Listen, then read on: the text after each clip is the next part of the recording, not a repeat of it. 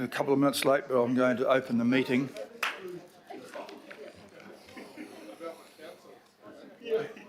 I'll just hold for a second to do from those with loaded plates to come back. Ho, ho, ho, Merry Christmas. This is our last governing body meeting of 2023. Thank you all. We've just about made it. A reminder of those members online. We do have some online. Yes, we do. We've got Councillors Fletcher, Sayers, Bartley, Leone, Foley and Henderson. Okay, for those online, we do have protocols. Make sure you're in a secure place, do you know what I mean? Not putting yourself others in a dangerous position such as driving, and be mindful of your microphone. We have had microphone incidents of late. Be nice to see you today, so you can turn your camera on when you're speaking. On with the meeting. I have asked that item 14 is deferred until next meeting as the paper is incoherent and list authors who didn't write it. So, and I'm not in favour of accepting poorly written, incoherent papers. So, apologies. Sandra, have we got any apologies? Yes, we do. We have Councillor Stewart for absence and we have Councillors Foley and Dalton for early departure. Well done, thank you. Seconded by Williamson. In favour? Aye. Contrary? Carried. Thank you very much for that. There are no acknowledgements, but I acknowledge you all for making it through the year. Any declarations? Well, I did. No. I've pulled 14. I have. I was just too badly written. No declarations, thank you very much. Confirmation of minutes. A mover and a seconder for the minutes, please. Oh shit, I'm sorry about that. Excuse me.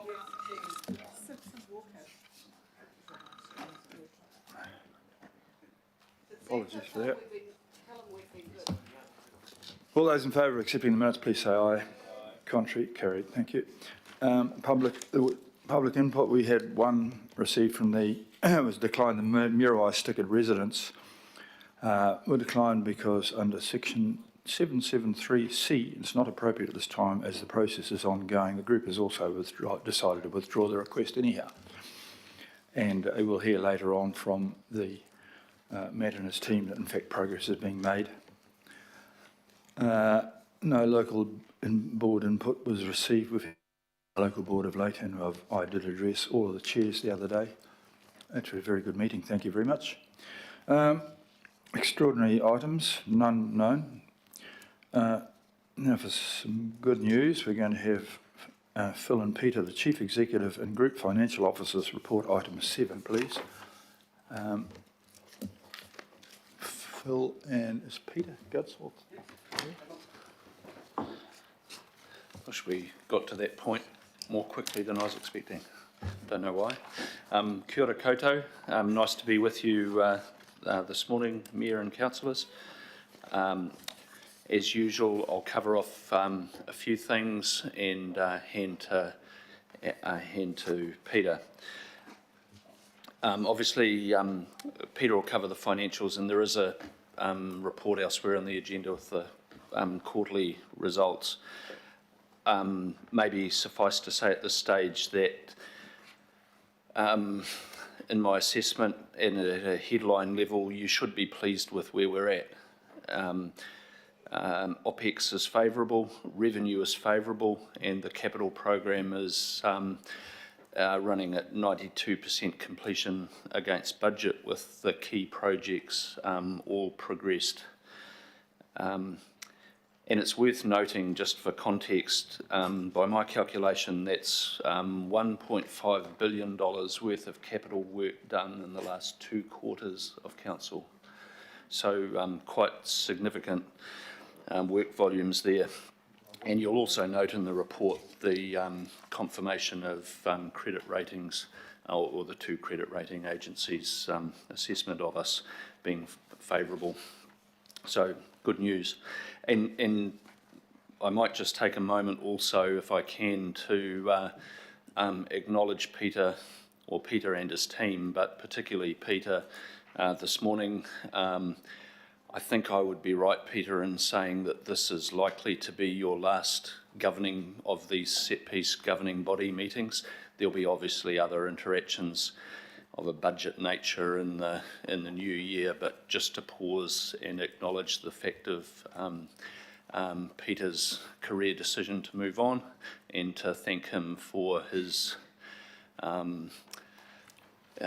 being a good colleague and a key contributor to the organisation. So thank you, Peter. You don't need to look quite so pleased about it being your last one. I also want to, I'm not going to typically go through staff movements, but it is worth also recording that Paul Amaral has decided to move on from his role in AEM. Of course, Paul started not long before the flood events and has done a power of work to get things in a good shape going forward since those times, after a pretty tumultuous start. So I'd just like to thank him and give some assurance to the governing body that, of course, arrangements that keep us safe and keep things moving along are already well underway. Other matters. Nice segue to the bringing to your attention that an Ombudsman's report was received on the floods and weather events earlier this year. I won't go into any detail, suffice to say it's available for you to look at. This is looking across the country at those events and effects. Clearly Auckland features, but it's not specifically about Auckland. There are reflections in there for us to consider. They're reasonably consistent with what we already know from the Bush Review and our own internal reviews, but just to make sure you're aware that that is to hand. The Recovery Office will further update you, so again I won't go into any detail, just to maybe acknowledge the significance of the first tranches of categorisations being complete, and the first buyouts now underway. So there's a nice message in that for the affected communities, in the sense of progress being made. Bit of a footprint out at Muriwai in terms of those first offers. So good progress there, and Mace and Matt will talk to you about that later. Other things that sort of are across my desk, and just to make you aware, we always think about our water supply at this time of year, particularly in view of shortages. Some time ago, the dams are 96% full and are being monitored quite carefully. Always the concern is for weather patterns, meaning that it puts pressure on through into the early part of next year and winter, but we're in a good situation in that regard.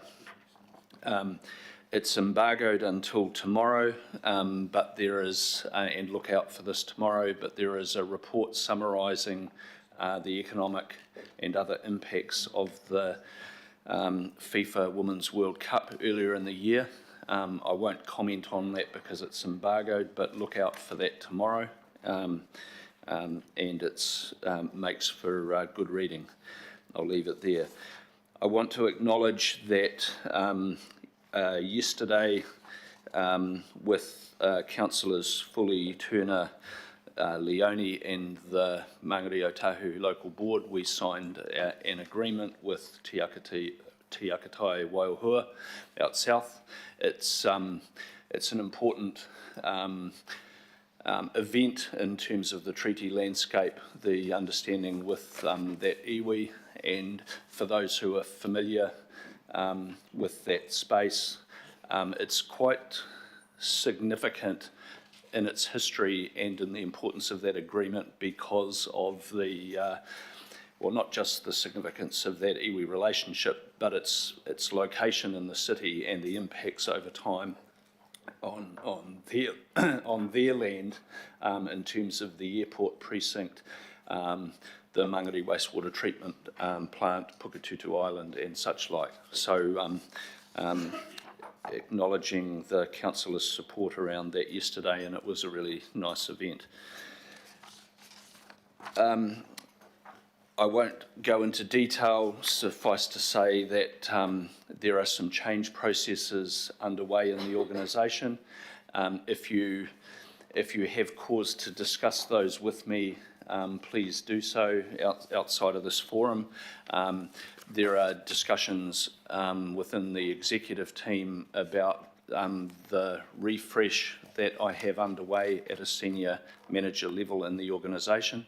That's not something that's going to be concluded this side of Christmas. It's timetabled for some getting final clarity on the nature of the executive team going forward, and is being socialised with the next level, the general manager level, if you like, in the organisation over the coming month. But just be aware of that, because these things, you know, they affect people, and they do escalate up to you at times, and let me know if there are any concerns. But at this stage, we've got a really good body of understanding about what I'm doing, and a good level of participation and goodwill from people in that regard. Also, I wanted to signal that the extended program of for graduates, cadets, interns, that sort of the idea of a talent pipeline for the organisation being extended is taking shape. We are looking at 100 of the vacant FTEs in the organisation to kind of supercharge that investment in the talent that we need going forward. Next point to be aware of, on Tuesday we have a pulphery to welcome Eke Panuku into the Albert Street building. So that follows Tātaki Auckland Unlimited relocating into Albert Street. It's the consolidation that forms part of the broader picture in terms of shared services and looking for economies across the group. So you may well not be here, but you're welcome to attend a pulphery welcoming that CCO into the building on Tuesday. Final few highlights, and unashamedly kind of celebrating the positive. Council has just received the prestigious Legacy Award from the World Urban Parks Network, one of the World Urban Parks top honours in recognition, quote, of exceptional contribution to urban parks, open space and recreation sector. It's a combo of effort from the Tūpunamonga Authority, certain of the mana whenua relationships in other of our parks and reserves, and other players. We join Melbourne and New York as only the third city in the world to win that accolade. Want to see that in the Herald? Simon's typing. Sorry, apologies. I think interesting, we also conducted the first citizenship ceremony for the city on a marae out at Huani Waititi. So, you know, that's a nice development in terms of adding a cultural dimension to our citizenship ceremonies. Yes. Yeah. I think for after the next one's at Watercare, but Yeah. Shouldn't have. Yeah. Also celebrating the reopening of the West Wave Pool and Leisure Centre, so that was extensively damaged in the flood and storm events earlier in the year, and needed a zhuzh up anyway, but it's back to its former glory and beyond in terms of the quality of the amenity there. So good to have that progressed. Going back a little bit into the park space, the Tupunamonga Authority won a Parks Green Flag Award, as did a number of other Auckland Council parks. So this is an accreditation or a recognition in terms of the quality of the management of certain parks. So we now have 16 of our parks who have gained that recognition. Most recently, Ambury Regional Park, North Shore Memorial Park, Cemetery and Crematorium, Tautara Park, Arataki Waitakere Ranges Regional Park, and the Mangawhau Tupunamonga. On Saturday morning, there's the dawn blessing and reopening of Myers Park, so that includes quite a significant piece of work redeveloping that space. And in the following week, you'll be pleased to know, the Mayor will be particularly pleased to know, that Victoria Street West is reopening with the conclusion of those redevelopment works that are pretty visible not far from here. I'll leave it there, but there are a range of other of those city centre developments that are reaching some conclusion really positively. In the regulatory space,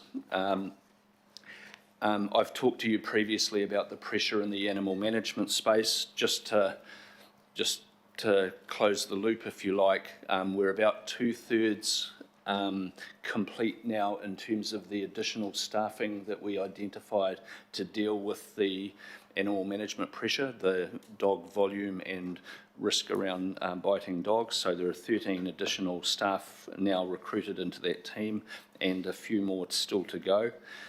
And in the building consents area, important for you to know in terms of the volumes that have been dealt with, that in the last 2 weeks we've received 1,200 building consent applications.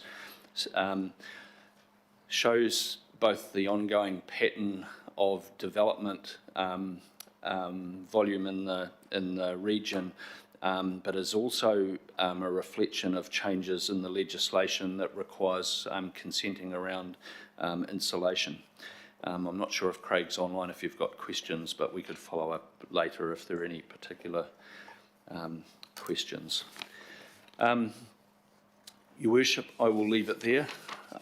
Suffice to say again that there's a lot of very good things happening, a lot of good progress, and I'm pretty pleased with where things are at overall. That's very good news. CFO, please. Thank you, Your Worship. Phil, your microphone's still on. A very quick update from me. As you'll see from the report, we don't have the monthly financial dashboard ready at this time, or the group results, due to it being an earlier governing body in the month than for normal. So that will be sent out when it is available.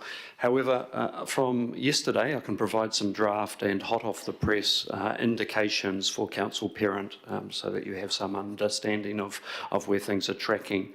And it follows on from Phil's closing comments. In actual fact, net direct expenditure, or our surplus result, is comfortably within budget at 465 million. It's 24 mil favourable, so that's the highlight, which we'll look to confirm in the dashboard. Direct revenue remains ahead of budget, and as Phil has indicated, that's mainly due to higher than budgeted processing volumes for things such as building consents, but also inspections, licences and permits. That's 37 mil higher than budget as at the end of November. Some other financial items of note: vested assets, the assets that are given to us, are higher than budget by 100% at 92 million. And DC's, development contributions, they remain unfavourable to budget at this point by 16 million. They're at 96 million, so there's a watch out on that one. With respect to other performance results, we are going to have very shortly the quarterly performance results for the first quarter. It's hard to speak words today, Phil. More coffee required. So we're going to have the first quarter performance results of 23-24 presented shortly after this item. I'll now pass across to Gary. Morena tātou. The overall picture is one of economic activity continuing to slow as interest rates dampen demand with the aim of reducing annual inflation. The Reserve Bank reviewed the official cash rate 2 weeks ago on the 29th of November, and it held the official cash rate at 5.5%. It's an accompanying statement noted that migration gains have helped to ease the labour market, the tightness in the labour market, which has been supportive of some of those wage pressures being eased. But at the same time, those strong, persistent migration gains are adding to overall demand in the economy for goods and services. And so the Reserve Bank's got a forecast for CPI to ease from 5.6% to 5% in the December quarter. We'll know that in early February. And it's indicated that it will continue to hold the official cash rate at 5.5% throughout 2024 until annual inflation reduces below 3%. It notes the risks to that forecast outlook, particularly from those demand pressures. If strong inward migration gains persist, then that demand impact will work against the higher interest rates, which are seeking to dampen demand. And if so, if that risk comes to pass, then a further increase to the official cash rate may be necessary. I'd also note that GDP for the September quarter this year is out at 10:45 this morning. Small quarter-on-quarter growth of 0.3% is expected, so we'll know in a few minutes. It's a backward-looking measure of activity, but the relevance is that if GDP does turn out to be higher than expected, then that would indicate that economic activity is starting from a higher base than had been assumed. And that would have implications for the amount of work that interest rates have to do to dampen activity. And of course the converse holds. If GDP is lower than expected, then it would show that we're a little bit further ahead than we thought. I'll leave it there. Thank you, Peter. Thanks for that. Is there any questions of these gentlemen? Councillor Turner, please.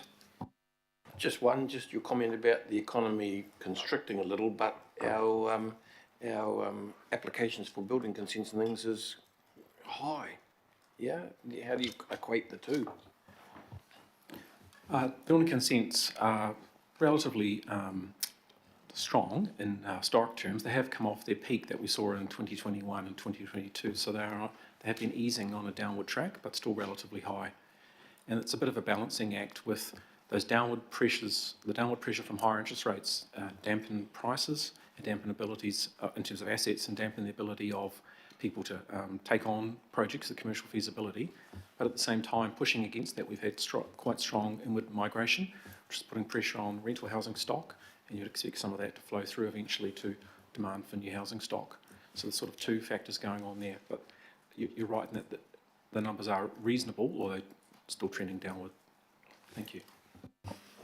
In response to that, do you check that building supply tradable volumes?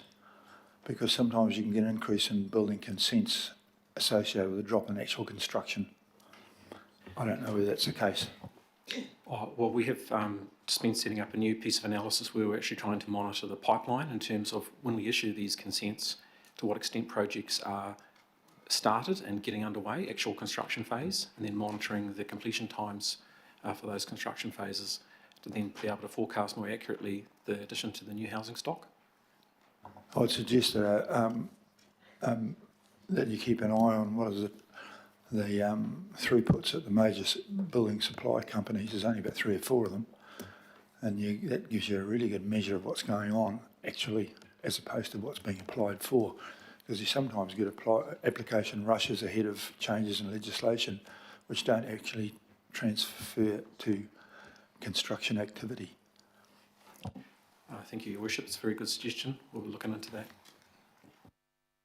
Are there any further questions? Otherwise, I'll step those gentlemen back and make sure that...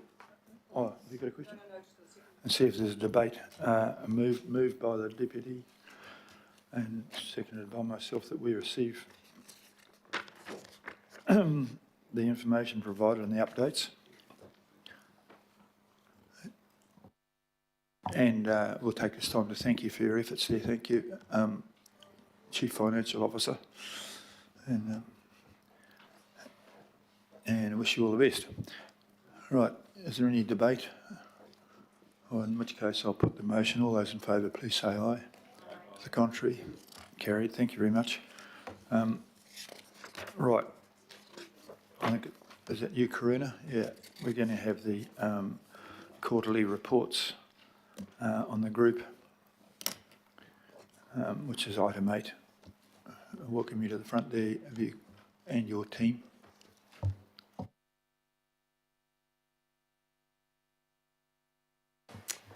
Thanks, Mayor Brown. So this is the regular quarterly performance report, so going back in time a little bit from the previous item, and we'll be covering the key financials and service performance information through to the end of September. We've got a short presentation with Ross leading off on the key group results. John will give an update on the debt, and Nicola will focus on the AC parent results. I'll briefly speak to some of the updated performance measure results, and we'll have some time for questions and feedback at the end. So Ross, over to you. Okay, thank you. If we can go to the next slide, please. Is it working? It doesn't seem to be working.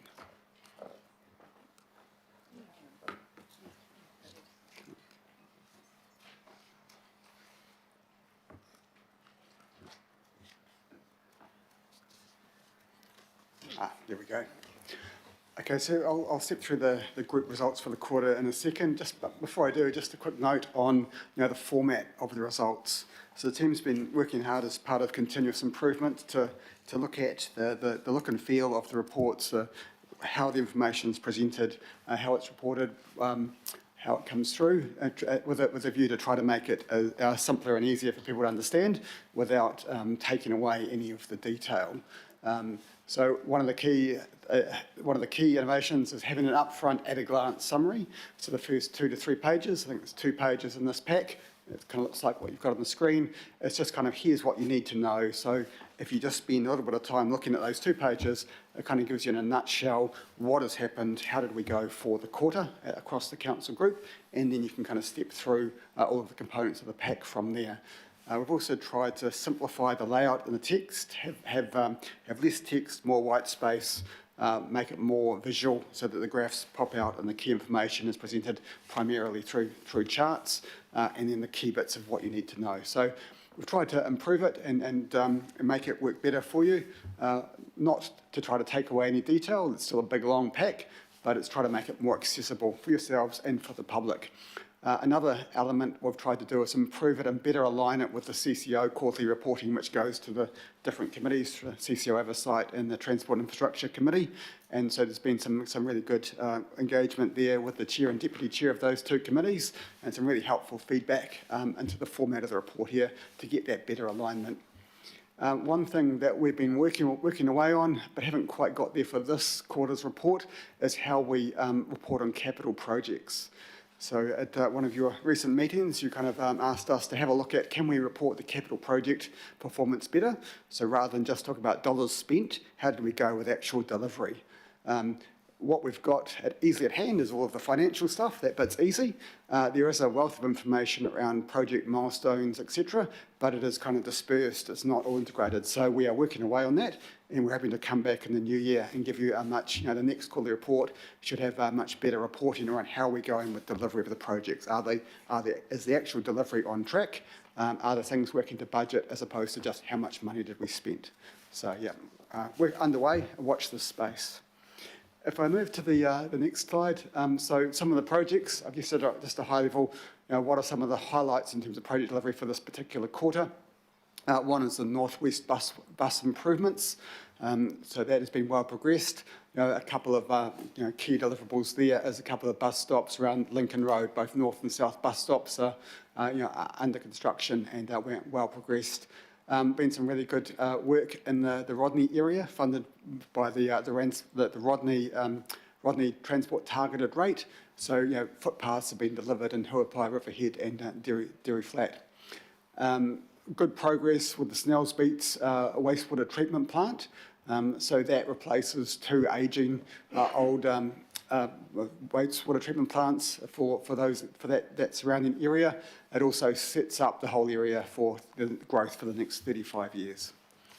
In terms of the dollars, 92% of budget delivered for the quarter. 155 million increase compared to the last quarter. So some of it will be higher cost and inflation, and some of it will be more stuff delivered. And as I said, next quarter we'll give you more of a breakdown. Why is it kind of behind? Why have we spent less than budget? A lot of that is around the flood remediation projects. Some of those things are taking time to work through.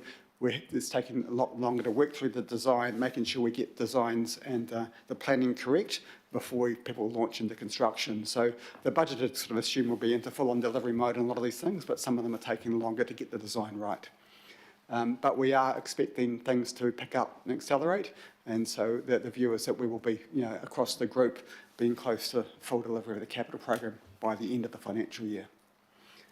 Go to the next slide, operating performance. So direct revenue, 25 million favourable to budget across the group. And as was sort of mentioned in the previous item, consenting volumes are holding up better than expected, and so that is giving rise to higher regulatory revenue than we had projected. Also, bus patronage is up compared to the budget projections, so that helps revenue. That more people wanting to travel on buses creates significant issues in terms of the long-term plan and funding that going forward. But for the current financial year, it means that public transport revenue is higher than we had planned. We've got some additional operating grants from Whakakotae for some storm repairs, so some transport storm work that's underway, some more subsidies coming through than we'd anticipated in the budget. On the spend side of things were generally pretty much in line with budget, very, very close to budget and, across the group. Some higher grant expenses, some pluses and minuses in the other areas. There were some rising contract costs, outsourced services, and a lot of that relates to the storm recovery work, and also some additional outsourced contracting in the consenting area, because we had more volumes to deal with to support that revenue. We had to get some more contractors to help with the volumes there. On the other hand, we had a bit less consultancy spend and professional services spend than anticipated because of some projects being a bit delayed. So those kind of things all kind of net out, and we're pretty much on budget in terms of direct expenditure across the group. Going to the next slide, FTEs. So what's happened with FTEs across the group? So compared to the start of the financial year, so over the 3 months, FTEs across the group has come down by about 230 FTEs. The biggest movements were Auckland Transport and Tātaki. So Auckland Transport and Tātaki, for both of them, it was a large part of that was organisational restructures as a result of decisions made through the annual budget. Auckland Transport also a bit of attrition there. In Tātaki, that was a bit of the restructures, a bit of the FIFA World Cup rolling off, and so our FTEs associated with delivering that program have rolled out of the numbers, and because of budget decisions made around reducing some of the spend and activity for Tātaki in areas like events, entertainment, Auckland Live, and some of the back office services as well. That's all kind of flowed through and is also tied up with the restructure. Across Auckland Council and the parents, there's been smaller restructures, so some reductions overall, but generally small scale. So that's a picture of the group results and FTE. So I'll pass across to John Bishop to talk about the group debt picture. Yeah, thanks, Ross. So the debt position at the end of September was net debt of 11.7 billion. That's a decrease of 0.7 billion since the beginning of the year, and that's a result of the sale of the airport shares, which was used to pay down debt. That results in a debt to revenue level of 232%, so very close to the budgeted year-end figure of 230% and well below our limit of 290%. Just looking at the cost of funds and interest rate forecasts. So the dark blue line there shows our forecasts in the annual plan, and the purple line there shows the updated forecast as at the end of September. So you see quite an increase there, which was due to the increase in interest rates. That margin gets wider and wider, and the reason for that is we've got a lot of hedging in place in the first 2, 3, 4 years, but not so much out in the latter years. So the impact of changing interest rates has a much greater impact.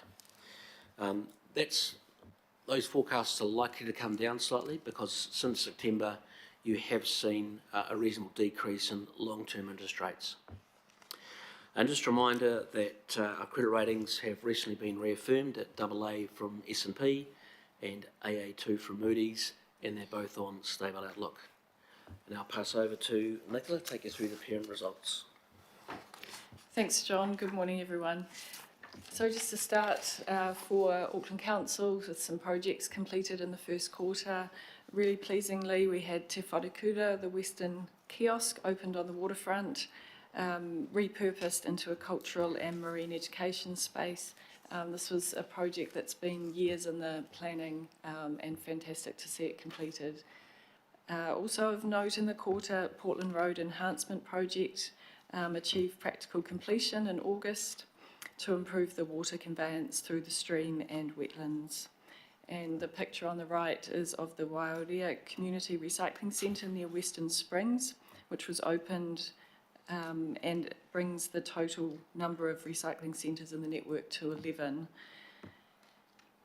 Phil also noted the completion of the Myers Park upgrade and underpass, which is another significant project. In terms of our spend then on capital investment was 93 million in the quarter, which was very close to budget, as Ross mentioned. The largest project with delays is the Port of Auckland outfall upgrade, and that is all tied up with the collapse of the sewer on St George's Bay Road. And so work is ongoing to figure out how to progress that one. In terms of operating performance, Peter spoke to the November results, and these are consistent with the Q1 results. I won't labour the point around consenting revenue being higher. That's been well canvassed, and that is certainly having a favourable impact on our results. Our expenditure is very close to budget, a few overs and unders, but tracking very well. In particular, our savings progress has been very pleasing in the first quarter, and we have achieved 38.1 million of our $50 million target. So that $50 million target is made up of the 33 million, which was set during the annual budget process, and 17 million from our previous target. The progress has substantially been made by implementing the initiatives that were directed through the annual budget decision-making process. A couple of examples of this is the service centre integration, so closing service centres and integrating them into other facilities, and the changes to open space maintenance. There was a detailed report on this that went to the Revenue Expenditure and Value Committee, if there's more detail required. And I will hand to Karuna. Thanks, Nicola. So as you can see up there, we had 24 performance measures that were updated, and 13 we achieved, and we didn't meet 11 of them. So we did have positive results for customer satisfaction and regulatory and licensing, and our stormwater services continued to do well. However, what's not up there but is in the report is the customer satisfaction for the first 3 months did not reach higher than 51%. And a big reason for this was the large volumes of requests for information and engineer investigation, requests for service from the weather events, and length of time required for these to be resolved. And in terms of, the ones that we did not achieve, library visits and active library members, we didn't meet target, but we are seeing signs of recovery with new registrations, and there's an ongoing upward trend in members. The report also details strong numbers in terms of library items checked out. So I will leave it there and hand back to you, Mayor Brown. Thank you, Karuna and team. Questions from Deputy Mayor Simpson first. Thanks, Chair, and thanks, team. And it's lovely to see some positive highlights in the report. You've done really well. And I also like the new reporting that you're working on. I think that's very helpful for everyone as well. Look, I've just got a question for you first, John, on the debt.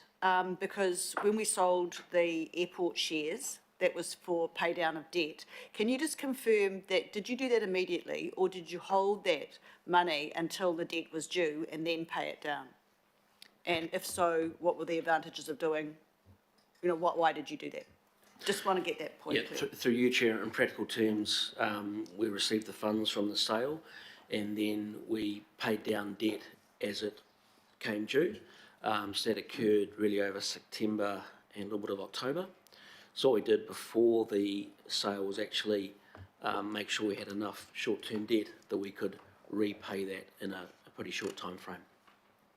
Thank you. I just wanted to I've been asked a bit about that, so that's good to have that clarification.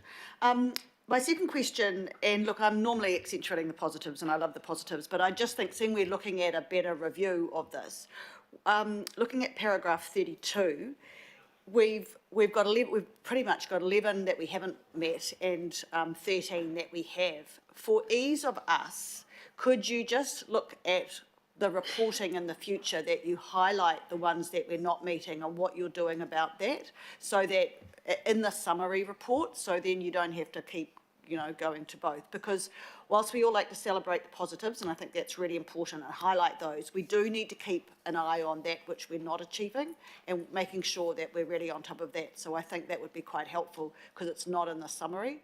All right, so that's just, could you possibly do that as a question? Absolutely, Councillor Simpson will note that for next quarter. Thank you. Councillor Turner, please. Thank you. Mr Tucker, you talked about the increased patronage on public transport. So Auckland Transport told us that, we've got ourselves locked into a subsidising model, and that every time we increase that activity, we actually increase our deficit costs. You made comment about the improvement to budget because of increased patronage, but then you, if I heard you right, you also made comment about that pushing a problem out into the long-term plan. So how do we fund, what's the workings there of the fact that surely those subsidisation costs are real time, just like the fare recovery? Yeah, so over time, if we provide more services, we run more buses, that costs more. We've got to have more drivers, more buses, more fuel costs, etc. But within the year, for a given set of bus services, if there's more people jump on them and pay fares, then that helps revenue in the short term. So short term, it's revenue positive, but as we provide more and more services over time, it's only a partial revenue recovery. So more services over time means more subsidy required. So over time, more people, us putting on more buses to cater for more people, it means increased subsidies.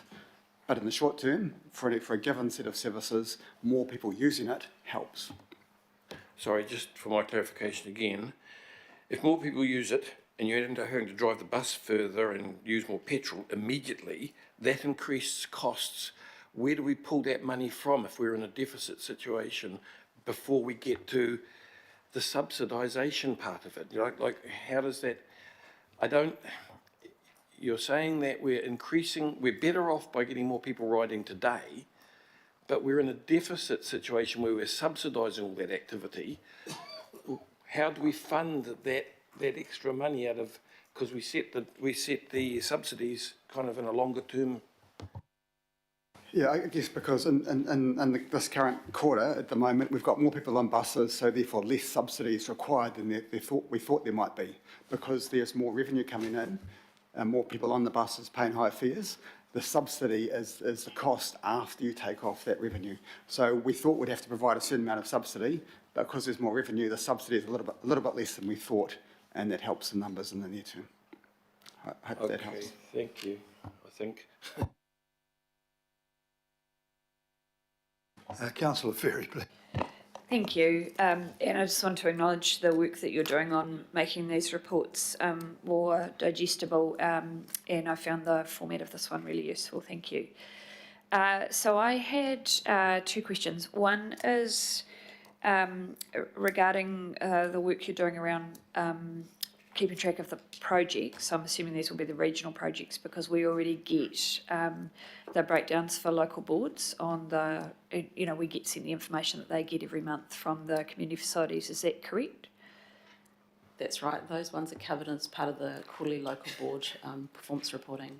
Yeah, and so is the intention that we're looking at potentially something similar that, they have the coloured timeframes and things like that? Because I think that would be a useful format. Yeah, absolutely. We're working with our local board team and noting that their reports have landed really well. So we'll be looking at that as well. Yeah.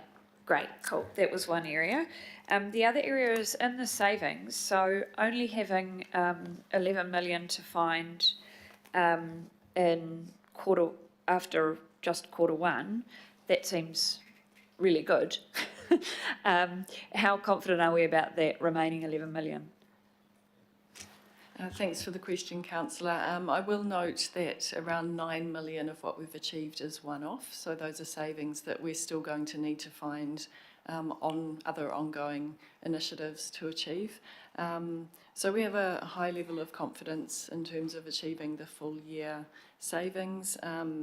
In terms of the operating performance, we are tracking well, so we expect that there will be, some more underspending potentially in areas of the budget that can contribute to savings in the current year, as well as continuing to implement the initiatives from the annual budget and other internal initiatives that we have underway. Thank you. Okay, if I might, I just want to comment as well on the savings thing. Of course, yes, we've got that remaining gap to close. You'll be well aware there are savings indicated for the period beyond 1 July next year. What I can't do is wait until next year to start finding those savings as well, because every month that goes by beyond 1 July next year, it's effectively a bigger number. So we've got to do the planning and be ready for implementation of any savings that are coming out of the LTP round that we're currently in. And as you know, there is a further $20 million across the group to find in that indicative budget. Thank you for that encouraging note there, Chief Executive. Councillor Filipina, please. Thank you, Chair. This is a morena koutou to our staff. A supplementary on the Deputy Chair's pātai. With the airport sale and the monies to pay off debt, what was the debt prior to the monies being to pay off the debt? What was the debt prior to that? Do we know? Through you, Chair, I can't quite remember the figures, but it would have been $830 million higher. Okay, so what's our debt now? Our debt now is net debt. We're talking net debt is 11.7 billion. Okay, so the net debt before then was 833 million to the positive. That's what you're saying? What's the net debt? Through you, Chair, yes. So John, just to explain what I'm asking, I'm sure you know. I want to find out what the debt was. We then put in $833 million. What is the debt now after all that's been paid? The debt now, as at end of November, from memory, is around about the same it was at end of September. But again, there's lots of other factors going on here. For example, we continue to raise debt to fund the capital expenditure program. End of November, we had obviously rates money coming in, which has a effect to reduce net debt. So there's lots of ongoing factors there. The key point about the airport share sale is that the proceeds were used to reduce net debt, and if we hadn't have done that, debt would be $830 million higher, plus also the costs of funding that debt, so the extra interest costs we would have incurred. So it's about the same. Thank you. Yep. Thank you. Councillor Williamson, please. Just a point of information for the council stats. New Zealand have just released GDP figures and the economy's down 0.3%. That's totally against all expectations. So that's in comparison with the information from the before that during the quarter went up 0.3%. it's gone up 0.3. New Zealand just down. announced down 0.3. Okay, well, that's interesting to know too. Councillor Hills has a question, then I'll have one. Thank you, kia ora. This keeps coming up as Councillor Filipaina's question, and other people have asked it. We passed a budget, if you could answer or clarify, just so we stop it keep coming up. We passed a budget that still added significant debt because we don't fund all our capital with cash. So could we just have it explained to us? I think it's about, off my memory, 1.1 billion or something. We've funded capital through borrowing. We did reduce our debt by 830, but we still borrowed. Otherwise, we would have had to put up rates 50% to fund that capital. That's my understanding. Like, we're not suddenly cash funding all our capital. We don't fund fully depreciation. And if you don't fund fully depreciation, you're going to have ongoing debt raising. And so we've paid back 870, but there will be a continual slope rise due to the fact that we don't fund depreciation. We're moving to fix that over the next few years, but for some years... Yeah, I'm just asking the staff... That's your point, and you're quite right. Yeah.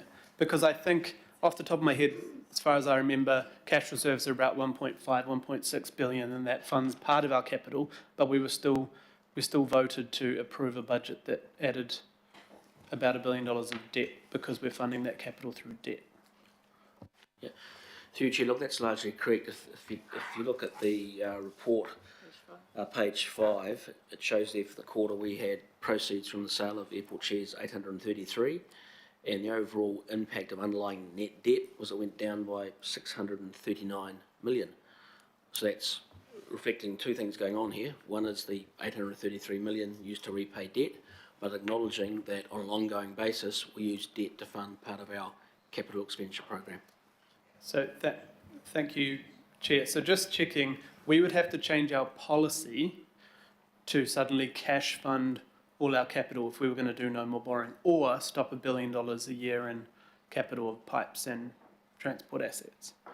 Because this has come up over many years, and media do it too, that we're just magically going into debt. But as far as I know, new capital is still our policy to fund a bunch of that, at least $1 billion a year, by borrowing, because it's pipes and roads we're paying for, not with cash. Mr. Chair, that's true, but what you will see in our forecasts is as we get towards and achieve fully funding depreciation, we become less reliant on debt for new assets because we generate stronger and stronger cash flows throughout the business. So while debt will probably continue to go up, it'll go up at a lower rate. Yeah, no, I totally get that, but I think the question I asked last year's budget before the Mayor was here, when someone asked, it would cost us 50% increase in the rates to fund that sort of capital through not borrowing. So people need to know we're either cut $1 billion of capital or put up the rates 50% in any given year at the moment before we fully fund. Yeah, through you, Chair, if we're funding $1 billion of CapEx through rates, that would be around about a one-off 50% increase. Thanks. Okay, I've got a small question. Karina, you in the 11 that we don't meet, you mentioned library tenants.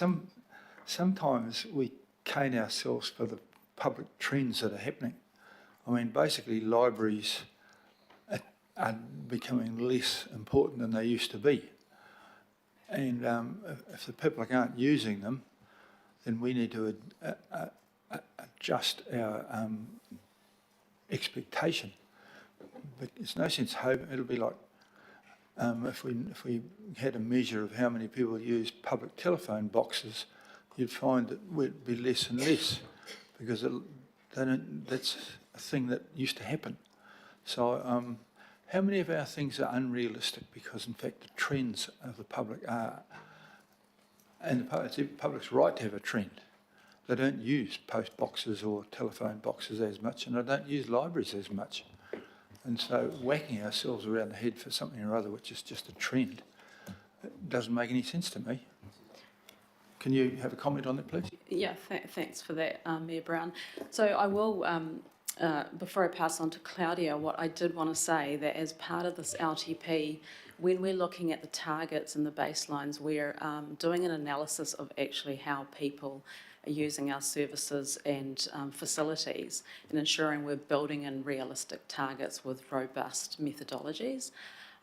So that's what we're doing at the moment. But Claudia, I'll hand over to you to provide more detail. Kia ora, and thank you for the very good question. So overall, the initial LTP targets were put in mind without understanding what the upcoming lockdowns would be ahead of us. At that time, we didn't quite know the lockdowns that might be ahead because they were very difficult to predict. But in fact, what we've seen year on year is quite a pleasing amount of growth, both for our library visits as well as new registrations as well as our e-issues. So our library visits year on year have grown 17%. Our active members have grown 9%. Our new registrations have grown 19%. And e-issues have grown a whopping 37% year on year. So we are seeing some changes in customer utilisation, but we're actually seeing a stronger rebound than even we had anticipated. Some of that might be driven by the service centre integration, because what we did with our service centre integration is we merged those service centres into our libraries, which in itself also encourages customers to visit the sites that will remain open, and therefore we maximise the return on the investments that we're making in those spaces. So we're actually quite happy with the results so far. Thank you. Oh, good answer. Thank you very much for that. Councillor Williamson.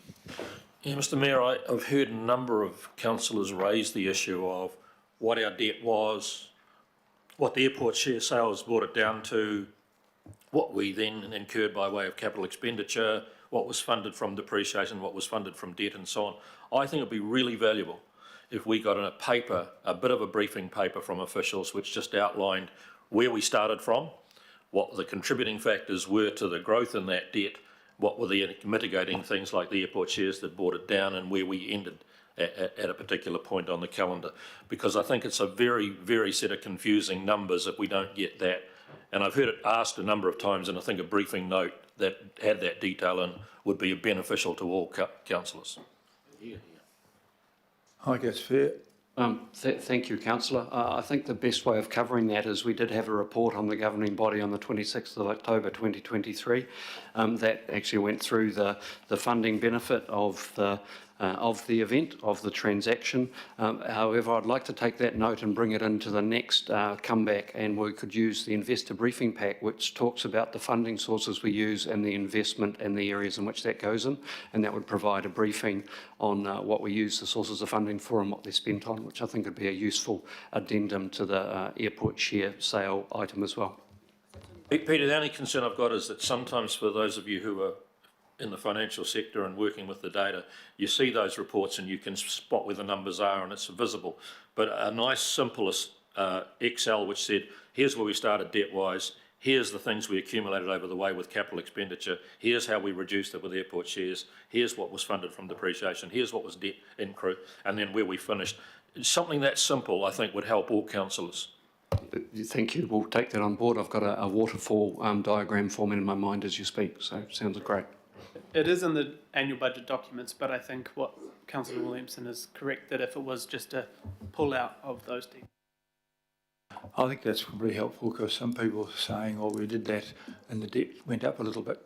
I think you've got to understand that years and years of sitting around here and not funding depreciation will guarantee your debt will go up.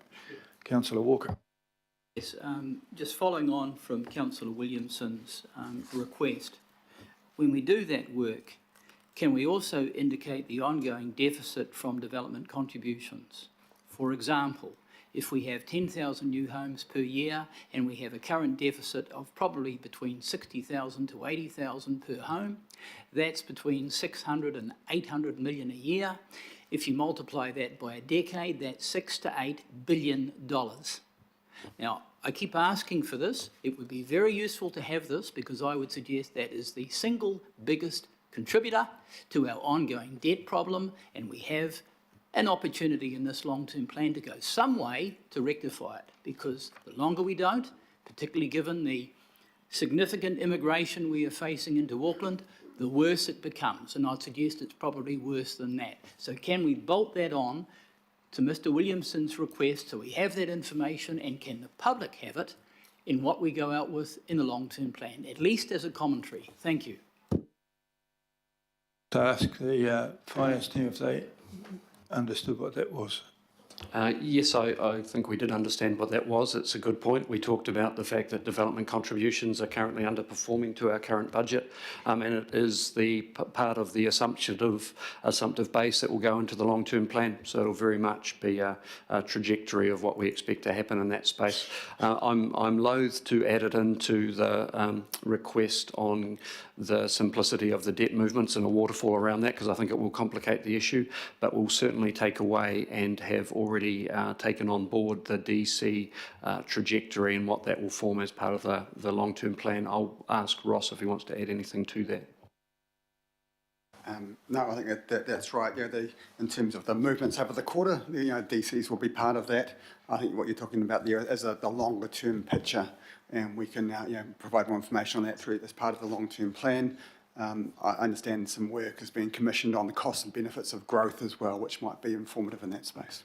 So Yeah, I might add that my office has commissioned some work on the actual costs of, because the immigration, we don't have any say in immigration. Suddenly the last government opened the tap and 114,000 people arrive in our city, all expecting footpaths, roads, toilets, flushing, water supply, power and everything else, and often not increasing our rate income at all.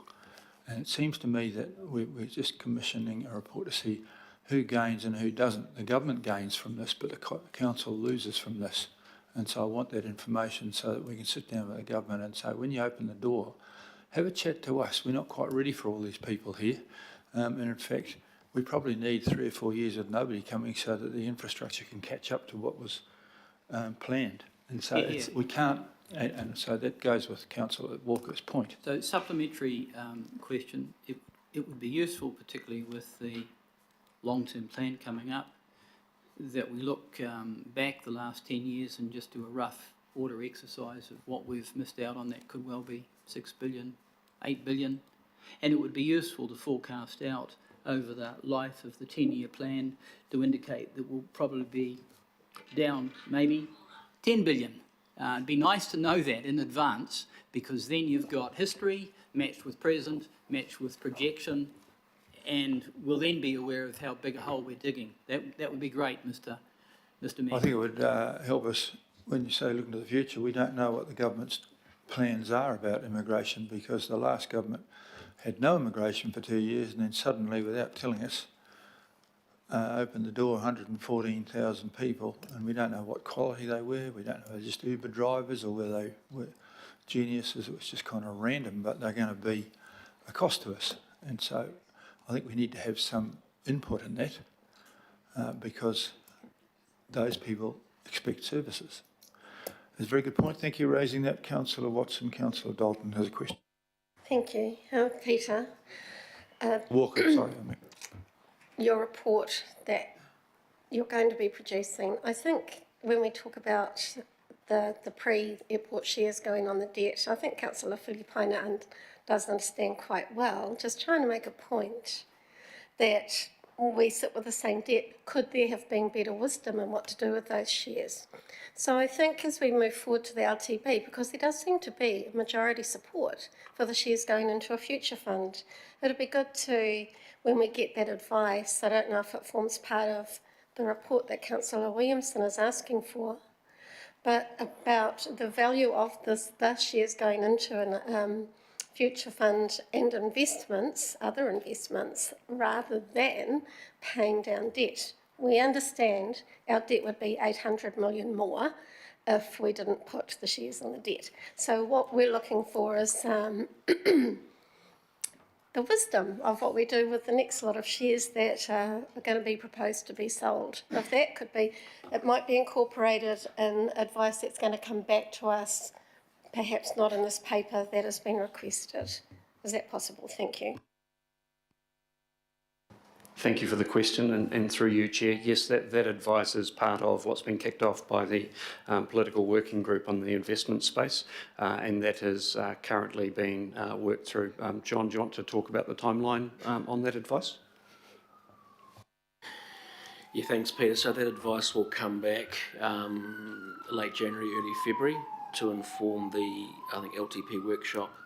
I think it's on the 14th of February. So that'll include options on what to do with proceeds from any future airport shared sale, should that take place, and that will include the merits of either paying down debt or going into a fund.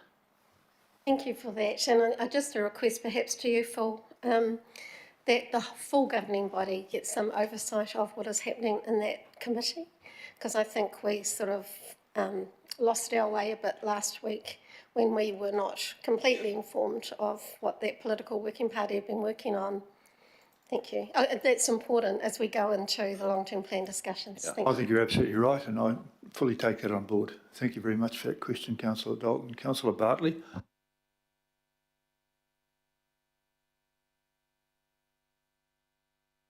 Thank you. I wanted to ask of officers, is there another way that we can perhaps start measuring the library's use? Because, you know, we all know in our communities, the libraries are well used by our communities. They are the hub of the community. And is there a way to measure that use as opposed to just internet usage, visits, active membership and items that are checked out, so that we get a full picture of how vital the libraries are in our communities, please? Good question. I'm happy to take that question through you, Mr. Mayor. So thank you for the question. So we do measure more accurately now our library visits. We implemented a new system in 2022. And so what that allows us to do now is measure the visits, and these are and continue to be high. So for November, 667,000 visits. We can get more sophisticated with visitation data as we go on. There are increasingly number of technology tools that we've got available, but at the moment our systems, we believe, are actually fairly strong. They are still evolving though, and as we've transitioned from the old counting system to the new counting system, there are still data areas that we're picking up some data, but they're not material in nature or size at this stage. So we actually do look at a lot more on a per library visit basis than simply the Wi-Fi tracking. We do door counts as well and other technology tools. I hope that answers your question. I think so, but it was more about the use rather than the visits, because so many people use the libraries, but they may not be tracked as a visit.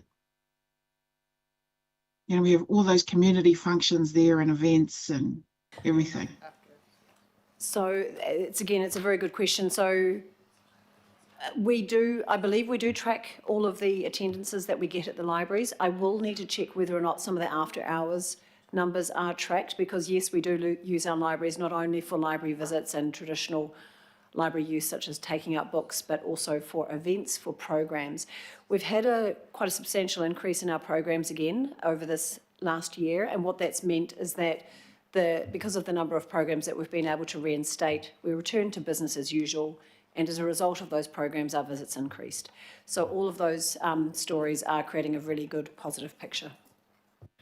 If I might comment, as Karuna indicated, we've got an opportunity through the LTP to have a look at our measures and are doing so. So we'll take that comment on board, not just for libraries, but more generally. I think it is time for a refresh on some of our performance indicators, targets and measures in the LTP. Thank you. Yeah, that was the point. Okay. A small one from Councillor Walker. Just a very small one for Claudia. And it just goes further to the questions that have been raised about libraries. It's based on my observation of my local libraries and the events and the things that they put on. And generally the outstanding attendance at those events, whatever they are. It would be useful to have some reporting on that, because my observation is that it's very good use of space if the library has the space. My further observation is often it doesn't necessarily involve a great deal of effort on the part of the librarians. In many instances, they are facilitating someone that's presenting and running something within the library space. So it's generating a lot of leverage and multiplication of good stuff. So if we could have some reporting on that, it may vary from library to library, I don't know, but I'm just working off my library. And Merry Christmas goes out to the librarians. Thank you, and thank you for the feedback. So we also provide reports to each of the local boards. So the local board reports have more detailed reporting, but I can have a chat to the team afterwards to see what we might need to do in future reports for this committee as well. Thank you. Okay, I'll move that we receive this report, and it'll be seconded by the Deputy Mayor, and you guys can retire, and I'll see if there's any debate further required on that, but there was a fair bit of debate in that lot anyhow. Has anyone got anything further to contribute? Otherwise, I'm going to move this. Thank you, Councillor Hills.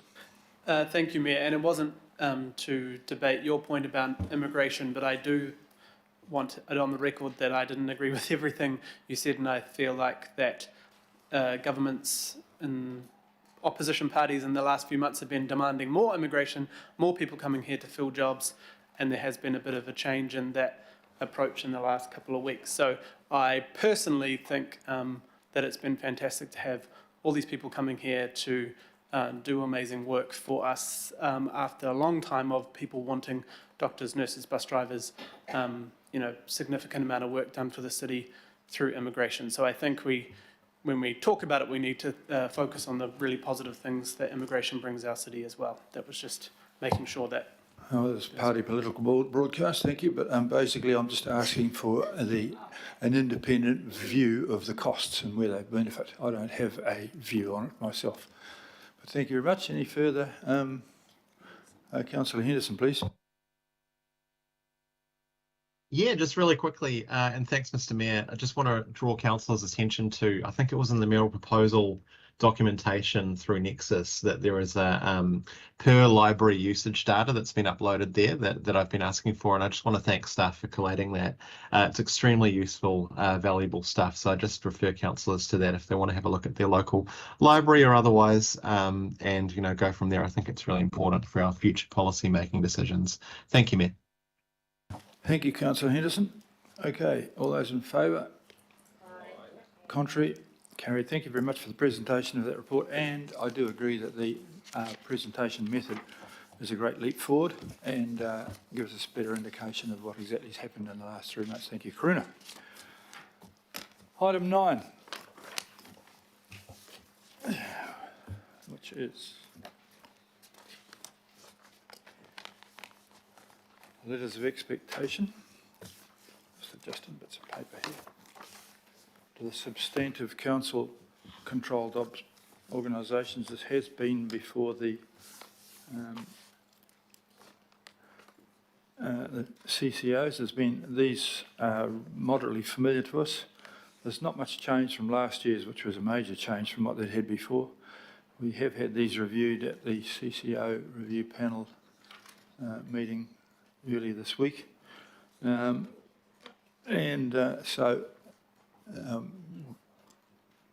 Alistair, I'll look up and there he is, ready to address us. Thank you very much for that. Morena koutou, everyone. Look, I'll take the report as read, but I will note that the report was written and published before the workshop with you all earlier in the week, and there's quite a good discussion at that workshop about the themes of the letters of expectation, and following on from that, I think we undertook that we would reflect what was discussed at that workshop in the final letters of expectation. So just going through the sort of high-level summary of that feedback that we received earlier was that in the common expectations of all CCOs that we address the feedback from you about how benefits and costs should be quantified, noting a Transport and Infrastructure Committee workshop is being set up to discuss exactly the sort of methodology around those business cases and what quantifies as a benefit. There was also some feedback of the role of the CCO board chairs together with elected members in fronting significant public-facing issues. Specific to the individual CCOs, with Eke Panuku, we asked that the final statement of intent gives a very clear view of projects to be delivered in the next 3 financial years, and discuss any program delays. And also, I think following the discussion at the workshop, remove the point that's in the report around the further master planning of the port work to be funded from existing budgets. A lot of that stuff around the port is still subject to consultation, and any further work that we've done on the master planning, those budget decisions will have to be made as part of the LTP, so we'll remove that point. In regards to Tātaki Auckland Unlimited, clarifying that the funding from the proceeds of sale of the Auckland Film Studio will be net of the Crown Infrastructure Partners contribution. There was also a suggestion that that some of the council's art collection could also be exhibited or leased around the country, and that could be a potential revenue opportunity. In regards to water care, there was a clear direction from the workshop that water care should progress their work on local growth charges, and we should set an expectation that 100% of the growth costs are recovered by water care, and if not, water care is requested to explain why that's not possible.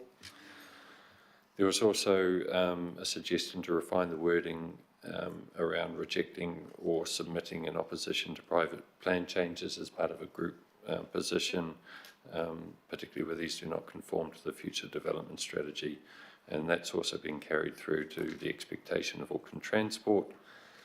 And in regards to Auckland Transport, there was some amendments or nuance around the wording around the net zero carbon emissions by 2050 in terms of targets, but also the pathways to get there, and also rewording the section of Auckland Light Rail and Waitemata Harbour Crossing initiatives to better reflect the resolutions of the Transport and Infrastructure Committee last week. So that was the feedback that was discussed at the workshop, and assuming that today as a governing body you agree to that, we will incorporate that into the actual draft letters of expectation, which will be signed out by, well, the recommendation is that the Mayor and Deputy Mayor be delegated authority to actually sign those letters and send them to the CCOs prior to Christmas. That was longer than I intended to speak, but happy to take any questions. Councillor Walker, who was the one who very vehemently, and I support him strongly, wanted to make sure that the letter to Water Care did include the fact that they make an effort to recover all of the cost growth charges. Here. You've got a question, but I think it was a good point, well raised. Thank you. And that principle should apply across all the CCOs wherever it's applicable, because some of them, as much as they might deliver on something on a regional basis, are also delivering on a local basis. So there were some other things that I can recollect came up at the workshop. One of them that went to emissions, and I think it was Councillor Darby that spoke to it, so did I, was just around the pathway. And we have had a target of reducing emissions by 50% by 2030. That seems to be disappearing these days. I'm not sure why. I mean, it may or may not be attainable, but nevertheless, it has been a target. So if there's some change, it really should be in there. The other general principle that I'm sure I raised was around no surprises across all of the CCOs. It's only mentioned in one of them in here, that's water care. So I'm assuming that should be a general principle. The other general principle that I'm sure Councillor Williamson will support is around access to financial data, and in particular Auckland Unlimited, because we continue to not have separated financial data around the stadiums, the Aotea Centre, a number of large assets. And in my instance, I'll be pursuing the nuclear option then in terms of the Ombudsman, the auditor and the like, if I can't achieve that, because as a councillor and other councillors, we have matters such as the long-term plan that are under consideration and changes proposed to various stadiums, and we don't even know how they're doing or not. And I don't think there is any cause, almost whatever, for any commercial sensitivity. If there is, can we have a paper on that? Because I'd like to know in some exactitude as to what it is. The other matter just under Auckland Unlimited, there were a number of us that were in a workshop yesterday as it goes to art, social, you know, the matters to do with the museum and so on. And those councillors that were there and the officers would know that there is an alternative proposition that's being put up that could be more efficient, more effective, certainly more cost effective, much more direct, less bureaucracy, that might involve that sector taking more interest. That really should be reflected at least as an option, as compared to the present option that may have difficulties. And with respect to the stadiums, it's accepted, and we're going out in the long-term plan with the option of alternative management and operation of North Harbour Stadium, which has been run to the ground by Auckland Unlimited. Similarly, that could be the case with Western Springs and stadiums at large. So at least we've got that option in there, and that's being preserved in terms of the direction to the CCO. The other thing that I'd like added, together with my fellow councillor, when it goes to Auckland Transport, they mention a number of projects and finishing projects, which is your mantra, Mr Mayor, and I commend. Can we add the extensions to the Northern Busway and, in particular, the necessity to build the Rosedale station, which is derelict right now. I won't go into why. That should be there.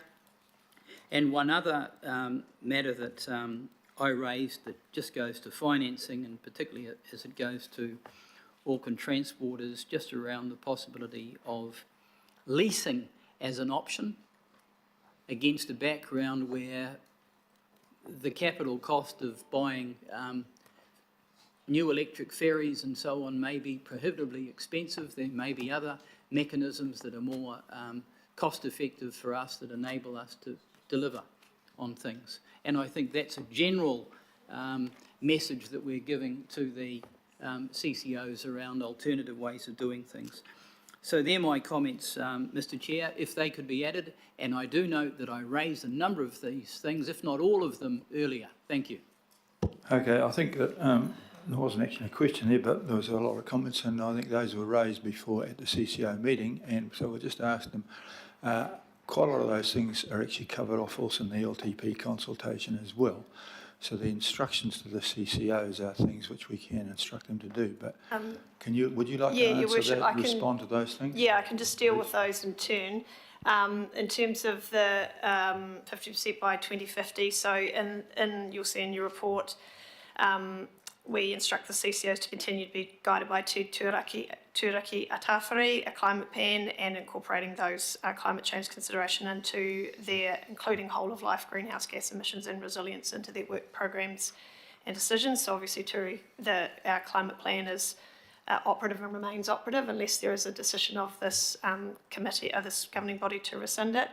No surprises, that's also in here in terms of compliance with the Statement of Expectations, which we make a common expectation for all CCOs, and we do call out there specifically, including matters such as the no surprises principle, and we re-emphasise it for water care. In regard to the museum and the work tātaki around the work of the political working group, that is in there for tātaki, and asking them to continue to work with that process that's being led by the Deputy Mayor through the political working group that she's chairing. The stadiums piece, yeah, you'll see that also paragraph 18 reflects exactly the options that are under consultation through the draft LTP, including the change to the operational management structure of North Harbour Stadium. And then in terms of AT finishing projects, we also have listed there under paragraph 15 to continue to work progress the integrated transport plan, which includes things like the Northern Busway and other projects. So I think the points that you've reflected there have been captured.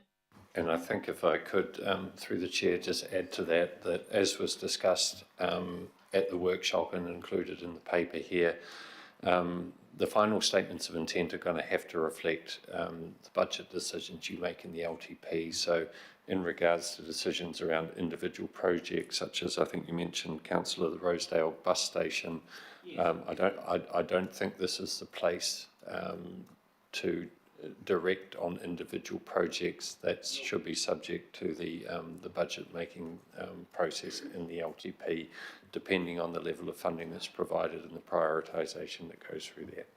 Thanks. Okay, that's very good answers. Deputy Mayor Simpson, please. Thanks, Your Worship, and thank you very much. I'm just looking at Tātākis under the third bullet point in number 18. Can you confirm that that's actually possible? Isn't the money from the film studio sale supposed to be reinvested in that creative quarter, and therefore it cannot be used for another purpose, i.e. to top up events? So as Alistair kind of outlined, one of the proposed changes that we heard through the feedback at the workshop, that we'll just look to clarify that wording in there is to make clear that that would be net proceeds, because there is an investment that the Crown Infrastructure Partners have made in that, which cannot be used for other purposes, but any proceeds net of that can be. So provided that initial amount of money needs to be respent in an existing screen infrastructure, it's effectively tagged money, but anything net of that can be done. So we've looked to clarify that in the letter. Thank you. Let's hope there is something net of that. Councillor Dalton. Thank you. Thanks, Alistair. And thank you for taking on board that the existing budgets aren't available for the master planning for the Portland. And I think the whole point there needs to be tightened up, and I wonder if there's an opportunity to see it before it goes out. So master planning of released Portland is a bit vague, because we do have numbers of Portland that has been released, so it could be any Portland, it could be Onehunga. Councillor Bartley would be very happy with that. And just those other bits, it seems a bit messy, a bit, can we tighten it up? I think we can certainly clarify that. I think we're talking about city centre Portland there, as opposed to Onehunga, and yeah, we'll try and tighten that up, noting that port issues are subject to consultation through the LTP. Correct, and the other point I'd make about that the master planning will deliver the plan, and that perhaps preempting only a waterfront pool is it's I think designed to be a much bigger thing than just a waterfront pool, inclusive of a waterfront pool.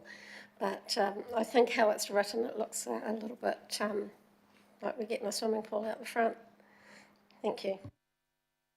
I'm happy to do that. We'll take that into the alterations that we before we sign. We are endeavouring to get everybody's input and not. So thank you very much for that. Very clear. Councillor Ferry, please. Thanks. I've got two questions. One is sort of a process question. So at the moment, the resolutions say approve the proposed content for inclusion. And then later on it says, as set out in this report and with any amendments requested by the governing body. So are we taking that this conversation, the conversation we had at the workshop, constitutes amendments requested by the governing body, or do we need to actually spell them out in this resolution? Because I think we've come quite a long way in the discussion on Tuesday and again today from the content in the report. So I'm just, I guess, wanting some reassurance of how that stuff is going to be captured in the letters of expectation. Our intention, rather than itemising all these pieces of feedback in the resolution was that I tried to summarise it in my introduction, but we have endeavoured to capture all that feedback and incorporate those in the actual draft letters. So from our perspective, that resolution up there encapsulates the discussion we had on Tuesday and today. If you want to formalise that more, I'm not quite sure how to do that in a practical sense, but hopefully you can trust us to. Why don't we just send it out when we've made the amendments to? Yeah, I mean, I think it would, noting the time of year and the timeframes on this, but I think it would be helpful if it could be circulated, because otherwise we're not going to see it until, February or March, by which time CCOs will have already received it, will already be reacting to it. Yeah, we can certainly circulate it round. My only plea is that, a camel is a horse designed by a committee. If everybody tries to wordsmith it, it will probably take a while. So if we could just capture high-level feedback before we finally sign them out, I'm sure we can try to do that. But am very conscious of the time of the year and before people disappear on holiday, so we need to do that at pace. Yeah. Alistair, I'm quite happy we just flick around to the councillors the final drafts just before they go out for any quick responses. I don't want to. I know that one or two have want to add complications, but bearing in mind last year was a major change to what we'd had before. This is just tuning the edges. So please, we're at the end of the year. I know that some of you just can't resist making this comment, but I'd be quite happy to flick it around and everyone can have a bit of a go. We are doing our absolute best to include all the bits and pieces, but we do want a horse, not a camel. Yeah, look, I completely agree. Yeah, and I feel quite reassured by that. I think one of the key things to do would be to be consistent around the language with the stuff that is subject to consultation and decision making with the LTP. At the moment, that applies in the report to some of the stuff that's in the LTP and not all of it, and I think that needs to be applied consistently. So that's the key thing I'll be looking for. Thank you. Thank you, Councillor Ferrer. I might just, through the chair, just respond to that. Yeah, I think up at the front end, our very first point is about alignment to the final long-term plan, and but we'll double check that where anything is subject to explicit consultation, that we've made sure we've carried that through, but we'll do a double check. And just reflecting on the tightness of the timeframe, whether it might be helpful if we circulated the summary of the changes that we're proposing, which is a bit shorter, that might be helpful, because basically the content here is exactly what will go in the report, and then we could circulate marked up what the changes were that reflect what we heard today and from the workshop, so that you can sort of see it in that way. Might be given your time as well to wade through 4 lots of letters, whether that might be the most effective way for you to see the differences from the content of today. But yeah. Sounds good.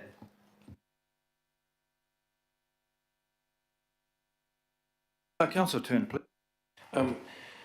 Thank you. Just on the back of Councillor Walker, the not being able to achieve the carbon reductions, and he made the comment slipping and we may or may not be able to. I apologise not being at the workshop. I was at the Water Care Board meeting.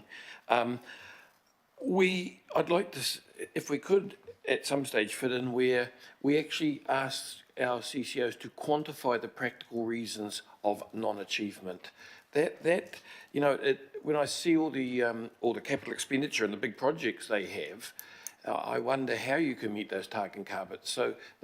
So I would just try to get a matrix so we can make better decision making here. So not just asking them, have you met them, but if you haven't met them, to quantify the practical reasons why they haven't been able to meet them. It may not, can it go in now, or do we have to wait a year? That's the question. Yeah, I think, can we have a chat offline after this, just exactly what you're intending there? We'll think about that.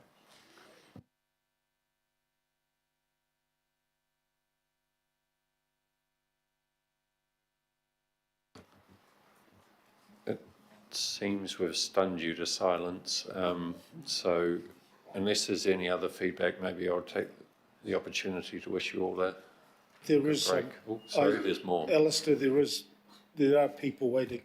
I'm just waiting for the, yeah, You're next, Alf. yeah, thank you. Sorry.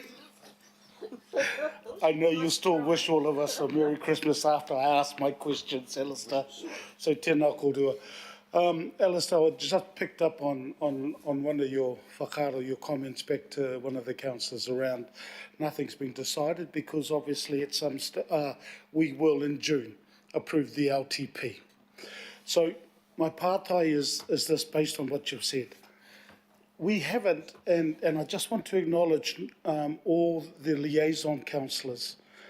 Just want to acknowledge them in regards to the CCO and the work they do there. In particular, I just want to acknowledge Councillor Dalton. And the reason I say that for the leadership is because if it hadn't been, and I picked it up around the third bullet point for eke pānuku. So I'm a wee bit surprised that there is going to be, eke pānuku is going to allocate $5 million from the Do Differently Fund for something that we haven't as yet agreed on through the LTP. My reason for my concern is I wonder how many local board areas are going to miss out on the $5 million fund in the Do Differently fund. That so, Alistair, have you, I just don't know why there's, based on what you've said, why there's $5 million allocated for something we haven't even approved yet and will do in June of 24. Yeah, I think just really need to clarify and emphasise that that bullet point, following the feedback at the workshop, won't be included in the letter of expectation. So that'll be subject to decision making in the LTP, that if that master planning work is to be done, where the funding for that will come from. So you can ignore that bullet point in the report. Okay, so supplementary, Chair, so there's no money allocated from the Do Differently fund and this will be removed or reference to it? At this stage, that's my understanding, and I think that's subject to the final decision making in the LTP. Hilda, thank you. Ka pai. Councillor Darby and then Councillor Lee. No, I have a hunch that you might have picked up what I was suggesting on the B. Does that not come through? I'll go to Lee and come back here. Yeah. Councillor Lee, please. Yes, there's obviously two aspects to this, and the letters of expectations are very much a political device, and I don't want to comment on that. Just a general question in relationship to, in the first instance, to Panuku, and that is there are two aspects to its role, as pointed out. There's urban regeneration, and then there's property management. And under the property management, there is an imperative to, as gone back for some years now, to sell property. I'm just concerned that in terms of urban regeneration, which is obviously very important, is the council satisfied that Panuku is not conflating its property management, which tends to be property sales, with this urban regeneration requirement? Is the council satisfied that Panuku is equipped with people who understand the science of urban regeneration, the sociological and economic impacts, and the desired ideal outcome? I don't think I can speak as council. That's really a question for you as a governing body. Are you satisfied? But I think there was some work presented to think it was the CCO Direction and Oversight Committee earlier in the year with a review of Eke Panuku's transform location projects and how they were tracking. And there seemed to be general satisfaction that that program was on track at that stage. So I think from that perspective, yes. I think the other comment I would add is that the property management side of Eke Panuku's business is sort of quite separate from the urban regeneration side of it. So I don't think in their minds they're conflating it. They see that as sort of two separate halves of their business. I'm not sure if that answers your question. The look on your face would suggest perhaps not.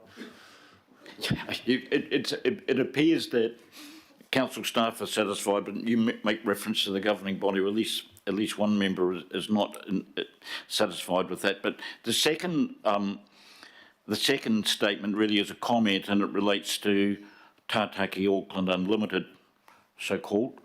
And that is, we've heard a lot about North Harbour Stadium and the controversy around that. There is also likely to be controversy around Western Springs, because I'm getting, which is in my electorate, I'm getting complaints from the Ponsonby Rugby Club that Tātaki Auckland Unlimited is putting a lot of pressure on Ponsonby Rugby Club, which is the biggest and one of the oldest rugby clubs in the country, to push them out of Western Springs Stadium.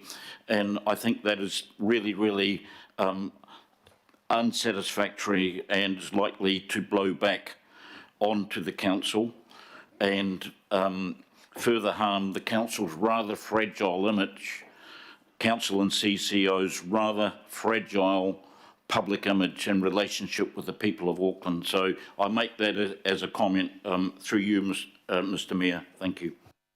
Well, thank you for that, Councillor. I'm rather in agreement with you on that one. I discovered yesterday that they were saying that I had actually asked to get everybody out of Western Springs, but that's not the case at all. I just said stop wasting money. And I have a long history with Ponsonby. My father played for Ponsonby. He was very disappointed that I played for Te Papa, but that's what happens. Again, I think it's a pressure, this kind of dualism, that these CCOs are meant to carry out services, but they're also meant to generate revenue. And I think, again, that's rather like Panuku, there's a contradiction there that I don't think we've satisfactorily resolved. Thank you. Yeah, well, that'll be, I'll take that into account when we do the final wording on that little bit there, but thank you for that input. I've got Councillor Hills. Oh, no, I haven't. He's just left the room. He's put his hand up. Sorry, just seize the moment to, I just wanted to comment, if I might, on Councillor Lee's reference to Eke Panuku. Of course, the letter of expectation also calls out the fact of us doing quite a bit of review work in terms of property management functions, both in Eke Panuku and ourselves. So we're talking about a scenario where over time roles might change, and we're in a review process now because of the potential duplication in people and functions in the property management space between them, ourselves, AT and what have you. So it's under watch, Councillor Lee. Thank you. I'll just make the comment, Mr Wilson, that the idea of Auckland Development, Auckland Panuku, was essentially from your predecessor once removed, and it may be quite appropriate for yourself and your team to have another look at that. Thank you. Oh, you're right. And the other part you raised in there is about the skill sets for selling and the skill sets for urban development. They're actually quite different, and there will have to be different people in there. You have to have one sell to get the money, to do the other one to do the development. The same person is almost never the same person. So very good points. Thank you very much for that, Councillor Lee. Councillor Hills. Kia ora, Mayor, and sorry, when I put my hand up, I didn't realise only Councillor Lee was ahead of me. And I'm not going to go through all the things that concern me, because that will bore you and others, but just on how and I know it's a confusing process, this coming before the mayoral proposal was passed, but on the Auckland Transport sort of projects and directions, they sort of more seem to fit with RLTP and other direction. How do we, you know, I've got concerns around cutting spending. I've spoken to Max about it, around cycleways and different projects. How do I support this with the discussion going forward on decisions we haven't quite made yet on different priorities through these projects? Because there's so many different points, GPS, feedback and RLTP, and then this, which all seem connected but slightly different. Well, contemporaneously with them receiving these letters, which we have to get out shortly, and I think we're also going through an LTP consultation, and which will have an impact on the ability of the CCOs to send back a statement of incorporate intent, which meets with the requirements of the letter that we've sent out and whatever comes out of the LTP consultation. We're actually sending them out to Watercare on the knowledge that, in fact, the government in the meantime are going to actually keep us with Watercare. So there are balls in the air all over the place here. And so the final decisions and everything won't come down until when we agree to accept the statement of corporate intent. Is that correct? This is a step in that direction. Yeah, through you, Your Worship. Yeah, you're exactly right. And I'll just point to recommendation C, which is we're looking to extend the statutory deadlines from which when their draft and their final statements of intent are submitted. So that's something that's been enabled by legislation that we've been able to do through the last couple of years, and we've taken that opportunity because it allows the CCOs to catch up effectively post the decisions, that the final decisions that are made by you in June. Then they submit their final statements of intent to us at the end of July. So previously it used to be it was concurrent, which was always very challenging because for exactly the points you've noted. So I'll just draw to that. So that allows, and it is very clear in the draft letters here, that they will align their performance measures, their financial information, and the content to the final decisions that are made by you in June as a result of consultation. So it's a little bit overlappy at the start, but it does reconcile itself by the end of the process. Okay, I guess, there's some, in my opinion, some contradictory things in there, like cut spending on low value initiatives, and then it mentions safety programs and cycling, but actually the BCRs on a lot of the safety and cycling projects are actually really good. And then there's other projects that others probably might like that are actually low value. So just how we discuss the broader suite of AT's program that aren't through this process is a bit confusing, but happy to take advice on how that's going to roll out next year. In tennis terms, this is the first serve. I imagine there'll be a rally of about 5 shots before we get to the winning play. And so a number of those issues, you're not the only one that's got questions, even I've got them and I'm signing the blooming letter.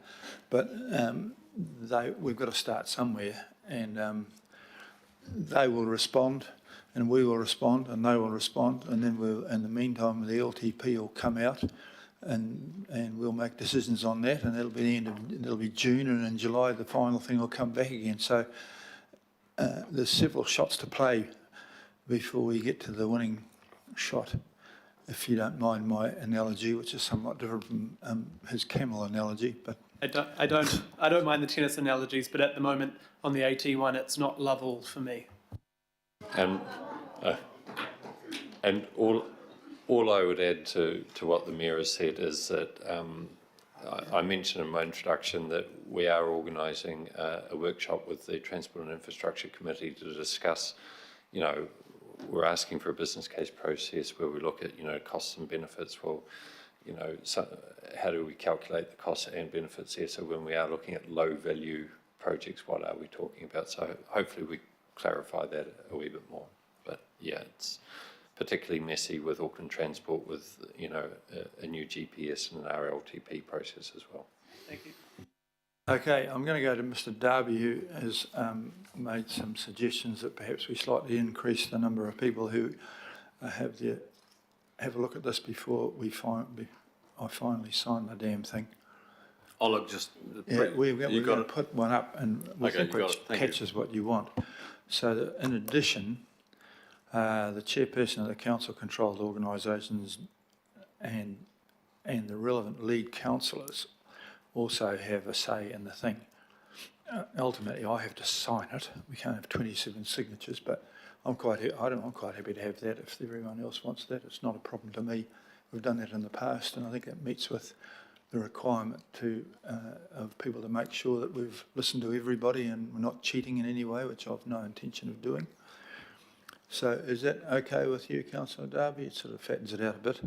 On that basis, I'm going to move this thing, and the Deputy Mayor will do it, and you two can retire. We have a lot of debate which looked very much like questions and almost sounded like questions. So at the risk of everything, I'm going to take a risk and see if I can put this and get on with it. So all those in favour of accepting this, please say aye. And to the contrary, thank you very much for that. It's carried. We have several opportunities to keep reviewing, so don't feel like you've been backed into a nasty corner. I'm going to, it's now 12, I'm going to move to the recovery update, and the following that is the recovery plan. We'll do those two and we'll see how we're going for a possible lunch break before we tackle the government working party, but it just depends on here. But these two are basically these items follow one along the other and are largely the same team. Is that correct? Mason has taken some of us through this already. You're all fairly well aware of what's coming here, but these are very important issues. So if you would like to you identify who's leading this. I'm never quite sure. It's a Matt or Mace these days, or perhaps others are taking over. Welcome, you three. Thanks very much. Thank you, Your Worship. Councillors, and I just get the opportunity to say good morning. I'll just briefly set the scene, a quick introduction, and then I'm going to ask first Mace to give you some feedback, and then Linda. I think it will be clear in the document, which I'm assuming you've read, that clearly now the Recovery Office is moving strongly from a planning focus and producing, how categorisations work and writing a whole bunch of documents and policies and processes into doing things really strongly.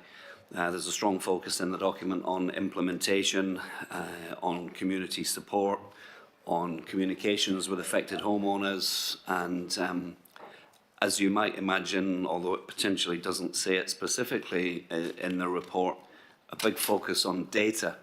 All of these interactions with homeowners and site investigations and communications and so on produce a really big pile of data when you're dealing with thousands and thousands of homeowners. So focus now on what do we do best with that data? How do we keep it safe? How do you have one source of the truth for all of that stuff?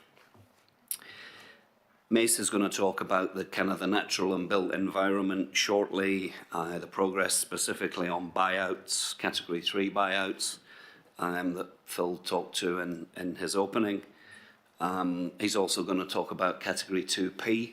We've begun to assign Category 2P to homes now, which is fairly remarkable considering it was only signed off by this very group about 3 weeks ago. So we're into that work already of assigning Category 2P. So much so that we've actually now had our first homeowner conversation where they didn't like the idea of Category 2P and thought there was some more information that we should have shared with us. And we've reviewed that Category 2P and changed it and revised it to a Category 3. So we're that far now into this work that we're actually working with homeowners who want to contest their categorisation and even changing categorisations just this week. Linda's going to speak as well, particularly about community and social welfare. There's considerable sums of money now within the Recovery Office for community and social welfare, both from NGOs, the Red Cross is a really good example, and various central government agencies that we have stewardship of. So Linda's going to talk to some of that stuff. And then I'll jump back in. Finally, you'll have seen that appended to this report is the storm response fund, an update on the storm response fund. I'll just talk briefly to where that's got to over the last little while. Yes. Kia ora, Your Worship and members. I'll take the first set and then hand on to Matt. Just in terms of categorisation, we have over 2,200 properties that have been recruited into the scheme. Completed 1,608 desktop assessments, 1,200 site level assessments, and now issued over 180 categorisations, 68 of those being Category 3.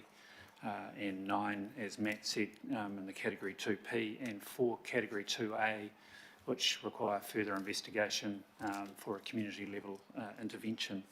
The methodologies have been continually had quality assurance, and our expert panels have signed those off.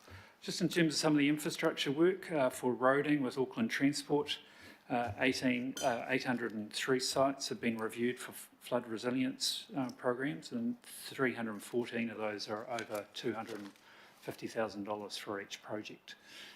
Of the 1,876 projects completed by Auckland Transport, that's 54%, 1,876 projects have been completed for infrastructure, or 54%. For transport, that's 980, or 52%. And parks, community facilities have completed 61% of their projects, or 896 projects. So a significant focus on getting that infrastructure back up and running. From a placard and compliance point of view, we're down now actually under 200 reds. That's for this report, that's 10% down from last time we reported, and 1,003 yellow placards, or 6% down. And you may remember we started with a total of 608 red placards being issued and 2,292 yellows. So significant progress, people getting back into their homes, being able to repair their homes. We're getting down to the difficult ones. For community engagement, there's been homeowners handbooks produced for Category 3 and Category 2P, really to take people through that process, and we've had extremely good feedback for that information from people, as difficult as it is for many who are facing significant issues. We have a webinar planned for this coming Monday on the 18th. 800 people have registered for that webinar, so we continue to get information out through various channels to make sure people are well informed, and it's been a real focus. And the community feedback generally has been good, but a strong message to keep progressing, keep a focus on that work so that people can get out of harm's way and get on with their lives and families. We have a letter going to all homeowners this week before Christmas to provide updates of where we're at in the process, so that communication is critical. And I really thank members and everyone who's been supporting us in doing that. The future focus, as I said, is around categorisation. We expect to have over 75% completed by the 31st of March. The next period will be the more difficult ones, and largely related to those community level interventions for resilience projects. The buyouts will be a focus. We have the first buyouts planned for possibly next week, but certainly January. A deconstruction will follow quickly on, and we've got that program underway. And then there's the future land recycling program and future land allocation. We have submitted our first claims in advance to the Crown Infrastructure Partners and the Cyclone Recovery Unit, and we will be reporting back to you on the cash flow for that in the new year, so that you can see the progress we're making. And we've engaged directly with the Crown around the scheme plan rules, and the new Ministers for Finance and Emergency and Recovery will hopefully approve those very shortly, along with looking at how 2P projects are funded, which bucket. There's certainly provision in the agreement to fund them under the Category 2 bucket. It's just making that an efficient process so people can can move on. So we're really pleased about how that's going. And if I can hand over to Linda, thank you very much. Kia ora koutou. Look, I'm not going to repeat everything that's in the report. I'll assume that's been read, but I did want to just have a chance to talk with you prior to Christmas. We do know that this is going to be a tough time for a lot of the whānau who have been impacted by the weather events of this year. So I just wanted to give you a little bit of reassurance about the work that we're doing within the Recovery Office to support that.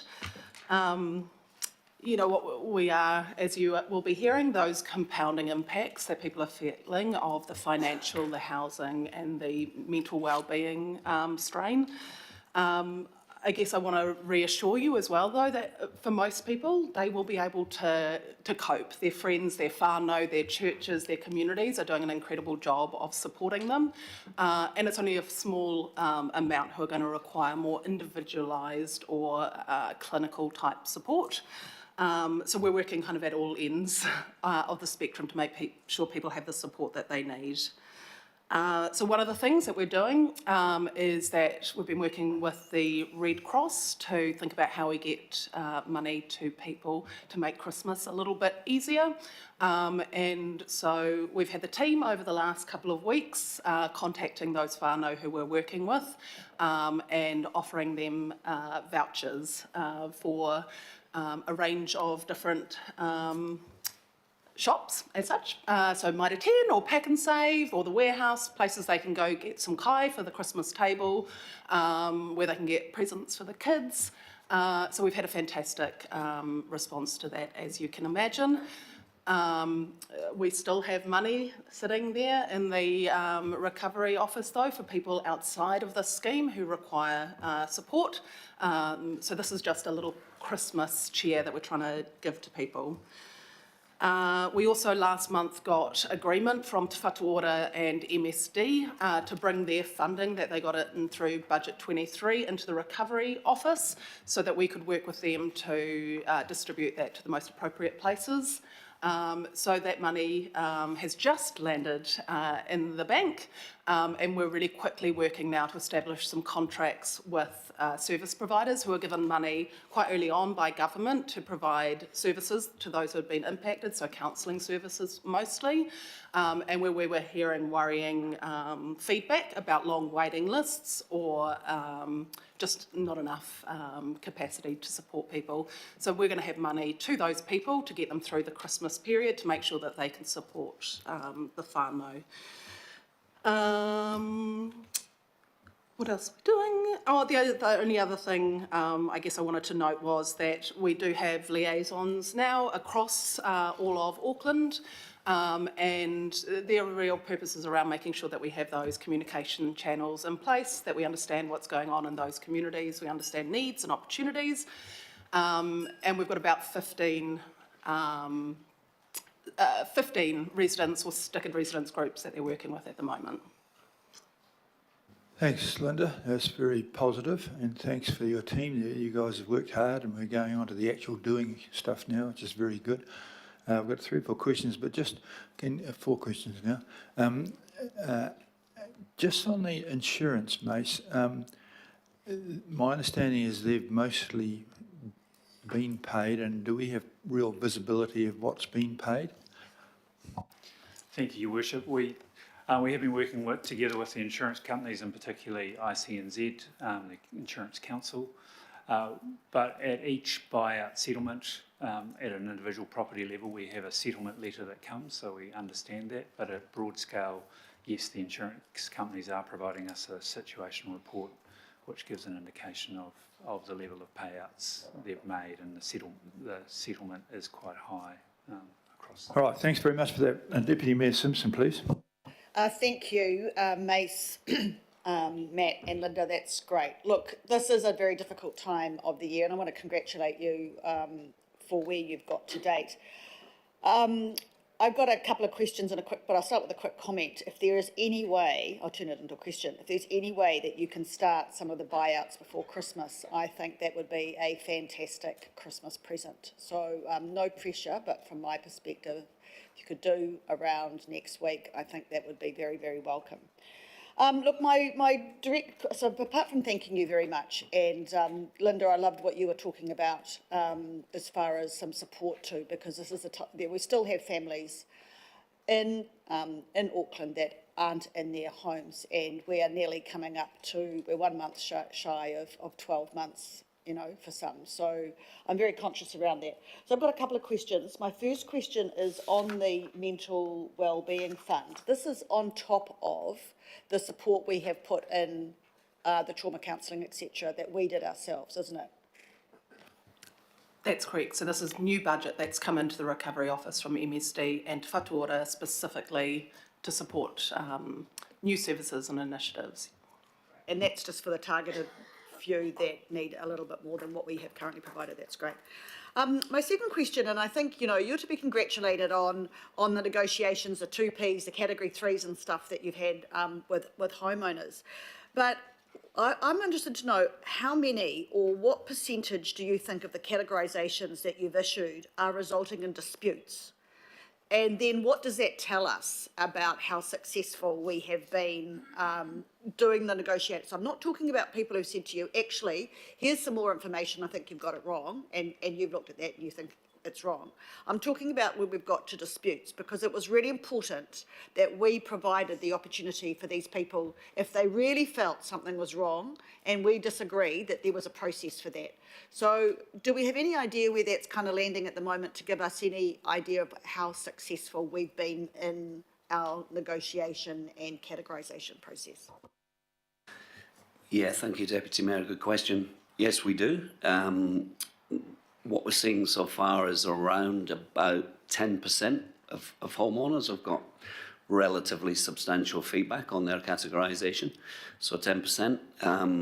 None of them have yet become fully fledged disputes in terms of the kind of formal dispute process that we've allowed people to enter into. They're all mostly still conversations and a backwards and forwards with the sharing of more information. Which was the case with the one I talked about, actually, the 2P that became a 3. We managed to resolve relatively amicably just by a share of information. So 10% are in conversation with us, but no sort of angry dispute stuff going on as yet. They're all still conversations, really. Wish, I think that's a great credit to the team. So I just want to say a huge thank you for that. And just so I can put a comment in, I don't have to speak again. Thank you very much for all you're doing to make the Christmas season that much better, if they can, for those who are still affected. Thank you. Very good, and I agree with that. Councillor Ferry. Thank you. And I guess I'll start with a thanks about the picking up the webinar after our last discussion and holding another one. That's great, and good to see that there's already been high levels of registration. What I wanted to ask about is a couple of things. First is the categorisation. I think, is it fair to say that so far you've been quite focused on Miruai and some of it's been about trialling approaches, right? And I understand that. Do you have a sense of when, is there going to be a suburb by suburb rollout? Is there some, because that's the thing I'm getting from people in my ward is, when are they doing this suburb, when are they doing that suburb? It's great to hear you're going to have some communication going out to homeowners before Christmas to give them some certainty, but it would be helpful to know, is there going to be a suburb by suburb rollout for the rest of the categorisations in the offers? Thank you, Councillor Ferry, through you, Your Worship. Yes, there are priorities in terms of those people who find themselves out of their homes as the first priority, no matter where they live.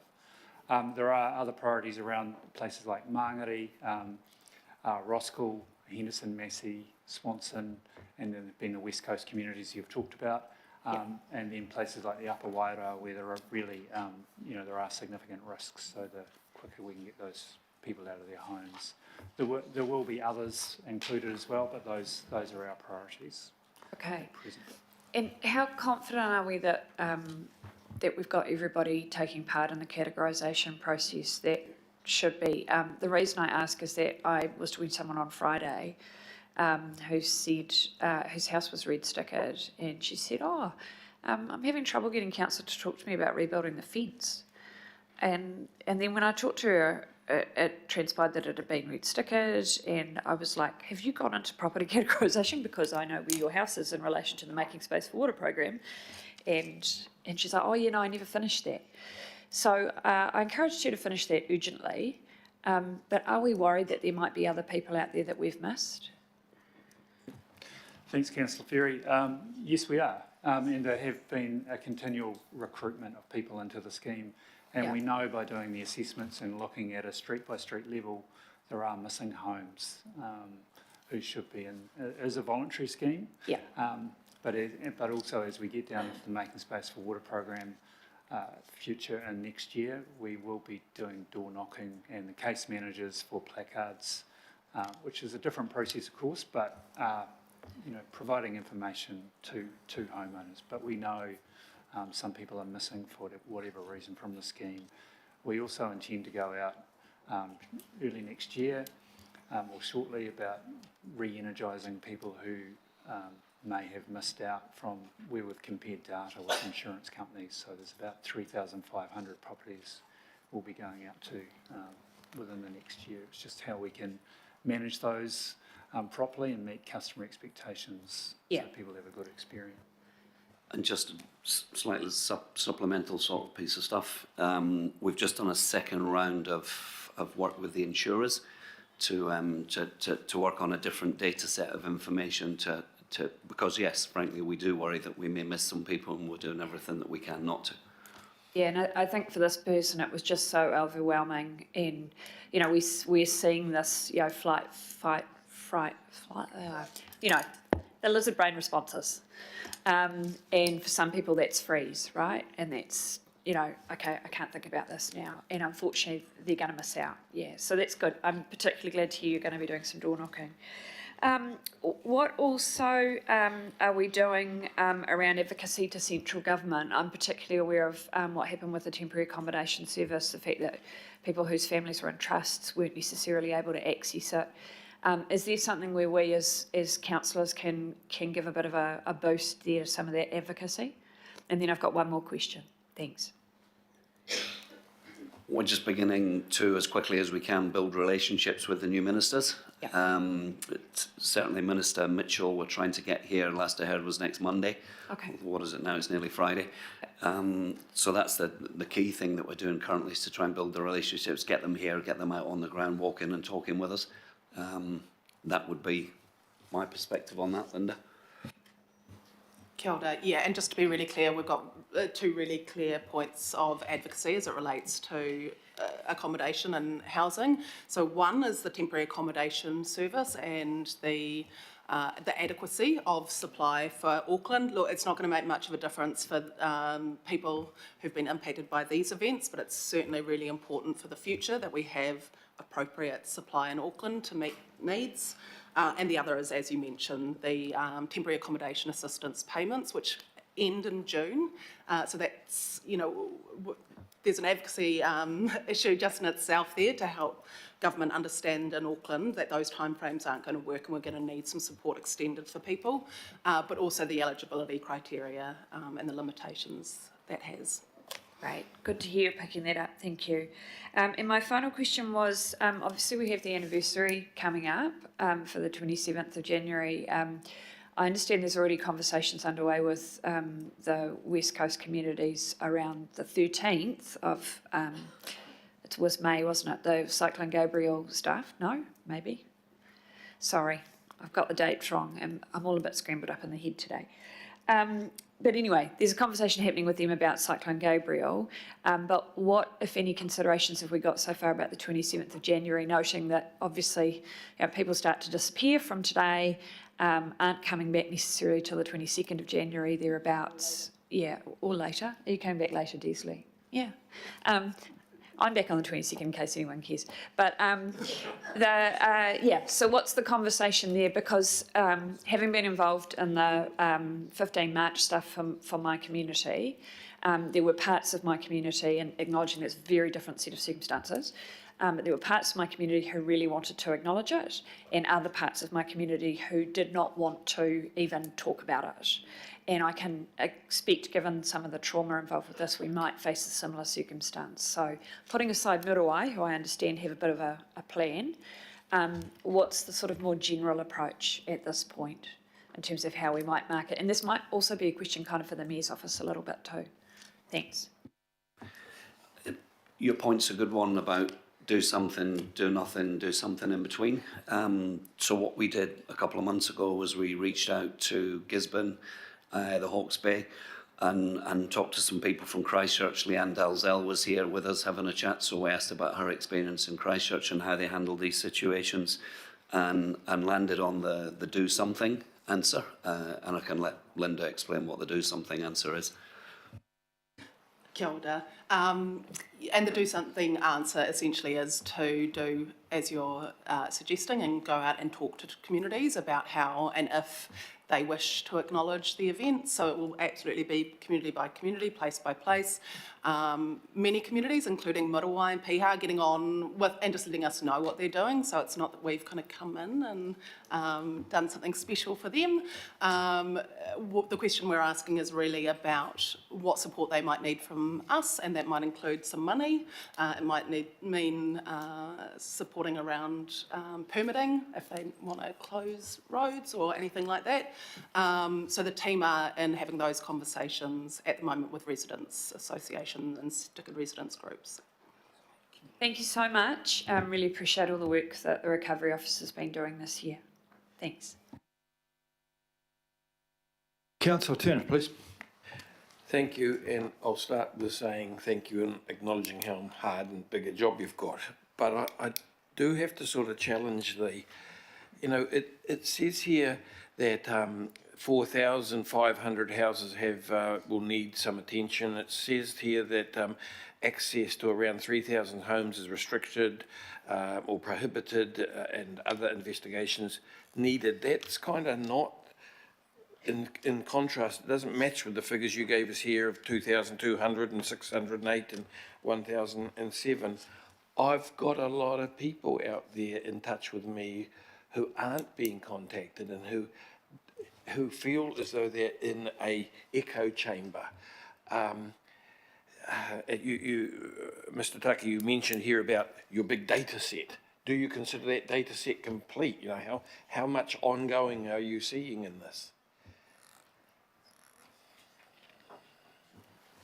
I know I don't consider the data set complete. Councillor Turner, a bit like the conversation with Councillor Ferry, and still having a couple of significant bits of stuff to do to make sure we try and capture everybody that we need to capture. As for specifics and numbers and statistics, I might defer to Mace to talk about the numbers that you referenced. Page 27. Thank you, Councillor Turner.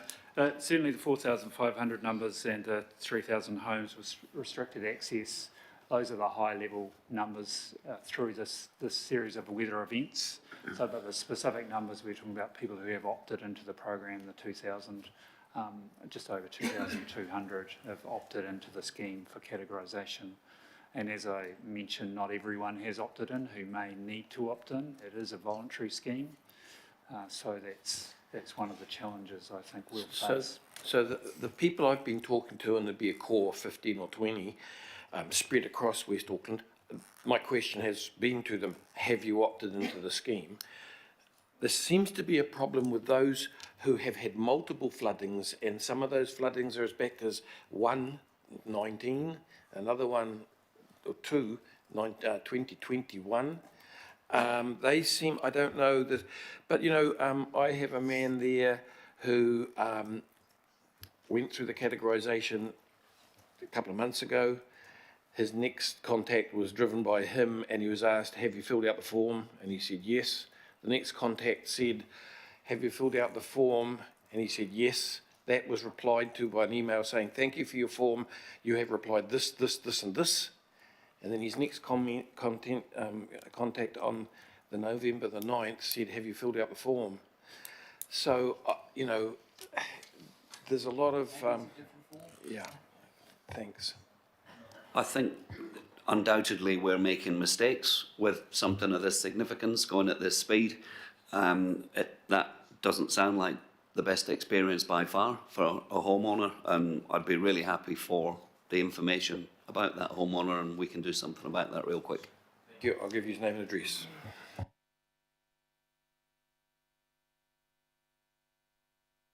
Hey, Councillor Watson, please.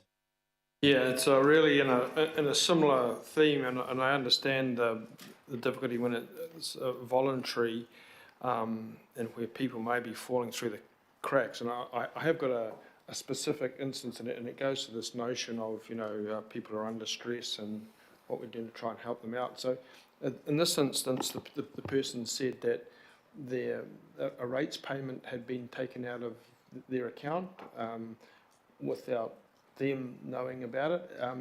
What is the actual situation? Could you just clarify the situation with rates?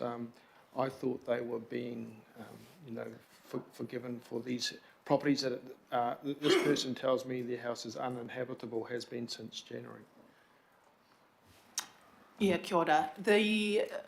The rates remission is automatically applied to those that are red stickered because it's really clear through that RBA placarding that they can't live in their property.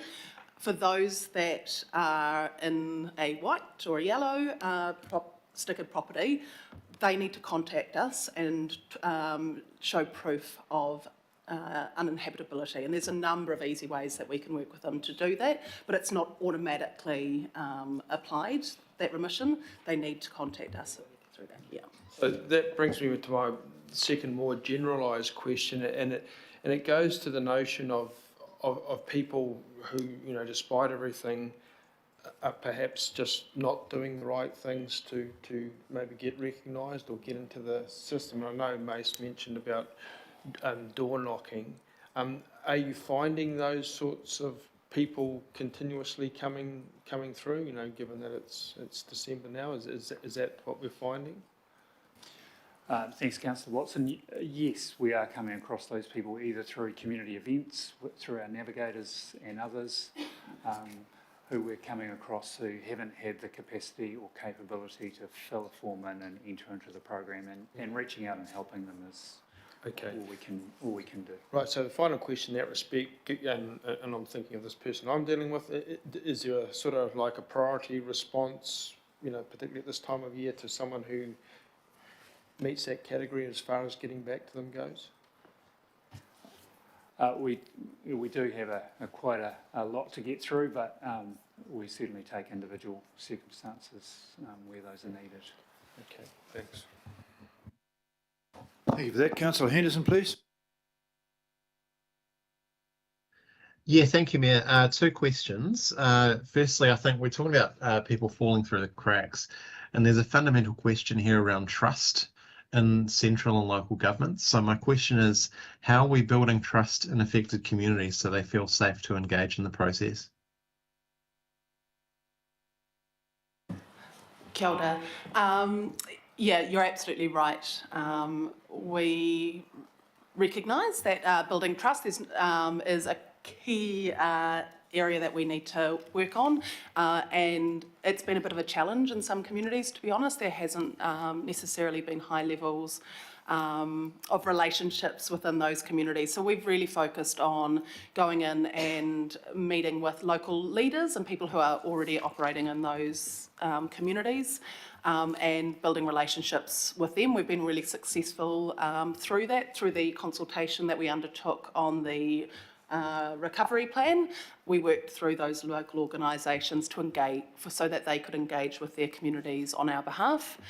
And another thing that's, we're only only weeks into it, but we have now launched our NGO and iwi navigators, who are placed within those NGOs and iwi organisations within community, and the benefits of that have been enormous in terms of building that trust and confidence, but also, speaking to the former point, identifying those people who we haven't been able to reach and getting them to engage in the categorisation process, helping them to understand what support is available for them.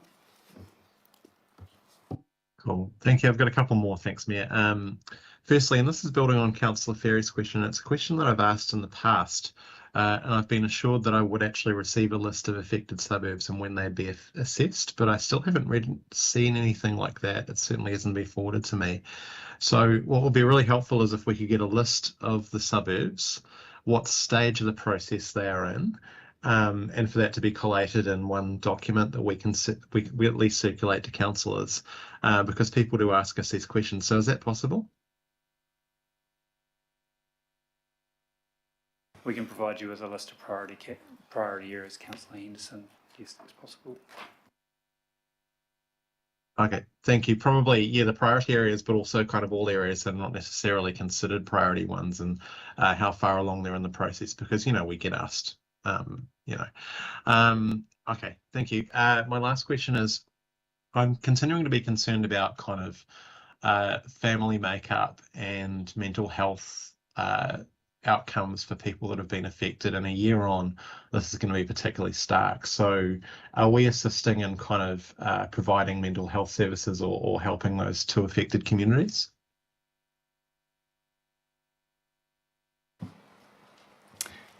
Kia ora. Yes, is the short answer. So we are working across particularly priority communities, but across all of Tāmaki to make sure that there is the right services and supports in place. We're working closely with Te Whatu Ora and Te Aki Whai Ora and MSD to make sure that the right money is in the right places at the right time, and we've taken into the Recovery Office for distribution money to distribute to support services, to support wellbeing, and that will include a focus on children and young people. That's wonderful. Thank you so much for your work. Thank you for your questions. Councillor Hills. Thank you, Mayor, and just want to acknowledge that obviously the setup in the last couple of months since the budget has been marked difference, and the navigators are making a big difference too. I guess a little bit to what Councillor Henderson's point, you know, during the stickered era, and I know a lot of people are still stickered and going through that, but we did get updates like a heat map with a Excel spreadsheet that we could dip into to see where people were at. So the problem, who's dealing with them, and that kind of was just like the first 2 months, I guess, when everything was heightened. But if there was something early next year that maybe just individual wards, so I wouldn't need to see or whatever it was like. So then, because we're getting lots of random things, and then I shoot it off to parts of you guys, and then it goes back to other people, and it's probably creating a lot of work for you all, and it creates a lot of work for us. If there was some way, or even if it wasn't us being able to access it, but if it was just a monthly or bi-monthly update of a spreadsheet of our wards at least, and then it could say, because I know the stickers are different, but people are still confused that stickers mean categorization. If it was able to show the work you've been doing with them, if they've been picked up, if they're a category, and then there's a whole lot of other stuff that is very complex, that I think maybe us as councillors are maybe causing more work for you because we get the email and try and fix it. Is there anything being set up like that? Yes, there is. It exists already. We have just set it up in the last few weeks. It's precisely as you describe, actually. It's a heat map that shows categorisations, where site visits have taken place, etc., kind of generated out of GIS type stuff. We would intend to share that with you in some form or other, and early next year would be a good target for that, just to figure out how best to kind of manage and communicate that to you. Okay, thank you. And at the moment I'm getting a couple of complex issues pop up. One around works consented. So I think these people are not category, but they've had works done under emergency conditions, and then now we're not giving code of certificate of compliance and things like that. Is there a dispute or a way to help these people? I'm understanding we should all work within the law, but under these kind of conditions, are there going to be ways that we help out these people, you know, who may have made a mistake or done something outside the RMA to try and save their house, and now, you know, is there a dispute process with that as well, or only going to be with the category 2s and 3 situation? Thanks, Councillor Hills. I can take that up with Mr. Hobbs or the regulatory team, just how that's working through. But I know they are assisting with triple Cs in terms of getting people through that process. Cool. And very last question, when issues are abutting public land, is there someone from the team dealing with that kind of separately? Because often it seems to be Healthy Waters Parks, you guys all working together. Is there a main lead in the recovery office that can help with those sorts of issues when they crop up? Certainly we can look at that, but largely if it is public parkland, certainly go to Parks and Community Facilities. If it's something to do with stormwater, go directly to stormwater and they can handle that through normal BAU processes. Thank Councillor Filipina, please. It was just a sigh that got me. So look, the next sigh is going to be even more. Matt, I just wanted to know how your business case is going on, because you've just heard a lot of the issues again, as the team have.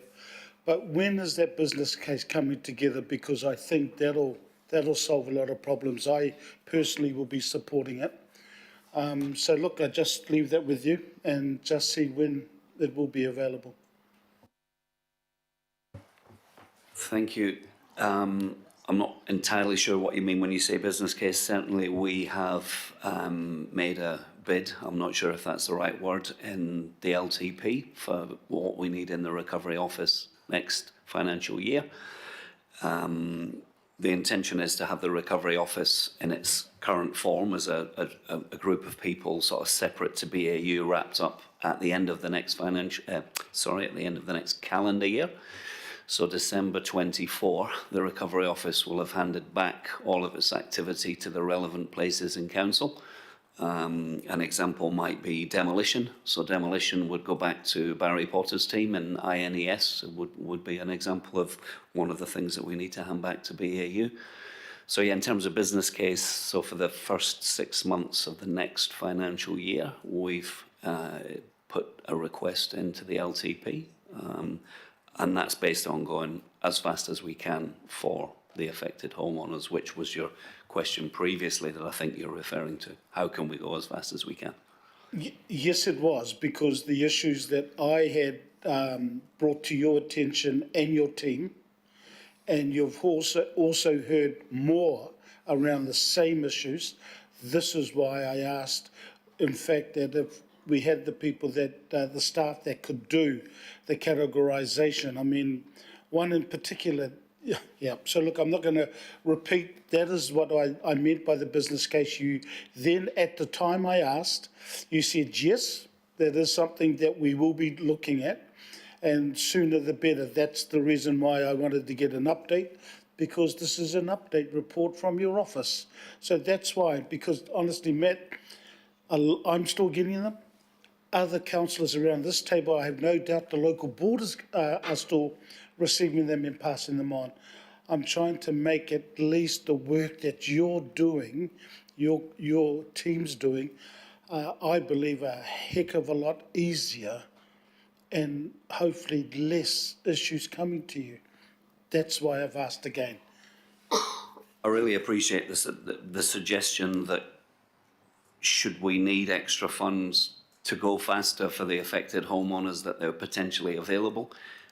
What I'll tell you is, and the Mayor has spoken to this frequently, is you can only get so many people. Flood engineers, geotechnical engineers. We've already got people working in Australia on desktop work for us because we just can't get them in New Zealand. So it almost, if I'm being frank, with the constraints to resources that we face, going as fast as we can in terms of getting to people, looking at their homes, and then taking them to the next stage of the process. Yeah, okay. I think Richard's point, sorry, Mr. Mayor, but I think to Richard's point, that's why it's important. You've just told me I don't know. I can then pass it on to the local boards.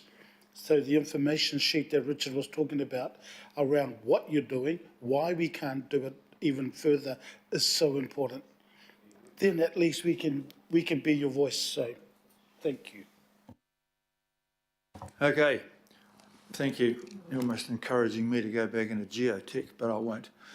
Councillor Fletcher, please. Thank you, Your Worship. My question surrounds perception amongst some of the so-called flood refugees that the Mount Eden area has been deprioritised. And so it sort of feeds on questions that Councillor Ferry asked of our area. What comfort can we give in terms of the sequencing formally before Christmas to these people affected? Kia ora, Councillor Fletcher. We are going out to all people who are in the system before Christmas with a letter providing an update of when we expect to get have those categorisations completed. Whilst we have priority areas, everyone is important, and we are working systematically through those property by property level assessments, making careful assessment of where they fit into the categorisation. I appreciate that isn't going as fast as everyone would like, but I can assure you no one's being deprioritised, that's for sure. And the next thing I want to say, and I just preface it by saying I'm a messenger here. For those who are contacting me, there's a feeling that the navigators are good, but unable to really give any form of relief and comfort in the individual situations they find themselves. So I just convey that. But my question is, when does the contract for the flood recovery manager conclude?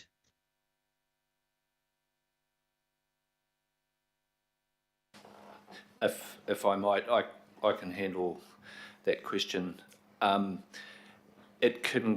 On paper, it concludes before the work will be finished, and there is a discussion required between myself, Matt, and yourselves in the new year. I might just leave it there because it's a quite. I understand.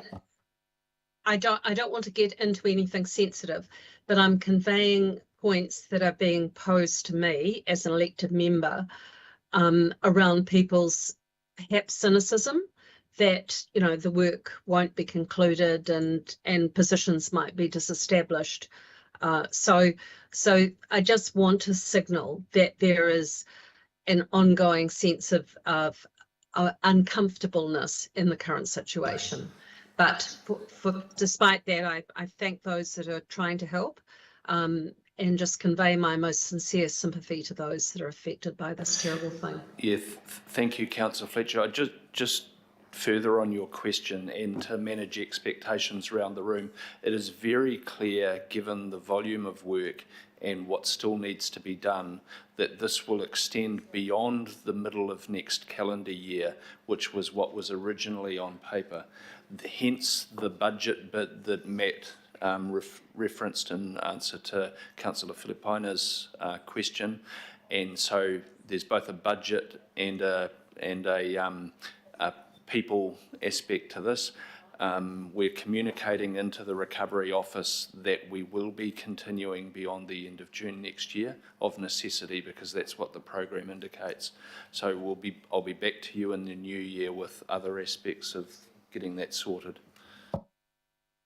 And to finally finish that off, I've asked for some progress cash flows because, in fact, we had a global lump, but the ability to deliver on time has been, they now know better because there just aren't enough of the people with the sort of qualifications that I had for this, So I'm going to now it's going to be moved by Councillor Fletcher, I think wanted to move this. Yep. And seconded by the Deputy Mayor. All those in favour, please say aye. The contrary, carried. It's 12:47. I'm going to take a risk. There is a nice lunch out there, but I would really like to knock over the Tamaki Makaurau recovery plan, which is a grouped kind of thing. A lot of the questions you've asked with regard to the recovery plan have been asked already. This is a formal document. Denise is going to join us here, I think, and run through. This is a document that It's legislative required, but it is required by expectation that we have this. And so you'll have read this, or at least you all should have. It has had the benefit of the work that's been carried out by Matt's team, so that it's more practical than what we would have had before we had this. And so I think it's quite a good document. I'd like you to address this. Is that you, Denise?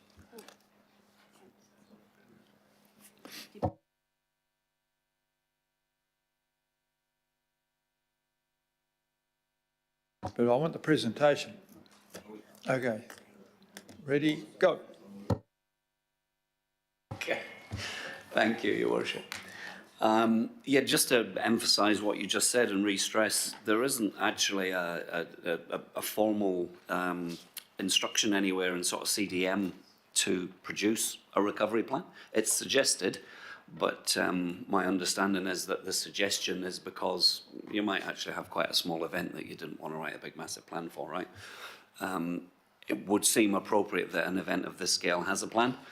And not just because of the scale, but because of the complexity. And I'm an engineer, right? And not having a plan makes me a little bit uncomfortable. So it seemed like a good idea. The plan is, the production of it kind of follows the process and the timeline that's up on the screen there. There were the events that we all know about in early 2023. There was an interim plan which was produced really quickly, just to kind of guide and put some structure around how the Recovery Office worked and was going to function in the short term. As you're all aware, we went out to consultation earlier this year on the production of the fuller, longer term plan. It's been busily being produced over the last couple of months. It's a bit of a mammoth exercise. It's a very, very broad document that sits right across all kinds of things that Council does and will need to do going forwards into the medium and long term. So there's been an awful lot of inputs that have had to be sought and included, which has become the document that we're now talking about. Important to stress at this point as well that it's a living document. It's not a thing that now goes in the bottom drawer and we occasionally get it out and look at it and then put it back in the bottom drawer. It will change and it will develop. And I'm thinking particularly around place-based consultation. A key part of the plan early next year is that we move into place-based consultation. Obviously, the effects of these weather events have been different in different areas, and that's really important that we take that place-based look at the future early next year. And there's there's an important, it's the right word I'm searching for here, collaboration required with AEM when we start that place-based work next year. AEM are doing something similar for different reasons in terms of the next response and how they can do that better with a more place-based focus. So we want to be having those conversations in parallel. You would know better than me that the community doesn't want to be constantly asked for consultation on this and consultation on that. So we want to try and combine those conversations.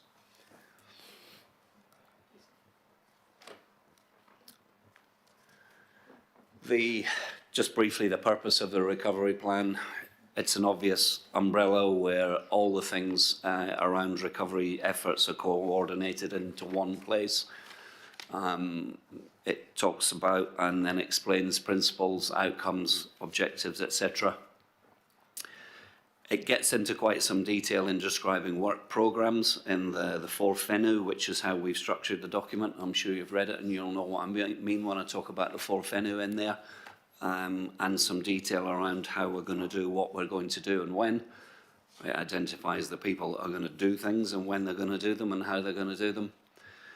Talks about funding, and we'll come back to that a little later, how some things are funded and not funded at this stage. And I've already begun to talk about that local recovery planning and its focus on planning from a local perspective rather than big Auckland office here in town just imposing a bunch of stuff all around the place. Denise?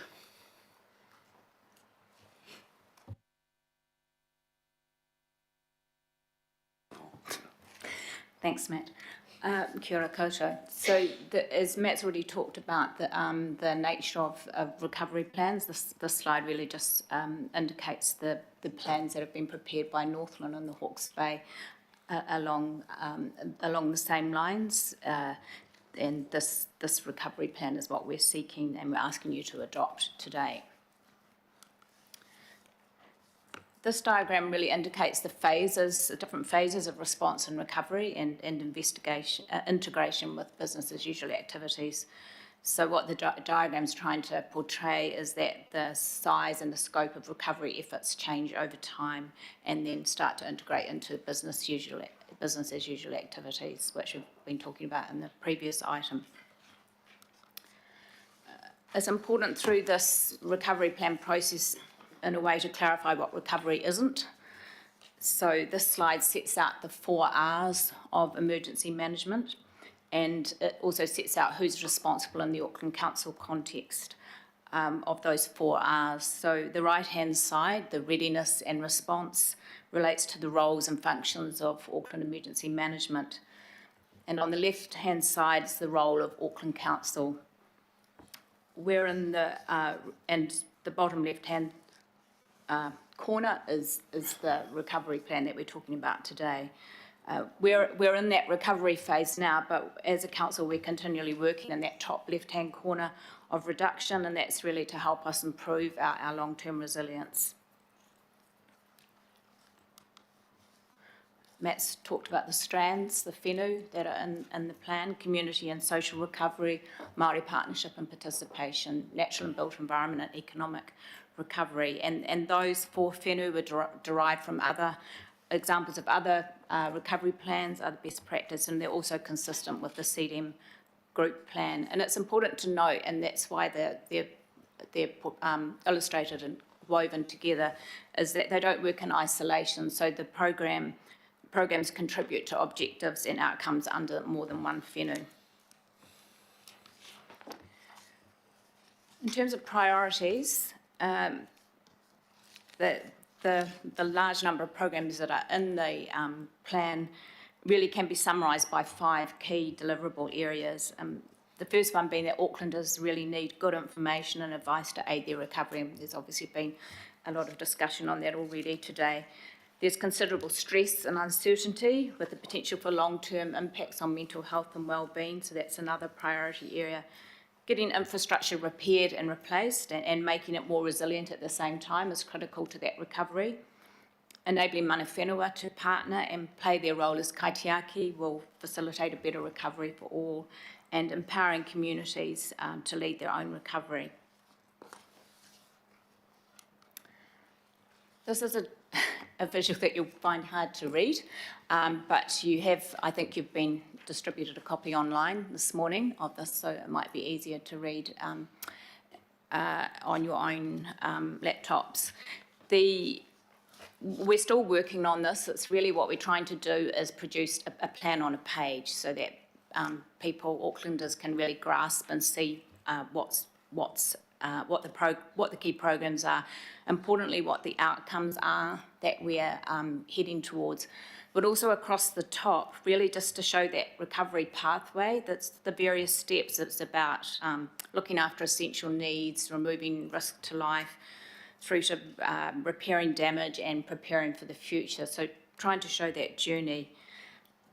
It's also places the recovery or this plan in the context of our longer term plans and work towards resilience. So the blue on the right hand side of the visual shows those longer term plans that are about driving resilience overall, and that we've been working on, that we have in place, and this recovery, we'll learn from this recovery as well, which will help to inform that longer term planning. The Recovery Office sits along the bottom there, and that's talking about the exit and handover of activities to business as usual that will occur as we work through that process. So we'll do further work on that as we finalise the document and make that available to people online. We're not seeking additional funding through this plan.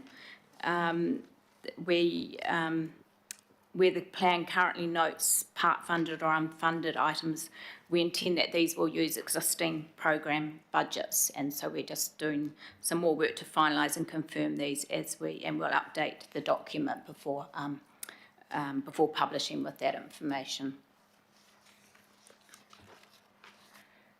So the plan will be published online in January once any feedback from today has been incorporated. You have a designed version which has been provided to you just to give you an idea of how that will look. It's obviously there's a few gaps in there in terms of some images, but it's really just to give you a sense of what the document will look like. The one that was attached to the agenda was just a Word document. We'll report implementation progress on a monthly basis to the governing body, and that'll be based on the monitoring framework that's in Appendix 4 of the plan.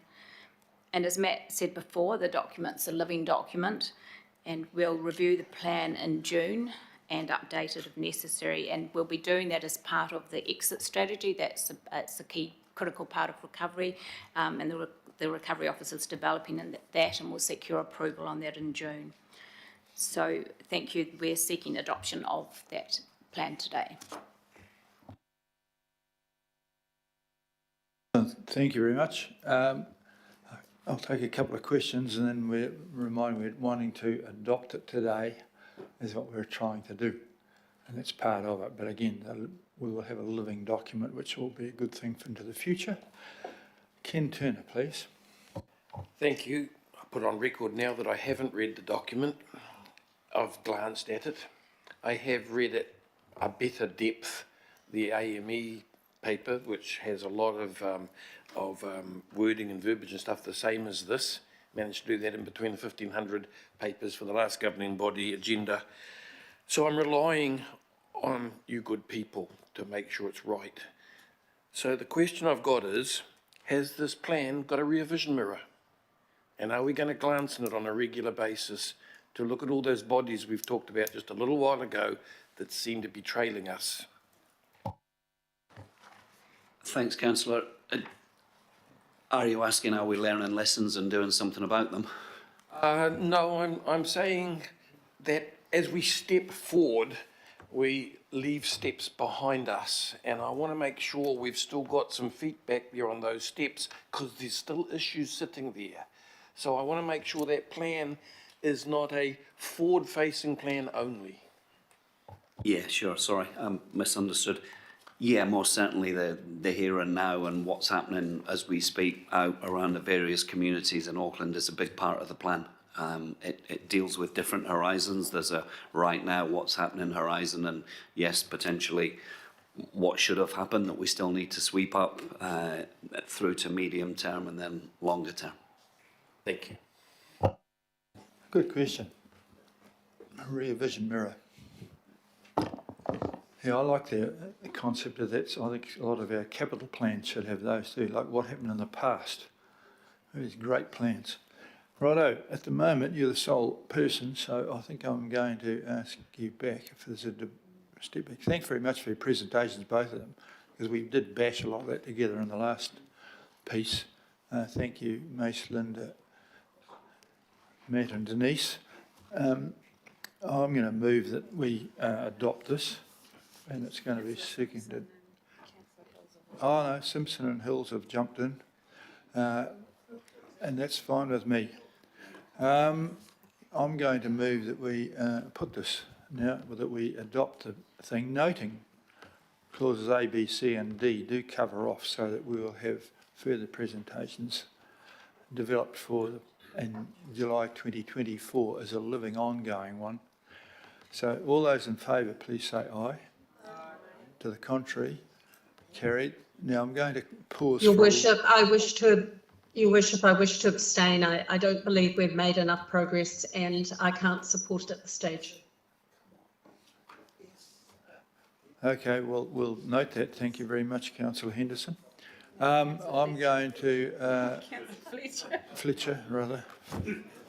I'm abstaining. Yeah, hang about. Up there again. Well, I glanced up and the pictures in front of me have got you right beside each other, so my humble apologies, because you look the same as not a picture. We'll note that.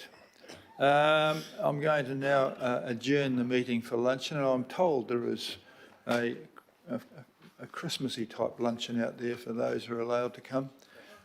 I don't know what that means, but we'll go and find out. But Sandra with an R says it's worth having lunch this time, so we don't do it very often. Ho, ho, ho, Merry Christmas. I'll see you back here at 1:30.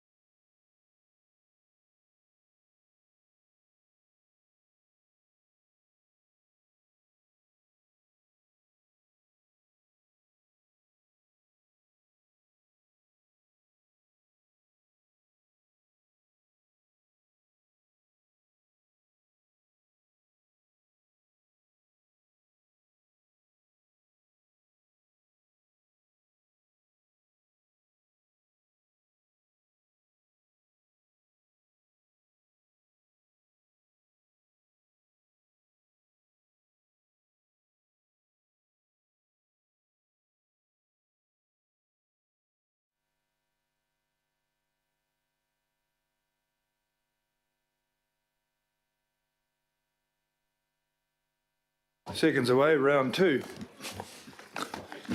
Now I'm going to reconvene the meeting and we'll Rose and Warwick to stand, and we're dealing with on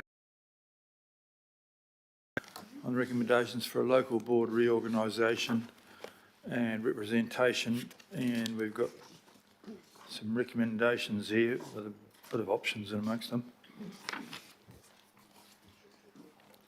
So Rose and Warwick, please present your paper.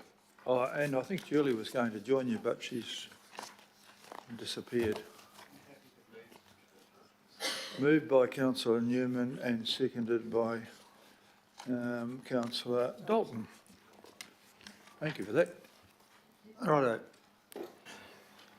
Warwick or Rose. Tēnā koutou, Your Worship and Councillors. Just a slide presentation. This is so that you have an idea of the sort of issues and the material and background that was considered by the Joint Governance Working Party in its deliberations. I intend to really skim through it fairly quickly.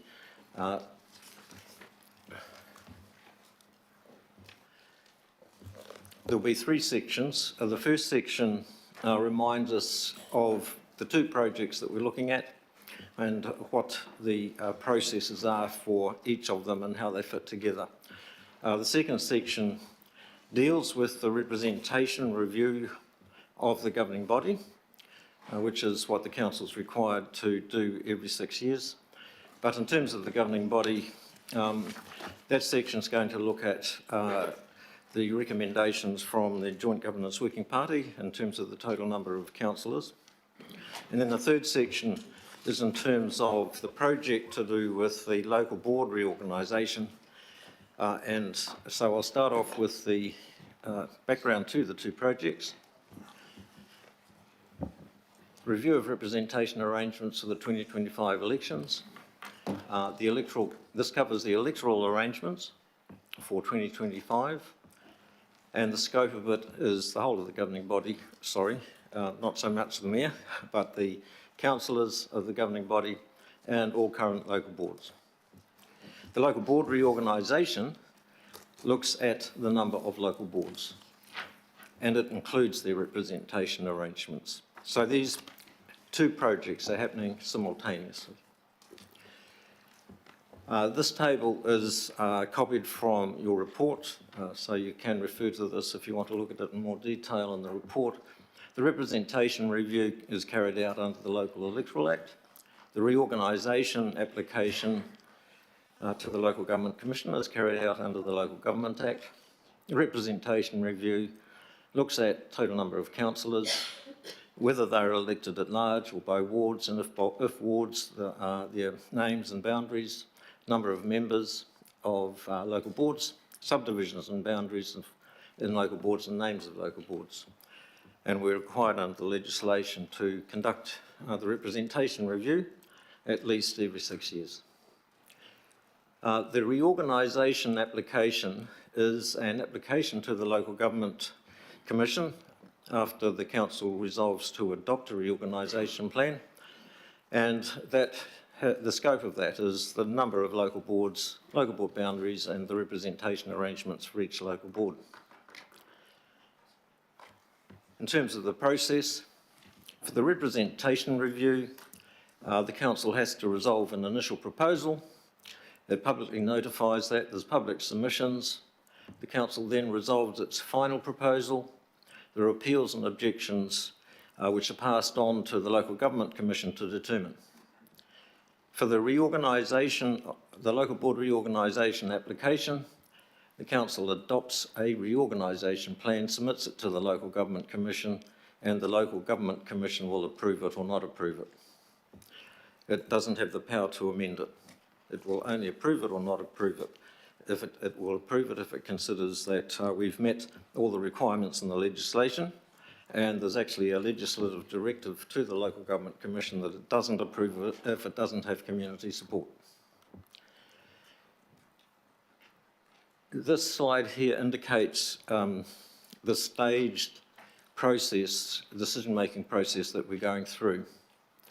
We're at stage 1 now, where the Joint Governance Working Party has considered the number of councillors and noted various local board issues that are relevant to the representation review.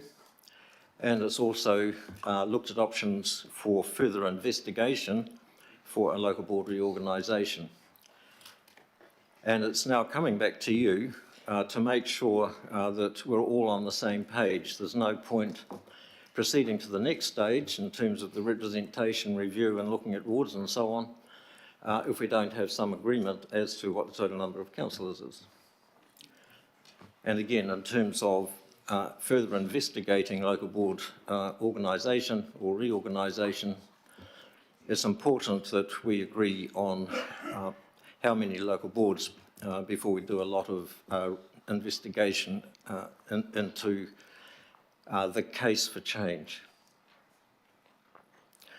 Stage 3 is the public consultation on the initial proposal and the public consultation on the draft local board reorganisation plan. And stage 4 is the final proposal. Each of those stages come back to you for decision making. Now looking at the representation arrangements for 2025 elections in terms of the number of councillors. I mentioned before that the Local Electoral Act requires us firstly to consider whether councillors should all be elected at large or all be elected by ward or by a mixture. So just a brief bullet point summary of advantages and disadvantages in terms of all at large option. The advantages are that there would be more of a regional perspective in decision making. And the Mayor has previously mentioned that he is the only elected member currently who has a regional mandate. There'll be regional electoral accountability. Local board liaison would be with all local boards, could share some of the Mayor's regional responsibilities such as attending functions and so on. The disadvantages include councillors would be elected by the areas with higher voter turnout, leaving some communities without effective representation. That comes down to the very reason that you have wards, is to spread representation around. We need to note that there would be a by-election cost, a significant by-election cost if a vacancy ever arose in an at-large position. Our electoral election provider tells us on current rates that would probably be about $1.8 million. Also, there is the cost of election campaigning. The legislation sets the maximum amount of election expenses you can incur, but for an at-large position across the whole of Auckland, that's quite high, and people who are determined to succeed would probably spend close to the limit, and those candidates with more capacity would be the ones that would succeed. In terms of constituency work, it does raise a question of what are the constituencies involved? If all councillors were elected by ward, the advantages are that it spreads representation geographically, ensuring effective representation of communities of interest. Liaison with local boards is more defined, constituency work is more defined, and in a way wards are like parliamentary elections. Just a bit of a thought experiment there. Imagine if MPs were elected at large. The disadvantages of being elected by ward. Ward electoral accountability leads to local rather than regional focus and reduces the regional perspective. In terms of a mixture, is it the best of both worlds perhaps? The disadvantages is that if you, for the same council size, if you make some councillors at large, then the size of the wards of the remaining councillors increases. And we're coming to consider shortly whether rural wards need representation. If we kept current numbers and had some of our current members elected at large, there would not be specific rural representation. Wards would be too large. And again, there's the cost of by-elections for at-large positions and the cost of campaigning. That's the table of expense limits, $680,000 for at-large.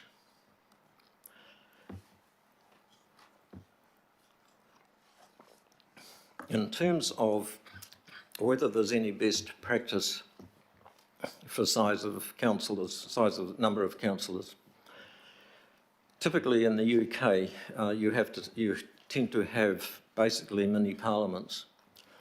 We've noted there Glasgow City has 85 councillors from 23 wards. Birmingham has much the same in Glasgow and in Edinburgh, I should say. In Canada and the US, councils tend to be smaller in size, and I've quoted there Vancouver City with 10 councillors elected at large. So if there's no best practice, then the question for us is what's the right number for Auckland? And in terms of that question, what might be relevant? And to note here that since inception, the governing body has had a practice of making significant decisions in committees of the whole of the governing body, plus 2 IMSB. That means decisions are made by committees of 23 people. The legal criterion for deciding these matters is effective representation of communities of interest. And so the questions in terms of this criterion is how many councillors are required to ensure effective representation of communities of interest across Auckland. Note that representation on the governing body is for making regional decisions. And for regional decisions, it is reasonable to expect that communities of interest might be larger than for local decisions. And then looking specifically at the question of do rural communities need separate representation? Do the rural areas of Rodney and Franklin need their own representation at the governing body table? If so, then these areas would set the population per councillor and therefore the total number of ward councillors. Just as a check to see what it might look like if we went to larger wards, consider a larger county's Manukau ward area comprising Franklin, Papakura, Manurewa, Otara, Papatoetoe, Mangere, Otahuhu and Howick. Just looking at the map there, got 3 wards based on police districts, a northern ward, a central ward, and a county's Manukau ward. In terms of what actually does community of interest mean, the Local Government Commission has provided guidance and suggested that there are 3 dimensions to identifying communities of interest. The first dimension is perceptual. It's to do with what do residents identify with? Where do they feel that they belong to or come from? The second dimension is functional, and it's to do with the provision of government and local government services. And the third dimension is political, and that's to do with the ability of the elected body to represent the interests and reconcile the conflicts of all its members. So we'll look at applying that definition to the county's Manukau situation. In terms of the perceptual dimension, it's very true that there are a number of sports groups, for example, that consider they belong to counties Manukau. It's in their title. In terms of the functional dimension, and certainly in terms of central government services, there are police administration areas. There's a police administration district called the county's Manukau Police District, and there's a hospital administration area, the county's Manukau Health. But when you come to the political dimension, it raises issues. If you had a ward the size that was shown on that map, most voters would be in the urban areas, and therefore urban voters would elect the councillors of the county's Manukau ward. Would it matter if rural Franklin was not separately represented in regional decision-making? What sort of decisions require knowledge of the rural area? For example, when considering climate issues, is it important for rural areas to be represented? So those were some of the matters that were considered by the Joint Governance Working Party, and Councillor Ferry, as the chair, is going to speak to the recommendations from the Working Party.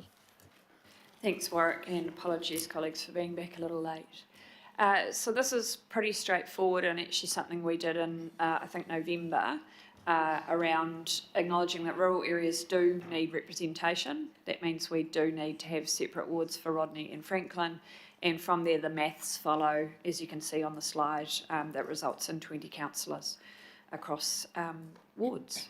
So, yeah. Looking now at the question of local board reorganisation. One of the issues that comes to people's minds is the size of local boards in terms of population. And to help put that into perspective, this is a table of various city councils in New Zealand, starting with Christchurch City, but Christchurch does have a community layer of community boards. Then there's Wellington, which also has a couple of community boards, but Hamilton has a population of about 180,000 and there is no other community level. Hamilton City Council makes decisions that are have more effect, more significant than local boards, the decisions local boards make. They are able to set their own rates, and yet there is no community level. They have 14 councillors. So in my mind anyway, I see that as a bit of a yardstick. If we look at our current arrangements with local boards, the most populous is Howick, 152,500, and then Henderson Massey. I'm not going to go through the whole table. The options that were put to the Joint Governance Working Party to look at, this is a list of all of them. The first option was based on the rationale that if there are some wards which have 2 local boards in them, then you combine those local boards, and that gives you a total of 15 local boards. Then there's the Royal Commission models. And I'd just like to make another comment here when coming to the Royal Commission. The Royal Commission, around about 2009, in its report, it had spent a considerable amount of time looking at the future of governance arrangements for Auckland Council. The starting point for us when we're looking at how many local boards are optimal here can be different for different people.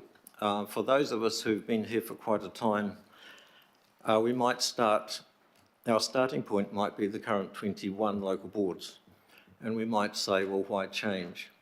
But a different starting point is to go back to the time of the Royal Commission, which actually recommended 6. So another way of putting this whole question into perspective is to start with 6. The Royal Commission also looked at 11. The Working Party was presented with the Mayor's preferred option, which resulted in 13 local boards, and that was based on the Royal Commission model of 11, but retaining as well the 2 island local boards. And then there were other options based on current clustering. The Joint Governance Working Party focused on 2 of those options, the 15 local board options, where boards were combined if they were in the same ward, and 13 local boards, which was the Mayor's preferred option. Looking at the 15 local board model, the shaded areas on the map are those boards that are amalgamated. Looking at the table, the most populous local board is Area 2, which is a combination of Hibiscus and Basin Upper Harbour, at 184,400 people. A concern for some was whether if we had fewer local boards, that would lead to a loss of representation. After the Royal Commission presented its recommendations and Cabinet then considered them, Cabinet decided that there would be between 20 and 30 local boards and gave the Local Government Commission the task of deciding exactly how many, but said through the legislation the maximum would be 9 on a local board. That was at that time. The maximum now in the legislation is 12. So this table here shows what that might mean in terms of representation. If you combine Hibiscus and Bays and Upper Harbour, Hibiscus and Bays currently has 2 subdivisions with 4 members in each. Upper Harbour has 6 members, that's a total of 14. If they amalgamated and the new local board had a total of 12 members, you lose 2. But the 12 could be elected by way of subdivisions that represented the amalgamating areas. And so you go down the table. In terms of 13 local boards, the map there displays those 13 local boards, and the table on the right gives the population figures. We now have a maximum population of 267,700. And we believe that that population size is largely due to the question of where does FO go? When the Royal Commission made its report and its recommendations were based on the legacy council areas at the time, and FO was, what we currently know as FO, was split then between Auckland City and Waitakere. The map there shows FO going into Waitakere, and when that happens, you have that massive population of 267,000 people. The Working Party also looked at other options. Another option was FO going to the Albert Eden Pukitapapa, the number 5 area there.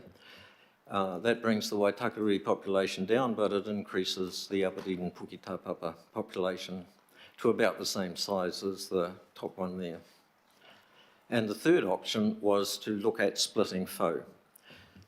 But there was resistance, I need to say, within the Working Party to that option, and that's understandable. We've had 13 years now of a FO local board, and they have basically identified a FO community around them.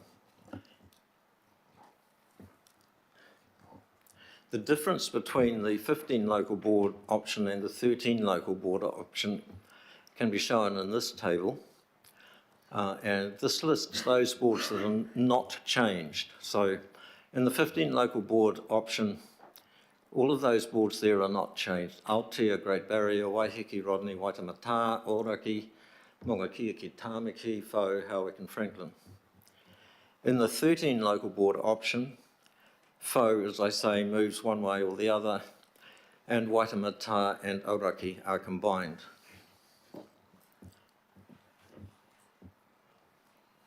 I've got a note at the bottom of the slide there that the Working Party also considered an option 3 which retained FO and rearranged the isthmus boards to produce 14 local boards. And the Joint Governance Working Party recommendations, I'll hand over to Councillor Ferry.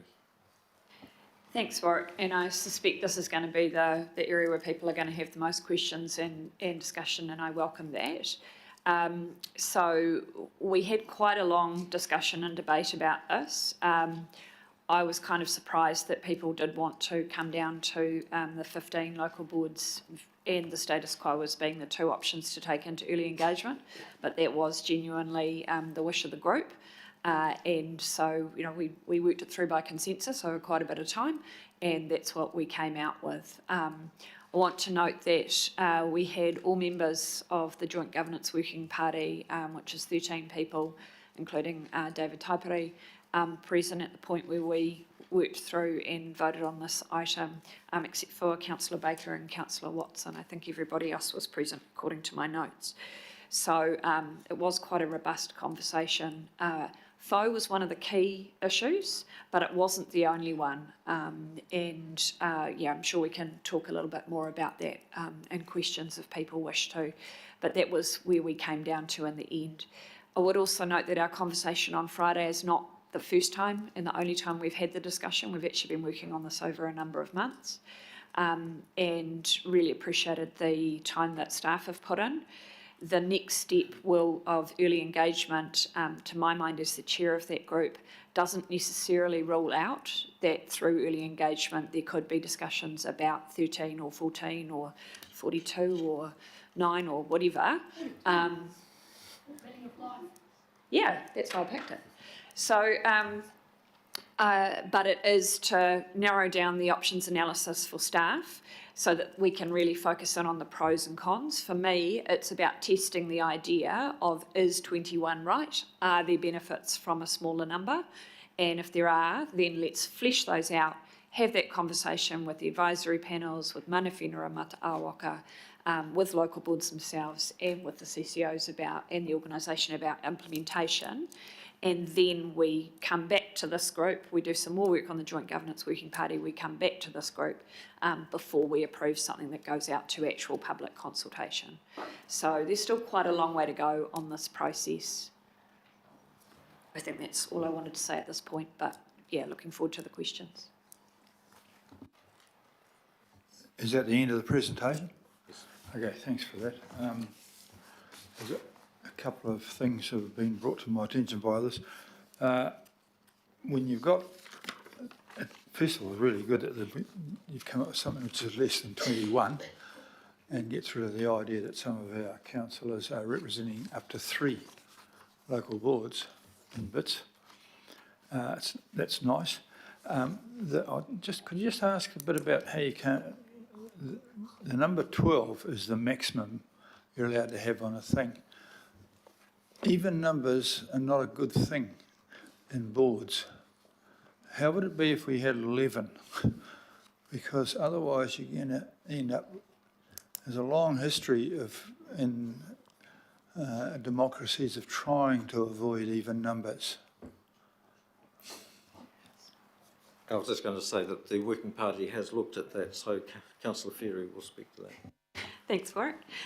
Yes, we have discussed that at some length actually over the last few months, and covering the Albert Eden Puketapapa ward, particularly acutely aware of the situation in Albert Eden, where it's 4-4 on subdivisions, and often it's 4 from one political ticket and 4 from another political ticket. That said, the feedback that we had from local board members was that they weren't as concerned about it as I thought they would be. There didn't seem to be, people seem to be, have faith in their ability to either work through those situations or ultimately come down to, coin flips or casting votes or whatever, and to manage that. There was not a lot of feedback, I thought, anyway, from the local boards who have even numbers, that they saw that as a compelling reason to change. I would also point out that 12, when you looked at some of the numbers for those, fitting multiple local boards into 12 did mean a loss of representation, and that was seen as more of a problem, that the limit of 12 was actually a barrier potentially to amalgamating, because some areas would potentially lose representation. So I think Manurewa Papakura, for example, would potentially lose, one side would have more than the other, and it potentially creates more conflict. So you're not considering voting across a local board, like at large? Everyone in Howick voting at Howick at large. Is that ruled out? No, it's not ruled out. That will be in the next stage for the early engagement discussion. But if you go back to the slide Warwick had that had the breakdown, if we were to do some ring fencing of, thanks.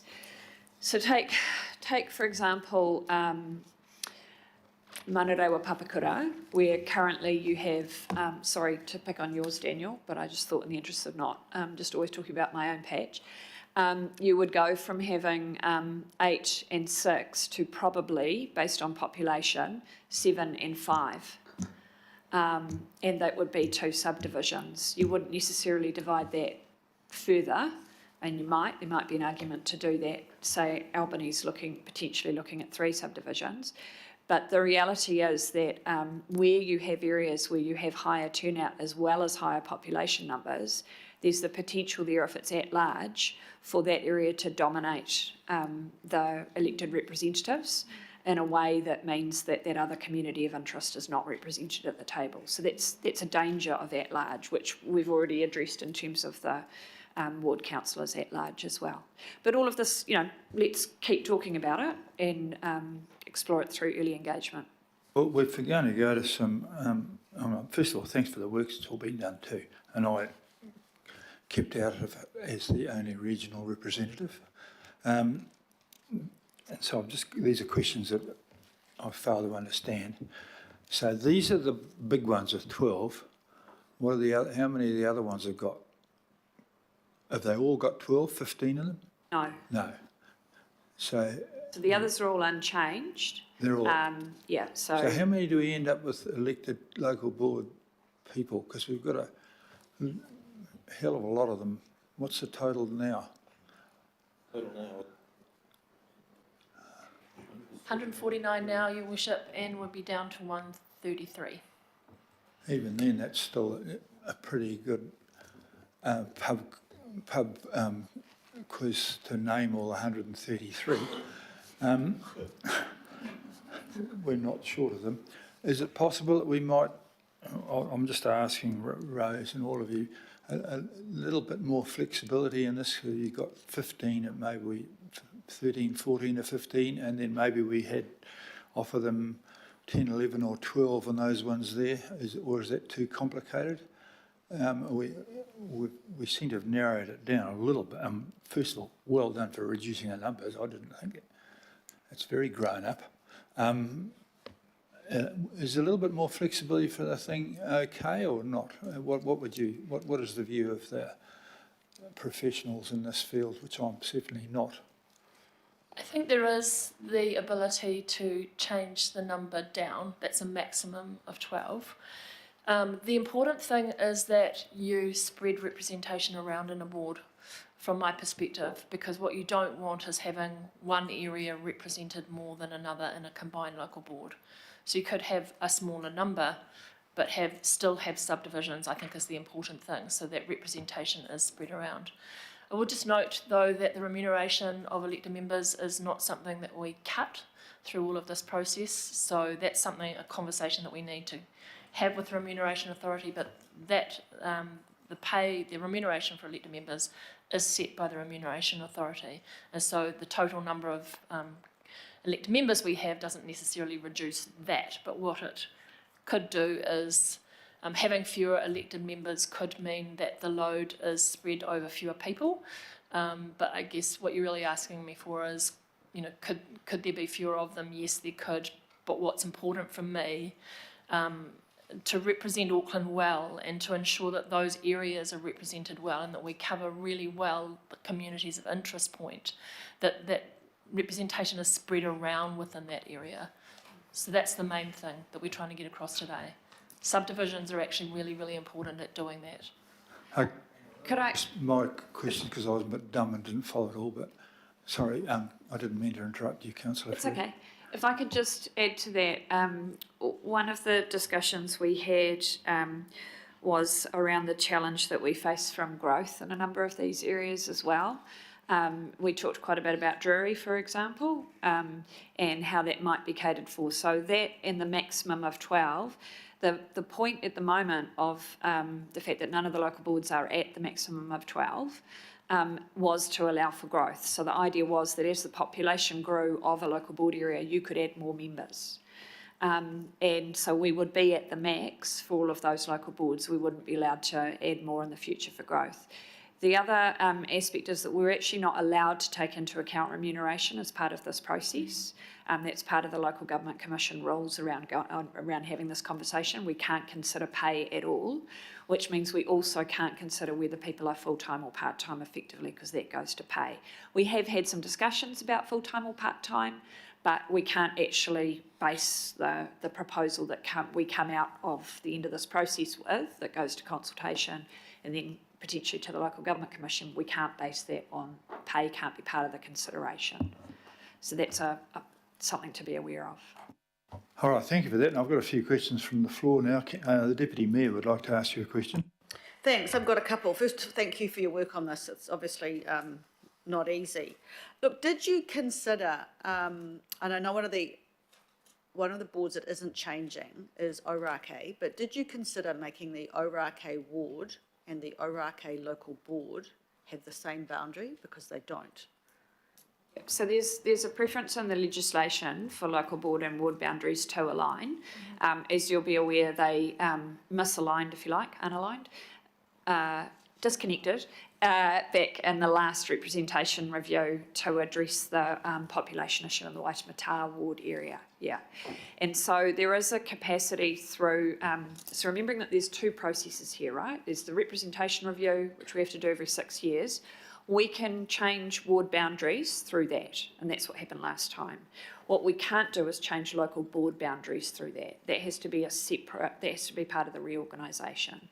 So there's a potential, whichever option we go forward with, to change both of those things and potentially to align them, but it's going to primarily be driven by the population requirements, and Warwick might want to speak a little bit to that in terms of the plus or minus 10% that's required for the wards, not for the local boards. Local boards have to be a community of interest.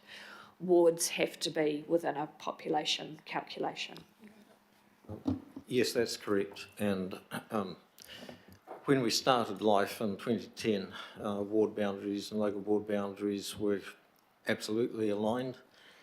We had to, as Councillor Ferry mentioned with the 2019 review, we had to shift the Waitemata and Gulf ward boundaries because of population variances. So you really come to accept that wards and subdivisions for that matter are purely electoral boundaries and will change over time. But as you say, there is a requirement in the legislation for ward boundaries and local board boundaries to align as far as it's practicable. But an example of how it, like for 2028, for example, or to step back, if the governing body had agreed to have Māori representation, then we would have needed to have considered a Māori ward, which would have been the whole of Auckland, but then that, if we had still had a total of 20 members, that would have been 19 wards, and it doesn't take long to understand that the current configuration of ward boundaries could easily change, and that could be the case in 2028. But if for 2025 we stay with 20 councillors, we can probably stay with current ward boundaries, but do the tweaking to make sure that ones that currently don't align. Yeah, it's just obviously very confusing in my patch when you've got them so different. Sorry, can I just add there? I think the key point is, through this process, we can potentially realign boundaries that have got out of whack, but it's more likely we would shift the local board boundary than probably the ward boundary. I want the local board we'll see where we go. Yeah, and I think the community does too, so that would be quite good. And my second question is around cost, and I noticed that the report talks about the fact that the costs will or savings or whatever it is will come later. But when you're going out to Aucklanders, will you be able to say, and I was very interested in your pay comment, will you be able to say that a reduction of local boards means a savings for Auckland of X, or is that actually not the case? That's a key consideration. So when we actually go for formal consultation, yes, we will be able to say that. We must say that in order to get the proposal across the line, really, with the LGC. So that's one of the key. So communities of interest and the costs and benefits are the two biggest ones that we have to do the analysis of. It has to be very robust. So we'll be doing our due diligence on that from January through March, April. And you bring that to us back again to have a look at, great. Absolutely, before we go any further. And so part of the process of the early engagement will include staff doing some of that work. We'll have an opportunity to test some of the assumptions and ideas around what costs and benefits are and things as we work through the early engagement as well. Yeah, so definitely the public consultation will include some financial stuff, yeah. Councillor Baker, please. Yeah, thanks. So, Warwick, did we look at, I guess other ways, and so did we look at the process that goes through to the Electoral Boundaries Commission, which starts with starts with statistics, the stats officer, because everything's on the table then. I mean, it's driven by population completely. And then there's a few little rules about South Island electorates, et cetera, et cetera. So did we look at that as a process? Because currently it looks to me that we are starting with our local boards and we're simply just moving them around a little bit. And we're not actually going wide and thinking, righty-ho, actually we can chop and change boundaries here, we can move things around, and accept that potentially the current boundaries that we have aren't actually fit for purpose. So did we look at that other, at another way of doing this, and in terms of more aligned to how central government electoral boundaries are drawn up, and then also how they are adjusted without too much consideration about what it might mean for the history of the electorate?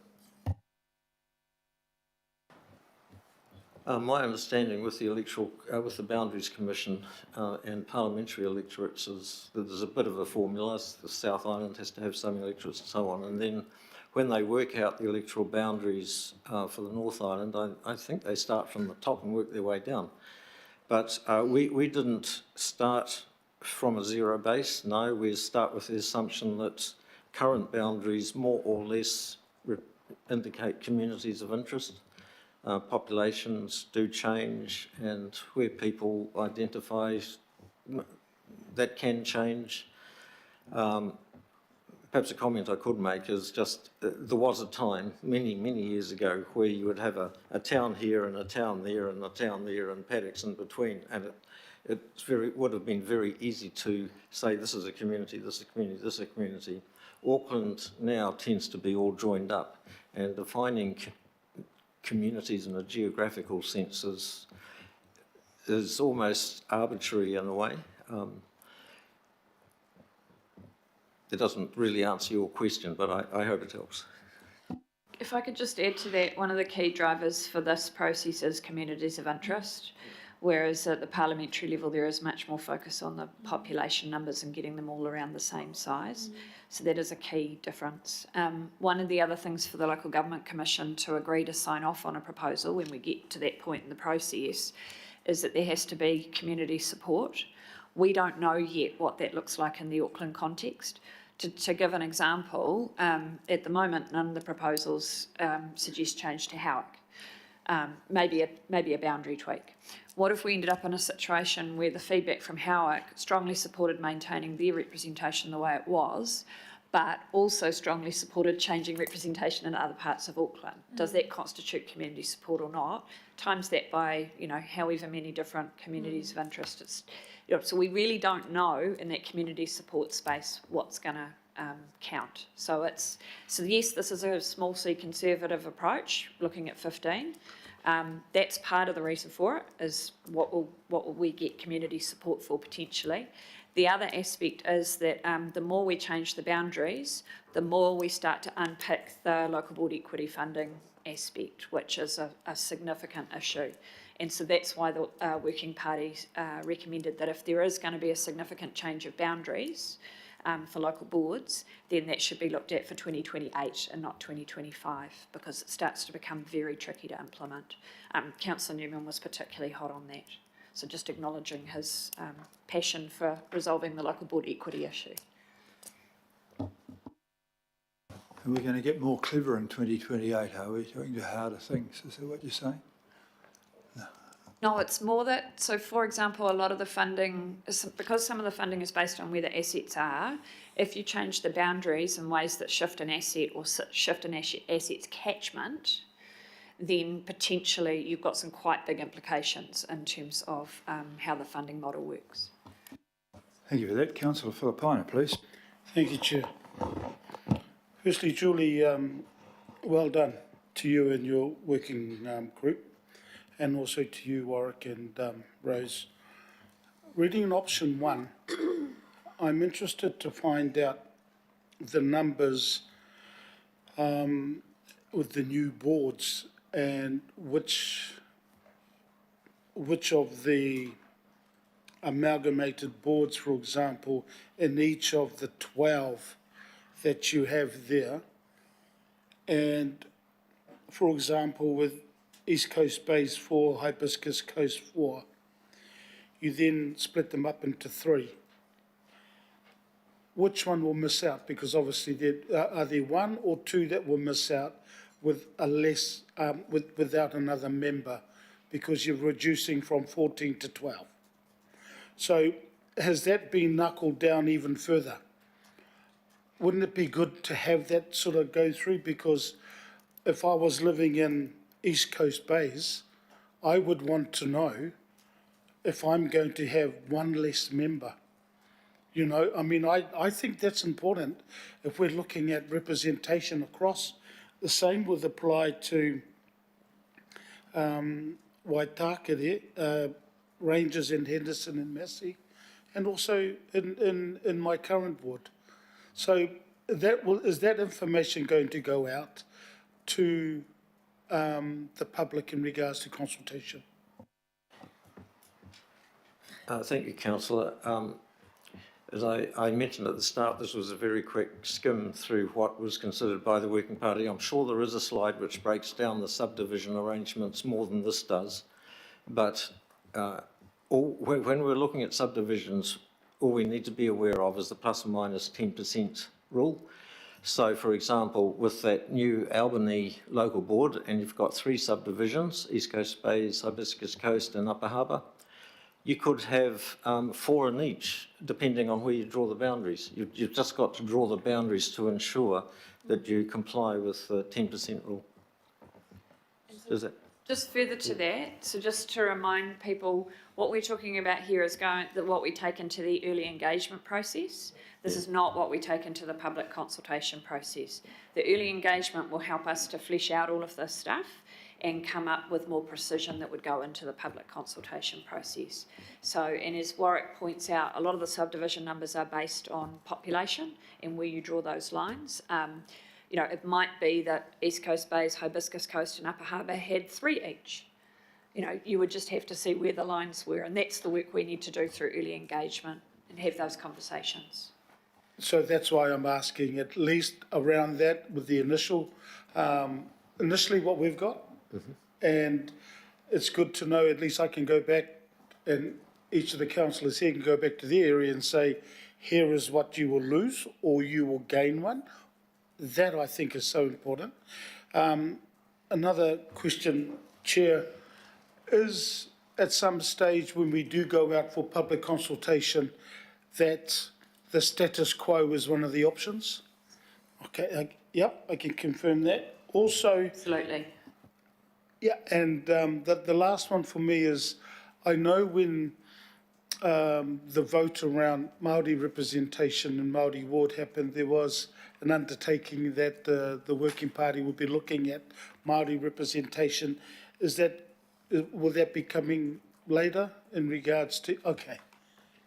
We've had some initial discussions about that. It's not on this agenda item because this is just about the representation project, but happy to have a conversation with you about how that's progressing offline. Kilda, thank you. Goodbye. Thank you, please, Councillor Ken Turner, please.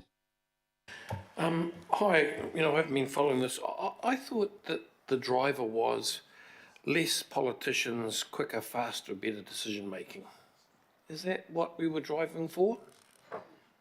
The driving motivation is better, more effective democratic decision making. What that looks like is a political discussion that we're working through as part of this process. And the real savings is in our pastoral care. When I see, like we seem to have a raft of people running around behind us all, just answering our questions, etc. So each one of us has pastoral care, and that must be a huge cost. For example, at Watercare one day I said to them, is there anything you'd like me to take back to the governing body? And they said, yeah, do you know how much it costs to answer 140 politicians' questions every week? And so, I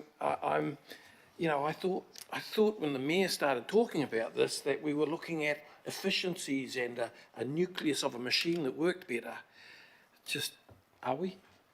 I would just first of all note that Watercare are missing out on 30 elected members, so because there's 170, but not 140.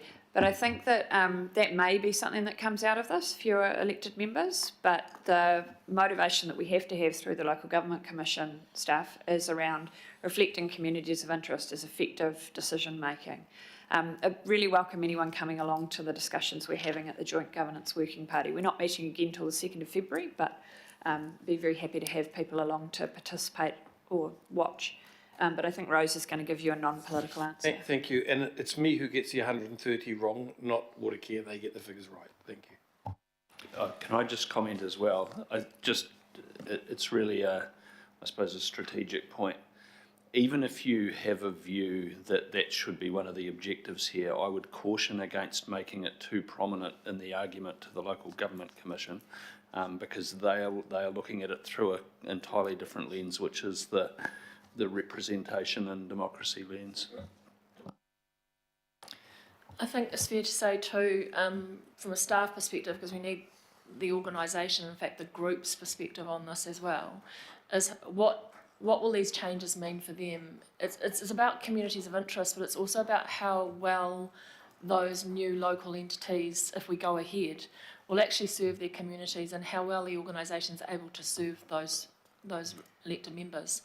So one would argue that having fewer might be easier, but local boards currently have a view that we're not doing a good enough job as it is. So, we really need to factor in what is the future of these new entities, what do they need to do a great job, because whether there's 13 or 15 or 21 of them, that's the real goal, is that they're serving their communities well. And so when we're doing the cost-benefit analysis, that's what we're going to look at. Thank you. The people tell me they'd vote for one representative if it brought potholes fixed, speed humps gone, better roads. That's all the people are looking for, and I just want to, I don't know, just want to see it. Thank you.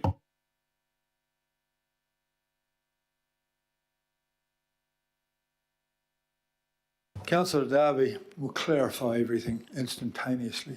No, I won't be doing that. Probably got a question or two. Look, I appreciate. I've not participated in the group, Julie, but I respect all the work that's been done there, and I sort of see that we're coming to this numbers arrangement. And for me, I sort of just go back to the first principle of, what's the problem? And from what's the problem, how are Aucklanders, not us, not politicians, better off? How are Aucklanders better off?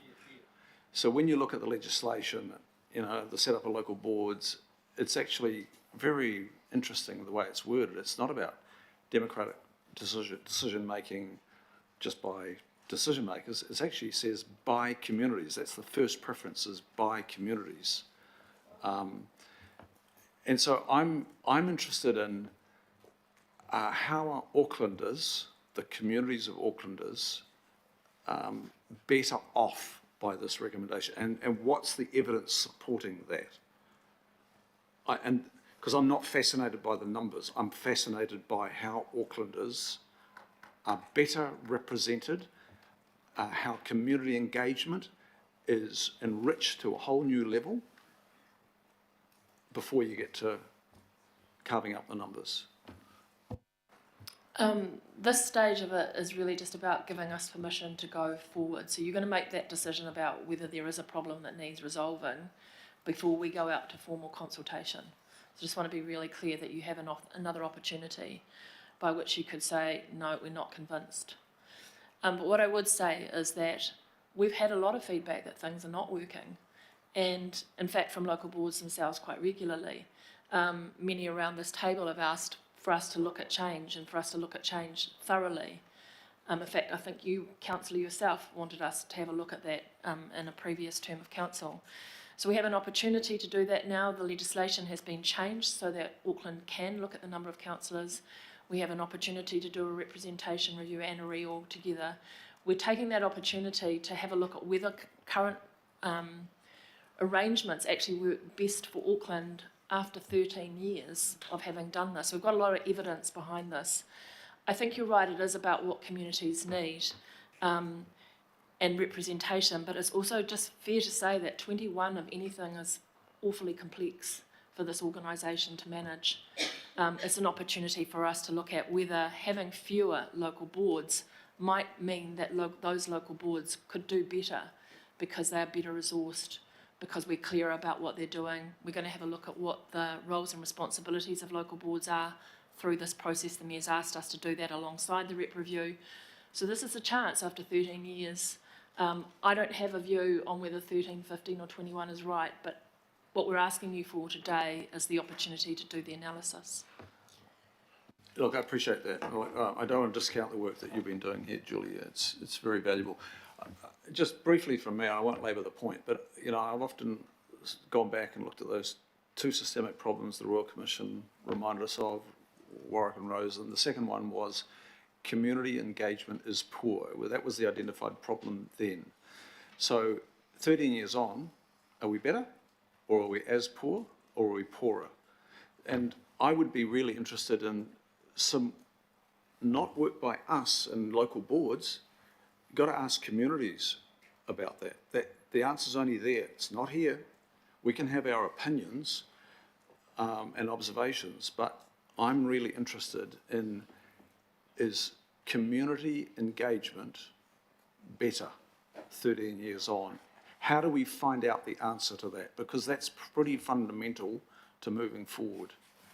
I think one of the other things I would note, I'll let Rose pick this up in a minute, is that probably whether community engagement is better will differ quite widely across the region as well.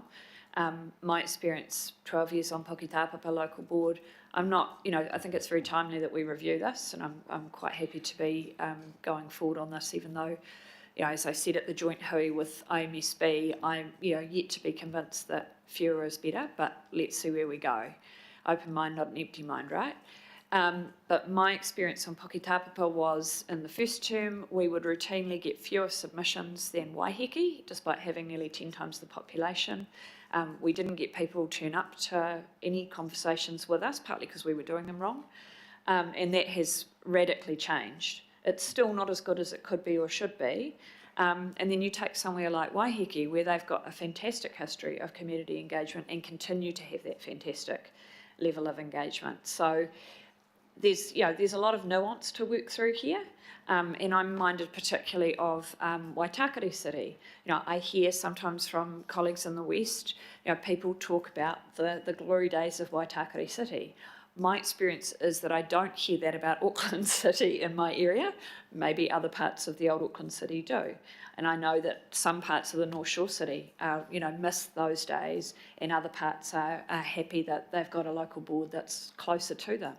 But yeah, we're just going to have to test all of that. And for me, that's the value of this process, actually, is that whether we come out with a recommendation of no change or some change or lots of change, we're going to have tested all of this out and analysed it and had those conversations, which I think is of enormous value. So Hills, please.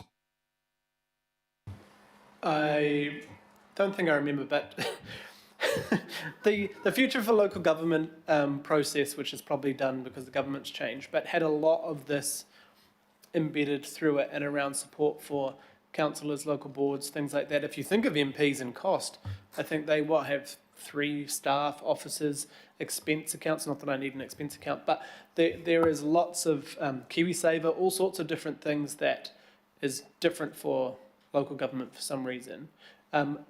Is that being looked at through this, or is it very separate? Because sometimes I think if councillors had some support structure within the local board for constituency help or whatever that is, that would be a lot, we would waste a lot less time that Councillor Turner's talking about.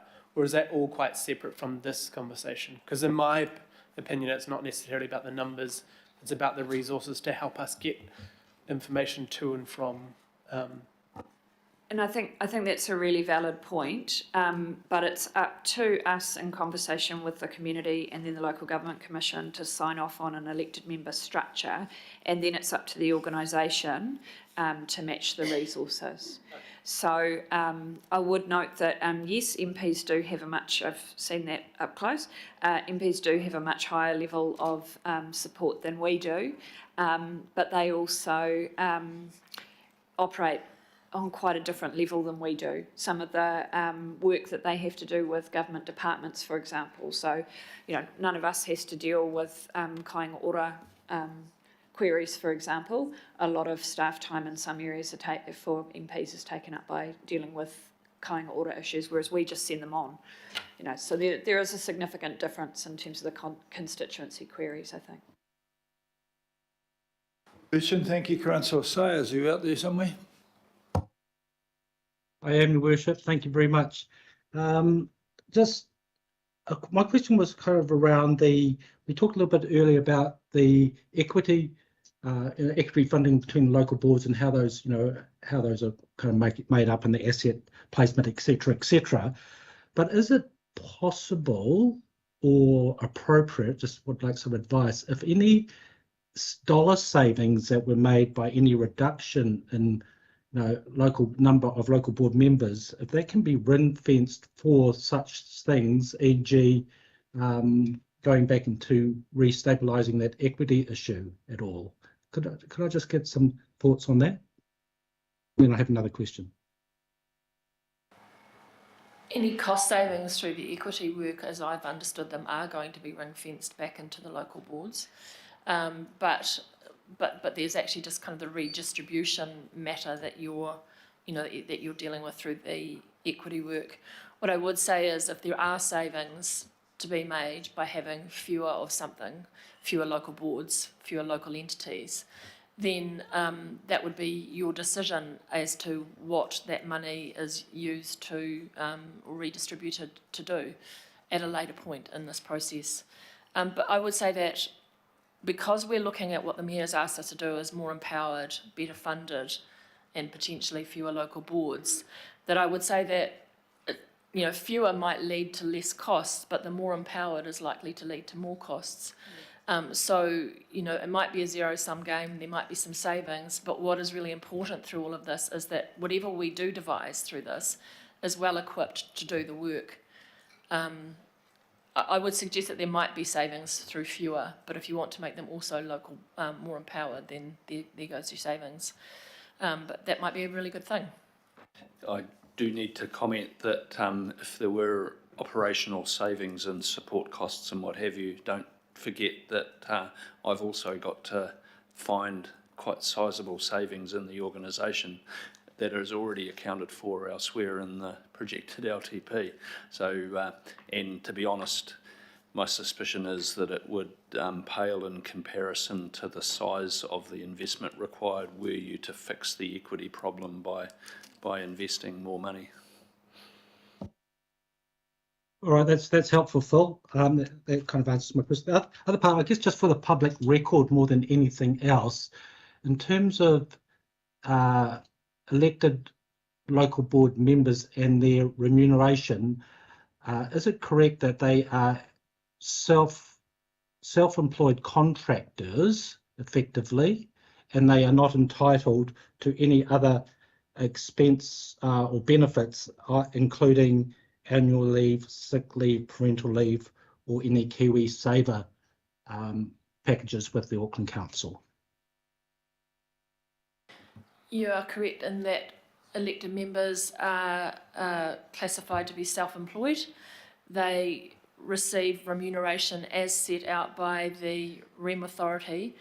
That amount is fixed, it's got nothing to do with Auckland Council, but we must pay it. Also, you are entitled to expenses as per the elected member expense policy, which is also set out in the Remuneration Authority's determination every year. And you yourselves make a decision often about what kinds of expenses you're willing to cover. For instance, you can cover childcare costs. At the moment you don't, but you could do that. But you do travel, you do cover travel costs at the moment. So the REM authority lays out the regime of cost you may claim for.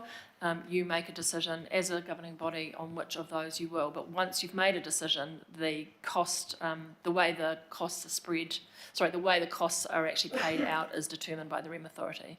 But you are self-employed. And only the REM authority can mandate superannuation arrangements for you. Yeah, and just to note, Greg, yes, we are not entitled to any of those forms of leave that apply under the Holidays Act to ordinary workers, because we are not classed as ordinary workers, and I've personally gone through that with paid parental leave. All right. Yeah, thanks so much. I think it's helpful for the public to know that. I guess just listening to the questions and debates, and ideas being shared around, I'm sitting in a point which you might be able to help me with. If we had more local boards in 21, would that give better community engagement and responsibility? I think your point that you made, Rose, was a very good one. It's about the empowerment that we can actually give local boards. And if we had less local board members out there covering Auckland, more like, if it was 13, does that necessarily mean better community representation? Maybe not necessarily for the same argument. So it's really probably boils down, in my mind, to the quality of the elected local board members, who the public choose to have them represent them, and the individual efforts that those members make to engage and undertake community engagement. That's what boils down to me, in my mind. And your comment was very helpful in terms of to support that to be even more effective is the amount of empowerment we can give them through the work we're doing now. So sorry, that's more of a comment, Your Worship, than a question, but just trying to let people know where my thinking's at around this. Thanks. Thanks, Greg. Can I just comment that we didn't discuss increasing the number of local boards or indeed increasing the number of ward councillors, partly because the direction from the Mayor was to look at fewer, and also because my sense was that the politics around the table probably wasn't going to support an increase in either of those. So we haven't explored that further. That said, I did have a constituent raise with me the idea that actually we should base all of this on the current electoral system, and that used to be the case under the Auckland Regional Authority. So maybe that's something to pick up in a future conversation, but not for this round. Yeah, very good. All right. Thank you for those comments, Julie. Okay, Councillor Walker, please. Got a couple of questions. One of them is pertinent to any change to Hibiscus and Bays and Upper Harbour as it goes to Albany. And the context is that you're talking about a vast area and many locations that absolutely have no community of interest, any identity with each other.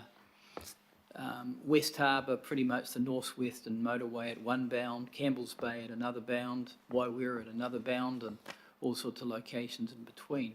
So a question I'd put is under an arrangement where you do have a combination, like say this new Albany configuration, is it conceivable that you could have subcommittees within that local board, that a large local board, with delegated authorities to effectively, deal with stuff, and then they'd all come together every now and again and they'd sort stuff out? Can that work? Your Worship, the answer to that, the short answer is yes. It's up to the local board itself. The short answer is fine. The short answer is fine. I was going to mention the example of the former Rodney District Council. Yep. You know what I'm going to say. And I'm familiar with that. So the other question I'd put is if the issue that we're solving in part is around engagement and identity and a whole bundle of things, surely we need to address that through some form of civics education or some form of civic strategy, which we don't have. And I've covered off a number of those things previously. And maybe that is a real underlying problem, because my experience when I have a chat with people, and I do that all the time, they've got very little idea as to how this outfit works. They've got less and less idea about the history of it because there's less and less written down. I mean, Decently in an Order, Advance in Order, Graham Bassett's publication, all those histories, I mean, they're years ago now. And we've got an entirely different setup now. So I guess my question is, what do we need to do to address that? Because I would suggest that just changing boundaries and the like really doesn't solve an underlying problem that may be getting worse in terms of people's identity with locations and perhaps with Auckland. I don't know if that needed an answer. I mean, there's 1.6 million opinions on this, and we've got down to a few here that, and so I think you've made good progress. That map's pretty good. The weirdest thing of all in this whole thing that no one's mentioned is that the densest, most densely populated part of New Zealand by far is the CBD, and somehow or other it's tied up with Great Barrier, which is the least densely populated part of New Zealand, into one ward. Now how did that happen?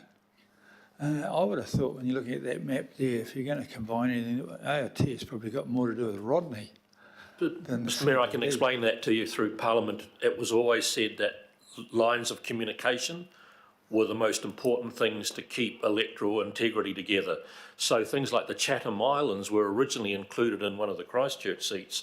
And then when the flight started going out of Wellington Airport, Chatham's became part of Rongotai, simply because of where the communication systems were to get people to and from. Nothing to do with location I mean, you know, Great Barrier is probably closer to Rodney than it is to Auckland Central, but the communications of people movement and so on is there. Oh, in that case, they should be part of the Coromandel then. No, but Coromandel is more in the region of Aotea than this is. It's been mooted before. That was what I'm afraid that wasn't in the parameters that were set for the Joint Governance Working Party to consider trading Aotea Great Barrier off to another regional authority. Oh, there you go. And thank you for that brilliant explanation there from Councillor Morris Williamson, who understands Wellington thinking better than I can. That's very good indeed. It still doesn't make any sense to me, but it's very good that I've got an explanation. Well, I think, is anyone prepared to move this, or does anyone want to amend it or anything like that? To move an amendment if I can. Oh, yes. I'd like to move an amendment to C. And in C, where you've got 15 local boards, I would like that to read 12 to 15, because I don't want to limit us to just to the 15 and then be hamstrung by it. I would rather put it 12 to 15 as an amendment. Point of order, can I just check that we are moving into debate? Because if we are, then the staff can step back and I will return to my seat. Oh, yeah, sorry about that. Well, I'm not quite sure whether you can move an amendment before or after, but... No, you have to wait until we're in debate. I thought that's what he just said we were doing. Yeah, I know, but I'm just checking with the chair. No, that's very... No I'll harsh take on that you. advice from you. Thank you very much. And you Okay. two can step back. Thank you, well done. You can come back and join us. So I'm happy to second that. Hang on. Yeah, that's my problem. So, Councillor Williamson has not chosen to ask a question. He has chosen to move straight to an amendment. If he wishes to ask a question, then he should do that before we close questions and move into debate. If he waits until debate to put it as an amendment, then he loses his opportunity to get an answer to his question. Okay, well, Okay, on that basis, you two step back. You come and sit back in your seat, and we'll see if he's got a seconder for the motion. not really, no. He's got a seconder. Yeah. I've got a second. Order. And that, No advice, please. Off you go, you two. Sorry, Chair, I don't know if it's probably not a point of order, but I guess my issue is not knowing what the effect of that is a question. Oh, just... If we're asked to make decisions on amendments which we don't know the full effect of. But at the moment, Councillor Williamson has offered to have an amendment that goes between 12 and 15, is that correct? So I'd like to speak to that if I can now. And he's got a seconder in the form of Councillor Turner. So now we've got an amendment ahead of us, and Councillor Williams would like to talk to that. Yeah. And so just wait till he talks to that, and he will have his right of reply later on. Mr Mayor, the reason I wanted to move this amendment isn't, it doesn't need answers to specific questions. It's just leaving some flexibility there for questions that will flow over time, answers that will inform us, but I just didn't want to see us locked in with that 15 as an only 15, and that's why I wanted to do it. While I've got a speaking slot and got nearly 5 minutes, and I don't normally take these things, I want to just raise a couple of others. I think we should explore how we could avoid by-elections. And let me explain that. You do not need by-elections for list MPs in Parliament. You just take the next person. And you don't even need by-elections for constituencies for a certain period of time, like when Jacinda Ardern left, there was no by-election needed to fill the seat. We don't stand normally in political sort of parties against each other in the council or on local boards. And I thought it was tragic in Howick, where one particular person stood for the local board, went to the swearing in, got sworn in, and because she didn't get to be made the chair, quit immediately and cost the poor local bloody ratepayers a by-election cost. It seemed to me the most sensible thing would have been next person off, next cab off the rank. And I think that it also provides a bit of a barrier to some of us maybe wanting to get out of this place from time to time, that you can't go without forcing a by-election. And so I'm going to ask for a little bit more work about whether that's held in a central government legislation, if it's in the Electoral Act, if it's in a local government act, because I don't think it is. But I would have liked to have thought that if we do have people being replaced, you could go to the next person off the ranking who got the next highest vote and avoid by-elections left, right and centre. Finally, I want to just talk a little bit about electoral boundaries, because I've been through a few doozies in my time with my electorate. The Boundaries Commission drew up a boundary where I live in Fisher Parade in Pakuranga would have been in an electorate called Hillsborough. The electorate went right over as far as the Hillsborough Cemetery. And we went to war with them because that was a draft boundary. The Electoral Act's very clear about three things that must be taken account of: communities of interest, geographical boundaries, and that's really quite important if you have a big chunk of water or a mountain, and transportation and communication networks, which I just mentioned. So if you have a bus service that goes straight past your electorate office, where mine was, but did not go to anywhere else that they were proposing, you had no public lines of communication or transport. If you take Damien O'Connor, or sorry, the West Coast seat in the South Island, it's longer than the drive from Wellington to Auckland. How can you justify such an incredibly long, skinny electorate? It's because of the geographical boundary that sits between that seat and what's over in Canterbury and South Canterbury and North Otago. And so you have to take account of those geographical boundaries. Why is Northcote not part of Auckland Central? Because of the harbour, and it's a geographical boundary. So communities of...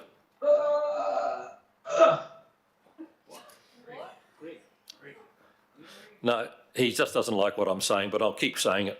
Well, that's about the most sensible thing I've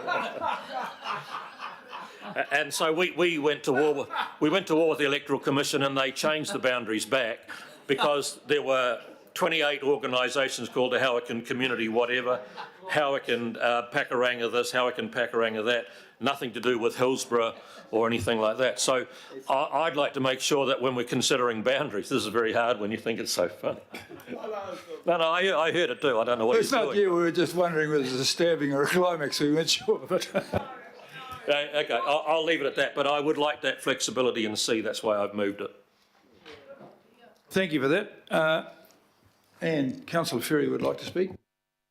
Yeah, it's pretty hard to respond in this environment right now.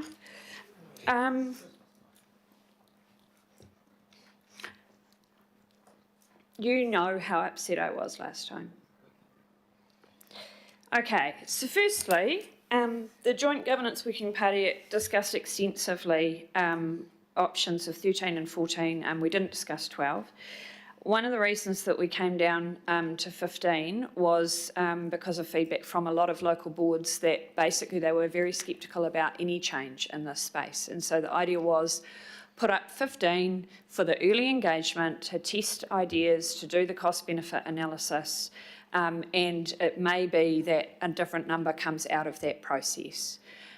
So the idea was that 15 made it an easier conversation to have as sort of an alternative option to 21. There was a lot of real difficulty around FO and to a lesser extent Waitemata and Orake in terms of trying to get the numbers down to 13 or below. That actually started to become really difficult. So that's one of the reasons why we landed on 15. In regard to the impact of by-elections, I don't know if that's within the remit of the reorganisation process or the representation review, but I know that we do currently have allowances for resignations within certain timeframes for the local board to choose whether or not there is a by-election, or whether they choose the vacancy, and within a certain time period they can also choose to leave the position open. If that had been asked as a question while the staff were there, that could have had a proper answer, but we do have some of that. I would note, though, that we are moving on the Joint Governance Working Party later on to considering voting models. This, when we decided we were going to use first past the post again for 2025, this body determined that we wanted the Joint Governance Working Party to do some further work on STV for potentially for 2028, and I would say that that's probably a good opportunity to have that discussion. I don't know what the legal ramifications are about making those changes, and we'd need to explore that further, but no reason we can't do that, but I don't think we can do it in this specific process. Going back to the 15, so we did work through this extensively over a couple of months. We worked through it as consensus and then voted on it. The feedback in the mayoral survey that he did of elected members, 45 people responded, so what's that? A bit under a third of the elected membership. And there were a lot of comments from local board members really sceptical about the value of any change at all. And I'm quite mindful of that. There is a lot of support for more power for local boards, but not necessarily that there have to be fewer in order to achieve that power. And we have got a separate work stream that we're doing around that. So it is possible that there might be some things we identify through this process we can only do with larger and fewer local boards. But at this stage, that's still something to be determined, and obviously the governance framework review from previous terms is still in the implementation phase. So I will be voting against the amendment.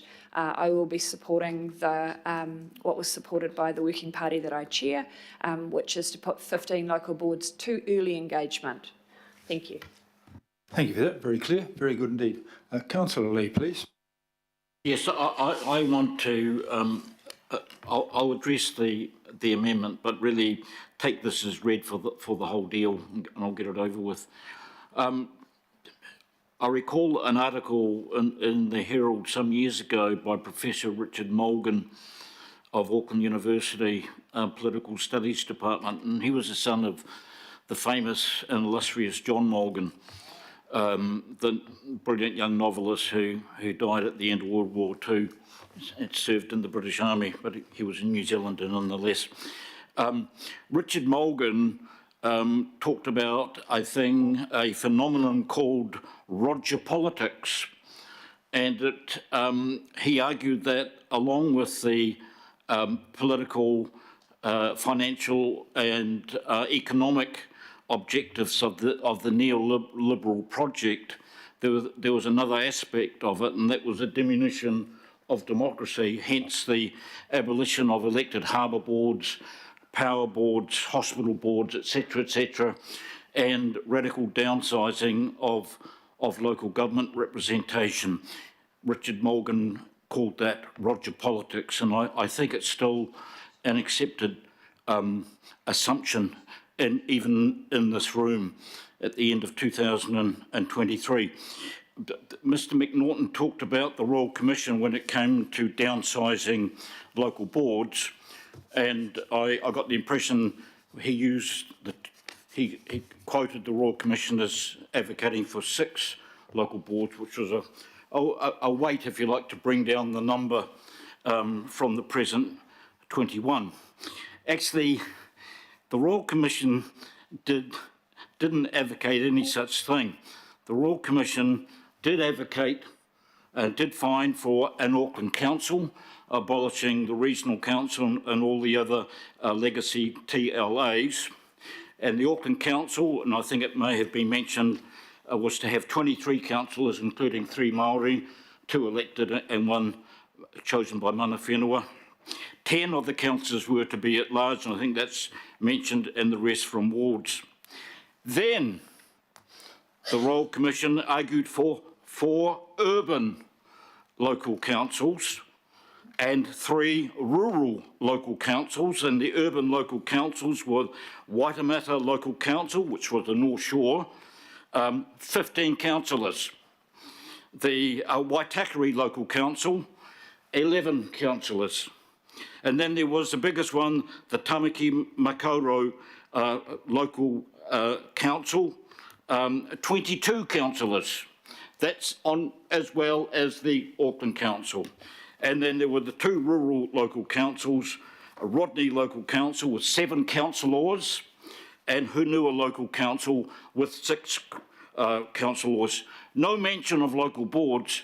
There were, however, the equivalent of local boards, and there were just 3 of them.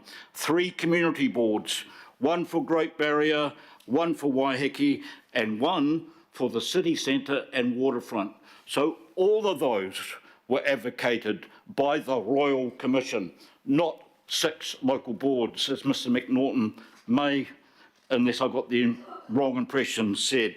So that's what the Royal Commission actually wanted. I think, members, that we're really getting into something they call displacement behaviour. We have major challenges running Auckland Council and its CCOs, indeed fixing it. And I think dickering around with the number of local boards, is, though it's not intended, is disrespectful to our elected colleagues who have a mandate just like we do, and is missing the whole point. And the whole point is what people really want is their local council and their regional council, which we are, to be run more efficiently and more democratically. And I believe that the people of Auckland and the people of New Zealand want more local in local government, not less. And that's why I cannot support the whole process. Thank you very much. Thank you for that, Councillor Lee. Councillor Newman, please. Look, just briefly, Your Worship, and I just want to speak to the amendment. Look, Morris, the number 15 largely stems from the discussion around FO, and the person that was probably more outspoken than some in relation to FO's representation was me, because whichever way you looked at and tried to cut these numbers, you either had FO cut in half or you had a completely wrong-sized local board to the west or a local board to the east, and that didn't address the obvious issue, injury to FO, which is the now established communities of interest being split. I just want to read, I asked Warwick McNaughton to go back to the Local Government Commission's determination from 2009 when the FO local board was established. Well, he said, recognition of communities of interest is key criterion in our decisions on ward boundaries. On the basis of the linkages between Newland and Avondale areas, we consider the number of options for ward arrangements. These included 3-member ward for the extended Waitakere City, or 3-member ward for Newland area extended eastwards to include Mount Talbot, Mount Roskill, which is effectively the Albany and Puke Te Papa local board. Now, whilst the conversation is talking about local board reorganisation, the communities of interest argument applies. So I think that you'd have to accept, well, I do anyway, that you'd want to go into this proposal trying to acknowledge communities of interest, which is why FO needed to exist as its own local board area, which is why the option that was landed on has been agreed by the majority of governing body members, I think. So that's why I can't support the change to the numbers. On the issue of the other matters, as I understand it, the Local Electoral Act does provide for, within 12 months of the election, if a councillor or a local board member resigns, that their position can be held vacant or a person appointed or a by-election. But I do think that, Chair, Councillor Williamson's right. There are some opportunities to change the Local Electoral Act in relation to if somebody resigns or dies immediately within a set period of time from the previous election, then there ought to be some provision for the appointment of the highest polling losing candidate to then be appointed if such a person exists. But anyway, so I can't support the amendment, Morris, but I do think there are a number of arguments that he's raised which need to be addressed in the advocacy to central government, because there will be an amendment to the Local Electoral Act next year. Well, thank you for that. That clarifies that. Councillor Henderson, please. Hi, thanks, Mayor. Look, I can't support the amendment. I'm getting a little bit of reverb, sorry. But, you know, if we were to go to a more vague resolution of 12 to 15, I think there's a strong argument that the Joint Governance Working Party would have to reconvene, do all the work all over again that's taken us, you know, the better part of a year to do. And thanks to Councillor Ferry and others for that. We'd have to go and do that all over again. I don't know how we'd get it done before the 2025 election, and it would hold up the ward council boundary work that we're required to do. It would also hold up the equity funding work, which is the real issue for so many councillors and local board members out there. So, you know, suffice to say, I'm not going to be supporting it. I don't need to talk about the comments around by-elections because it's not in the resolution, but I just remind colleagues that plenty of us actually do stand for political parties and local boards and ward council elections, myself included. I'll just finish off with the matter before us, so you know, to come back to me. Look, I think after 13 years, it is high time to look at whether our current arrangements are serving us well, serving us appropriately. I have received plenty of support, actually, people calling me all the time for a united Waitakere from so many different quarters, but I'm really interested in how widespread that view actually is, because we've had 13 years to bed in this system now. And I acknowledge the FO local board. That is really a community of interest and something that has carved out a unique identity that it really is to be celebrated. And I learned a lot through this process around that. I'd also just finally add that there's been some increasing conservatism, small c, around the local board boundaries and appetite for change around some of the working group discussions. And I myself have started to feel a little bit more conservative than maybe at the start of the process. But I think it really is high tide to ask communities that are the real experts here on what they think. And we keep an open mind, but we definitely need to go with the 15 and get on with it. Thank you. Thank you. Councillor Sayers, please. Thank you very much, Elizabeth. I'd like to speak to the amendment. First of all, my apologies, Maury, for that, for yelling out when I've just stubbed my toe, and I think I've broken my little toe on the corner of my desk. So it wasn't that I was anti your amendment, mate. In fact, I'm actually going to speak in favour of it. I'm speaking in favour of it because for the reasons that you put it up, Morris, what you explained in terms of giving some options going forward and the flexibility to examine that, I perhaps differ to some of my colleagues in terms of feeling that it would be more inefficient to have fewer local boards. I think it would actually be more efficient as long as they were empowered. So fewer local boards, and ramp them up and empower them, particularly around expenditure options with capital budgets and particularly transport capital budgets. But there's two things we can control here. One is the number of local boards out there, and therefore local board representatives thereof, and also how much we do ramp up their abilities to make more decisions with more budgets closer to their communities, and that's really the key to it. The one factor where we can't control is who gets elected. That's up to the public. They will decide which local board members they have confidence in representing them, and will vote accordingly. And as I mentioned a little bit earlier, that's what we can't control, is how much a local board member at an individual level will engage with the community and be seen to be effective in representing their community voice. That we cannot control. That's up to local board members. So in closing, Your Worship, I will be voting in favour of the amendment. And Morris, thank you for putting it forward as an option for us to consider. Okay, Councillor Philippine. Thank you, Mayor. When Councillor Ferry was with our staff at front, I acknowledged the work that she has done, but also the joint political working party, so I'll do that again. Councillor Lee, you amaze me sometimes in regards to the history that you end up giving us around this table.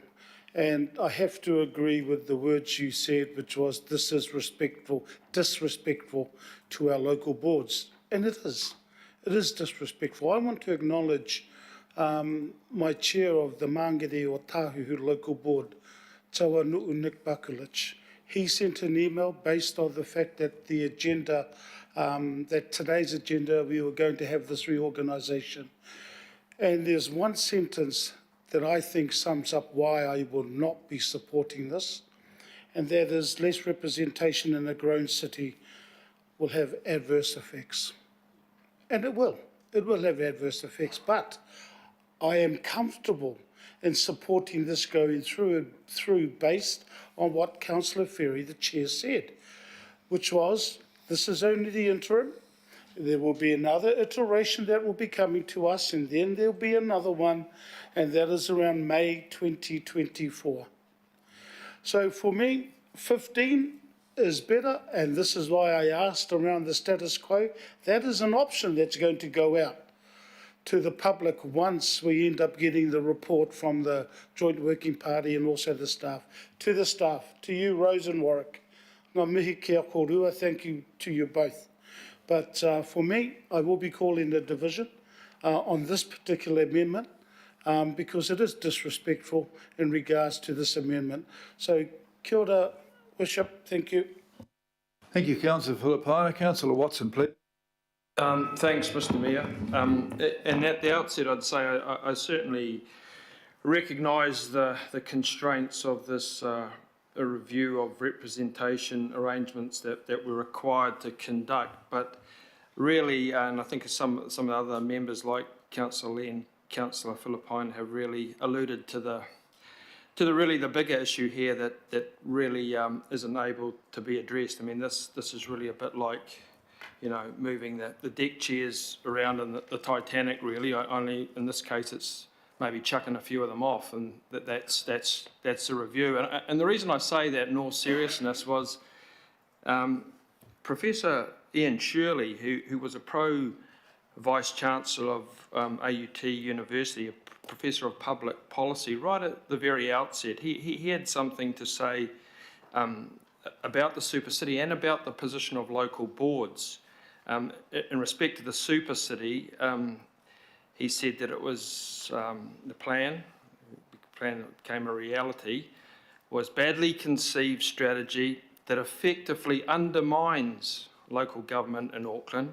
It ignores history, this is verbatim, fails to connect in any meaningful way with the diverse populations and neighbourhoods of the region, and has established a corporate framework and process that will not gain the trust of ratepayers. And unfortunately, that's proven to be all too true. The most recent Citizens Insight monitoring puts trust and confidence in council decision making at 18%, which is pretty consistent over the last few terms of council. And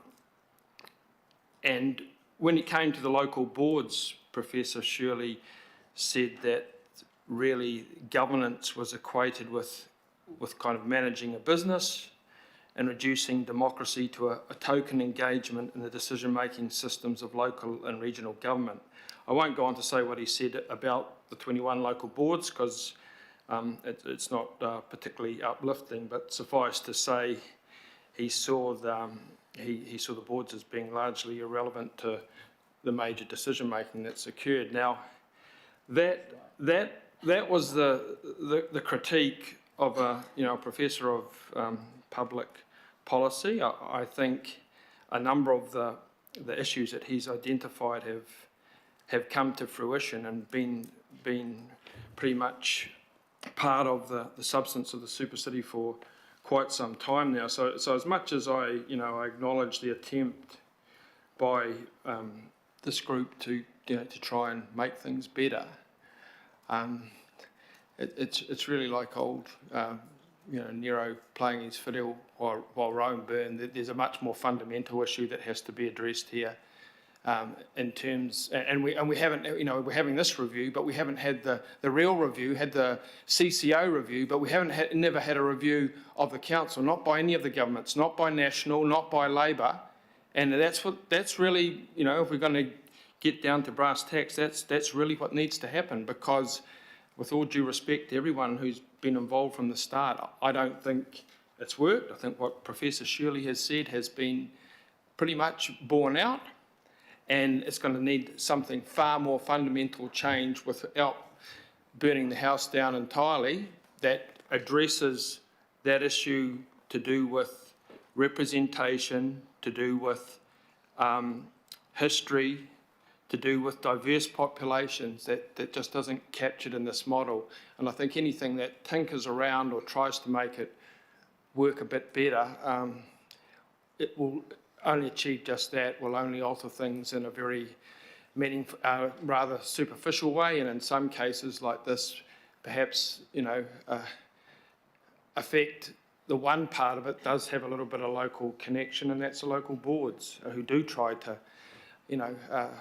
engage with their community. So in the perverse way, it could be detrimental if perhaps pursued to its logical conclusion. So that's my reservations, Mr. Chair, and I think it's important, to put kind of the reality on the table as far as some of us around here are, is that there really needs to be a review by this government, and that a new structure comes out of it that actually addresses these failures that Professor Shirley identified before the whole thing had even started. Yeah. Thanks. Okay, that's a bit bleak. We'll try Councillor Leone. Kia ora, Mayor.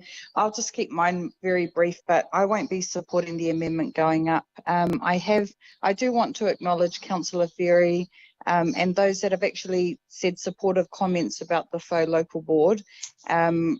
We had very long discussions about this in the committee, so I think we really have to think about the fact that we've had these extensive korero through there that we should be taking into account what was agreed. So I won't be supporting this today, and I know that obviously the faux local board are really concerned about the other options that have come up. Thank you.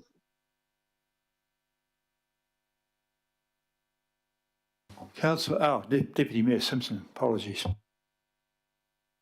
That's okay. Look, I don't have a problem with the amendment, actually. I think you've basically done a lot of the work anyway, and it's just an option. This is not the final decision. It's just an option. And I just want to thank you for your work that you're doing on the joint governance. I mean, you've taken on a insert word that's appropriate, a challenge. And I really think you've done an amazing job, Julie. But I just think that widening the tent for another option is not a problem. It's not the end result. You've basically done 90% of it anyway. So I don't have a problem supporting the amendment. Happy to support it. Thank you for that. Councillor Bartley, are you out there? Oh, there she is. I am out here. We can see you now. I just wanted to commend.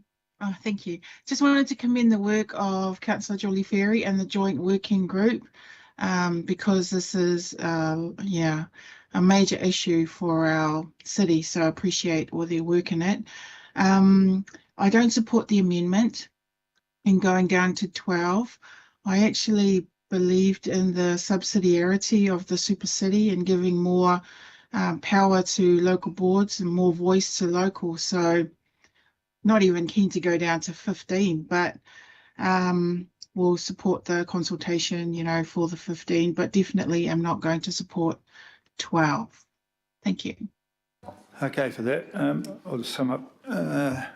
I haven't got a strong view either way, but the point is to empower local boards and give them more decision making, but that's hard if there's so many, and they can do more if there are fewer.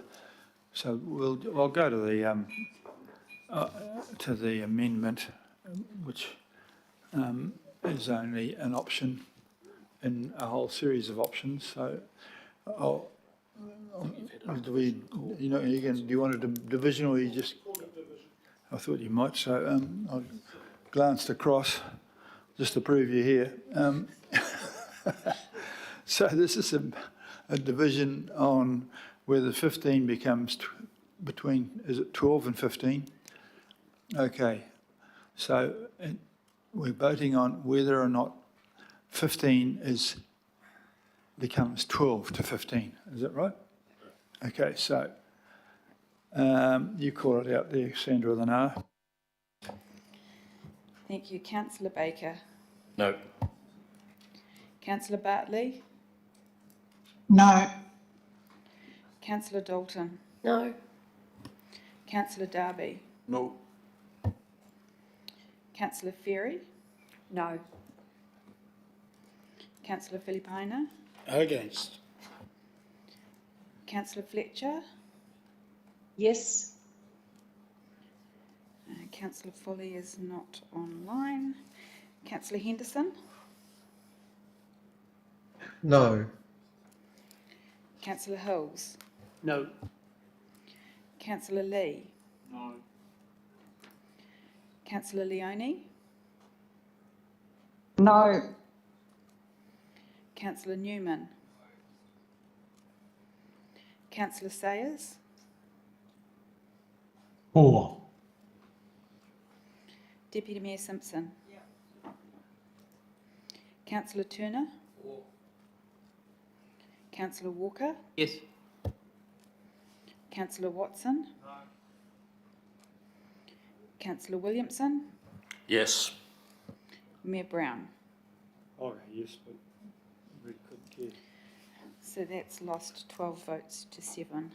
Righto, thank you for that. Okay, well, that makes life a bit easier.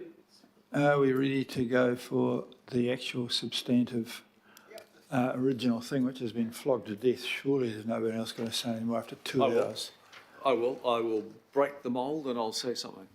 And you'll what? No, this is important actually. I did, like Councillor Elf, I did hear the words of Councillor Lee. My ears pricked to what you were saying, Councillor Lee, and I actually some of these arguments that I've heard about, you know, going to fewer boards, for me it's all code for greater control, and it's in the opposite direction to where I think Auckland Council should be going, and that's greater devolution. And Mayor, you just said, you know, it's all about democratic decision making by local boards. That's actually not what the statute says. The statute says by communities. Now that is devolution. So I'm in the devolutionist camp. I'm not in the control freak camp. Not I'm saying you're a control freak. And I think, you know, unless we recognise that devolution is our future, I think we are going to have an eternal problem as a council. We will not be connected in representing our communities. And I have great concern that in the last 13 years, we've not come anywhere near the expectations of the Royal Commission in terms of engaging with our communities. Ostensibly, that was the charge of local boards. That was the expected outcome from the work of local boards, that we would have a much more enriched relationship with our communities. But it rests with us too. I'm not suggesting it's just with them. But rather than, enabling democratic decision making, I think the more we concentrate power and authority, we move very rapidly away from Aucklanders. And while it might look like it's more efficient, the decisions are less likely to endure because they're not supported by our people. I think we've got to really search for a whole new way of connecting with Aucklanders and having our decisions be embraced by Aucklanders because they are developed out of a very deep engagement with people. We're a long way off it. Councillor Filipaina. Thank you, Chair, and I'll be very, very quick. Look, firstly, I'm glad that the two councillors in Papakura are working closely still. So, yeah, I just want to acknowledge that with the mover and seconder. For me, I will be supporting this, but I think the key thing for me and work to be done is around the population, because the population stats is going to make a difference to all the local boards in Tāmaki Makaurau. Now, I'm just going to mention 3 sites that I've gone through to have a look at the population stats. And I've looked at it from the Māngere o Tāhu, because that's one of the local boards in my ward. Now, I went to one of the websites, was Figure New Zealand, and with their one, high population is 89,300. Medium was 87,000. I then went to our Stats New Zealand. Stats New Zealand had in 2018, because that's the only stats we currently have from them, was just under 78,500, just for Māngere o Tāhu. I then went on to Tātaki Auckland Limited, and they put a report out, and the population at that stage, according to their report, for 2021 was 86,700. That is a vast difference. So to Warwick and to Rose, I think if we get one basis for our population that is at least something that we can be consistent on would be good. Because, having 3 of them here, so I do support the recommendations, just wanted to point that out. Thank you, Chair. Okay, I'll give Councillor Ferry the last thing. She's put in all the work, but I have to say before that I do support and thank her for the extra work. And the whole thing that drove this wasn't about concentration of power, it was to give them more power. And after 12 years, you've sat here and given them no more power. So I am the person who's trying to give away power, not the opposite. So I won't have that. Thank you very much, Councillor Ferry. Thank you. I would note that having been on a local board for 12 years, there was some additional empowerment of local boards over that time by governing body and by the organisation. I think the remaining, there is still more that could be done, and the remaining cultural barrier within the organisation and the community where local boards are seen as lesser than governing body is a significant barrier that we still need to overcome. I'm not convinced that reducing the number of local boards would assist with overcoming that, but I'm quite happy to have that conversation and take that out to at least early engagement as per this. I actually only asked to speak because there's been a lot of mention of acknowledging me and my work, but actually there's 13 people on the Joint Governance Working Party, and there's a number of staff in addition to Rose and Warwick who've been supporting that work as well. And so I just wanted to mention Councillor Newman, Councillor Baker, Councillor Henderson, Leone and Watson. We also now have David Taipari from the Independent Māori Statutory Board, who's bringing a lot of value from the local boards. We have Kath Handley, who is the Deputy Chair of the Working Party, Kay Thomas, Richard Northey, who has a lot of experience in this space and brings a lot of that knowledge to the table, which is really valuable. John Gillen, Brent Catchpole and Angela Full-James. So I just wanted to sort of share the acknowledgement there. Yeah, thank you though. Thank you very much for the Councillor Ferry, and I kept my beak right out of this. So that's not my work at all, it's yours, and thank you for that. So I'm going to put this motion now. All those in favour, please say aye. Aye. To the contrary? Aye. Okay, it's carried. Thank you very much for that. It was a good long debate. We now have Paul Robinson, who's going to talk to us about health, safety and well-being, a bit of which we need now. Thank you for the two presenters for the last lot. Paul, come to this. Has been referred from the Audit and Risk Committee. So if you're one of the lucky councillors who endured that last week, well done, you might remember it. So we're hopefully going to have a shortened version of it, because it has been referred to, considered and supported. Thank you, Paul. Thank you, Your Worship. Good afternoon. I will keep this brief and assume that it has been read. This is our standard report to the governing body referred through the Audit and Risk Committee. There are three parts to this report. The first speaks to the effectiveness of controls related to health and safety enterprise risk. There are a couple of items in there which we have listed as unsatisfactory, which you would have noted. Those relate to a raising of the bar once we identified where we were at in relation to risk management across the organisation and a degree of inconsistency. We have now put in place programs of work to correct that and bring that up to a higher standard. That work has been referred within previous reports and we'll continue to provide updates on that. The second part of the report again refers to some of the initiatives that we do have in place across the organisation, and they are tracking well. One of our major projects, which I've referred to in previous reports, Project Header, has come to an end, and we have achieved the objectives that we had set out to achieve, and we've come in on time and on budget for that.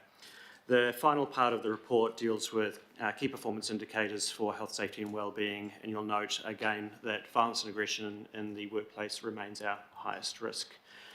Apart from that, happy to take any questions.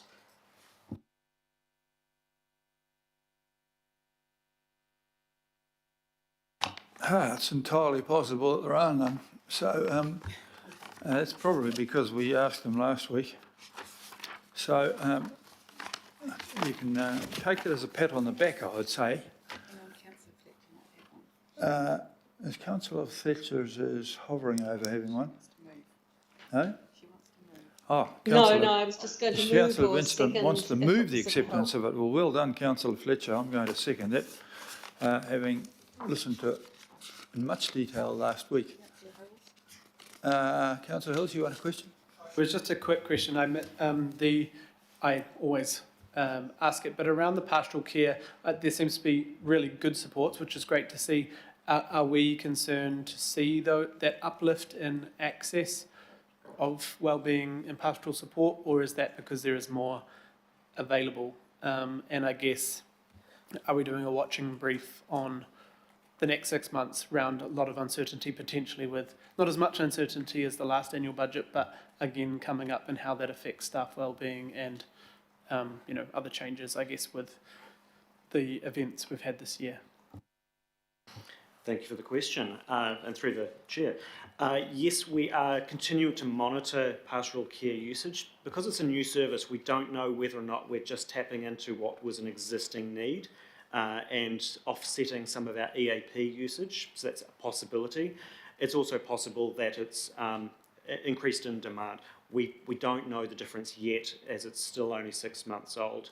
We'll know more over time to see whether or not we're seeing greater issues appearing and exceeding the demand, exceeding the availability and the capacity of that team. Thank you. And do we provide opportunities over the summer period and holiday time for people to access easily, even when they're not at work? If there are things that, I know it's a tough time for some people after a tough year. Absolutely. So we have scheduled for that pastoral care team to be on call and available over that period. We also have EAP continuing to be available and providing support. We've provided our kaimahi with access to a number of options, and we've sent that out via email and on our kotahi pages. Kia ora. Thank you, Matt. Thank you. Good question. It was raised last week. It is a new service. And, I was thinking I wish I'd been aware of it when I had that large box of vegetables thrown at me while I was cleaning up. Okay. It's been moved and seconded? Yes, it has. I'm going to put that we note the Council's Health, Safety and Wellbeing Performance Report, which was presented to the Audit and Risk Committee last week, and forward the report to all local boards for their information. All those in favour, please say aye. Aye. To the contrary, carried. Thank you, Paul. We'll go to item 15 because the draft Te Puna Maunga Authority, Dominic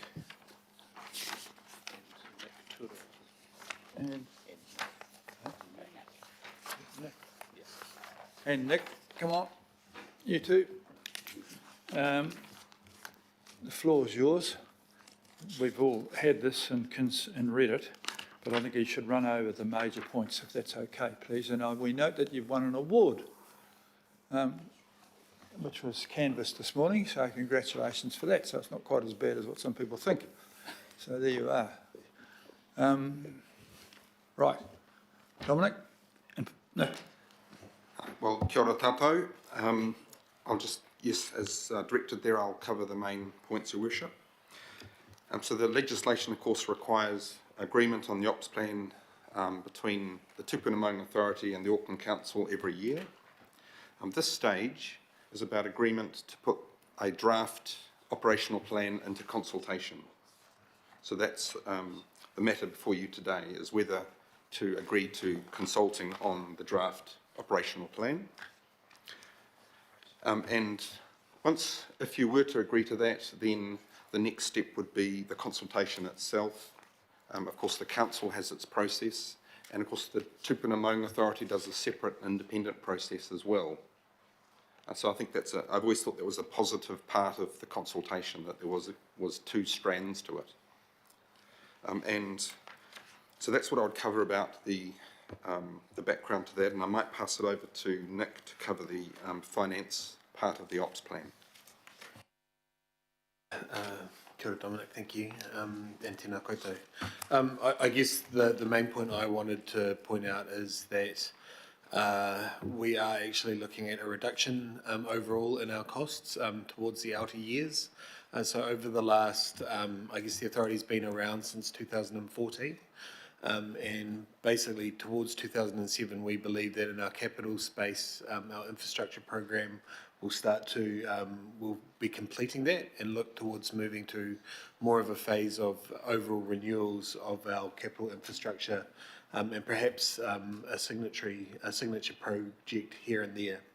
But overall, we'll be looking at that as I guess the key difference in what we've presented in previous years, and also looking at increasing more of our operational costs, operational program, because to look after consequential OPEX of the infrastructure we have been building, that has allowed us to win those awards, and to look at more of a program of activations, events, and engagement with the community in mana whenua.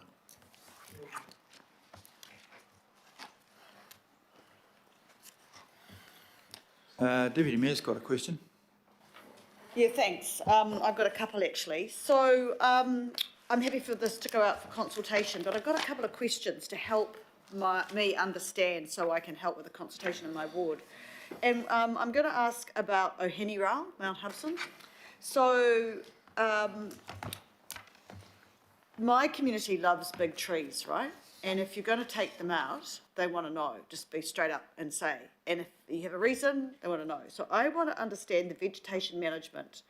It says including control of Dutch elms and matured vegetation along Remuera Road. How can my community understand if that means the removal of large trees, and if so, how many, and how does that look? Where can we find the detail behind that?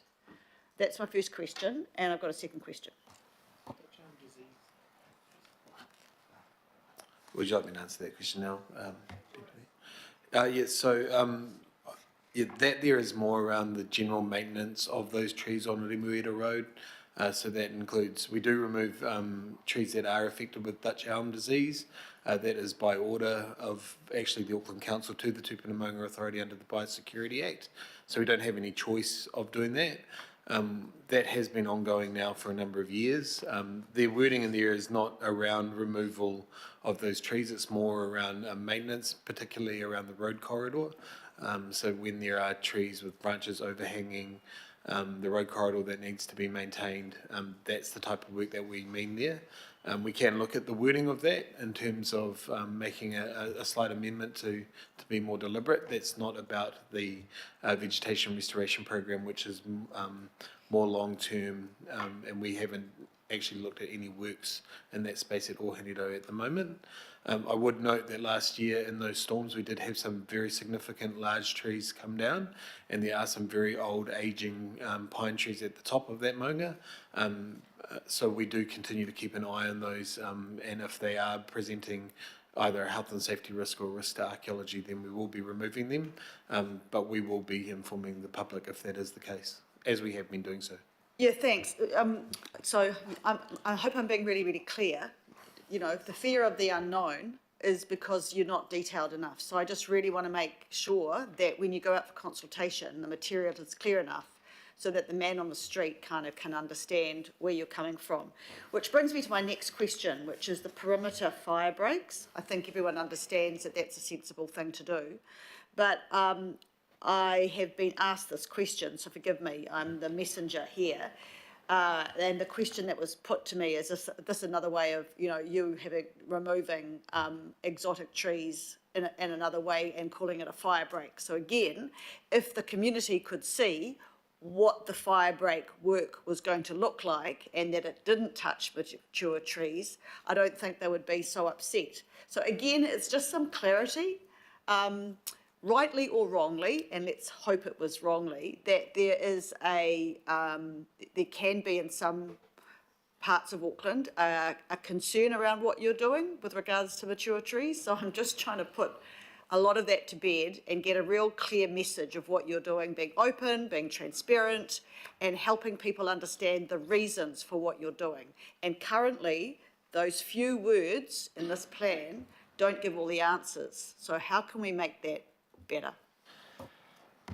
So as part of our works with fire breaks, we do, so just being very clear, fire break works involves mowing a fire break strip around where there are houses around the maunga, so it does not involve any tree removals. It happens very regularly on our maunga.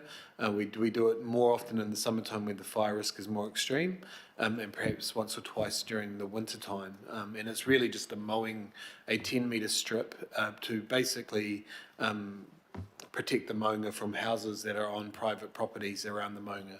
As part of that plan, we send letters out every year at the beginning of fire season. We engage with Fens New Zealand, who audit our fire breaks and make sure that we're doing what we say we're doing, and also to approve that those are going to be effective. And we send, as I said, we send out a communication program as part of that. It really is purely an operational thing, so we haven't really thought that we required any further information or any more detail. I mean, we can have a look at it, but I think that there's just some speculation there that's not really based on what the actual program is. But look, supplementary, Your Worship, I think that's a really good answer. And if you had a key in here and said perimeter fire breaks are just mowing strips, that vegetation maintenance program is just to help overhangs for pedestrianisation or disease. Do you know what I mean? Just front foot it, be up front and help take the doubt away. I think that would just help. I'm just into trying to make things really open and able to be understood by all. Thanks. Thank you. Good question, good answers. Thank you very much. I've got Councillor Turner, Hills and Walker. Thank you. I was just changed my question because of what the Deputy Mayor had to say and been just racing through the thing here. I just asked, I did challenge this in one of the Te Puna Monga Authority meetings.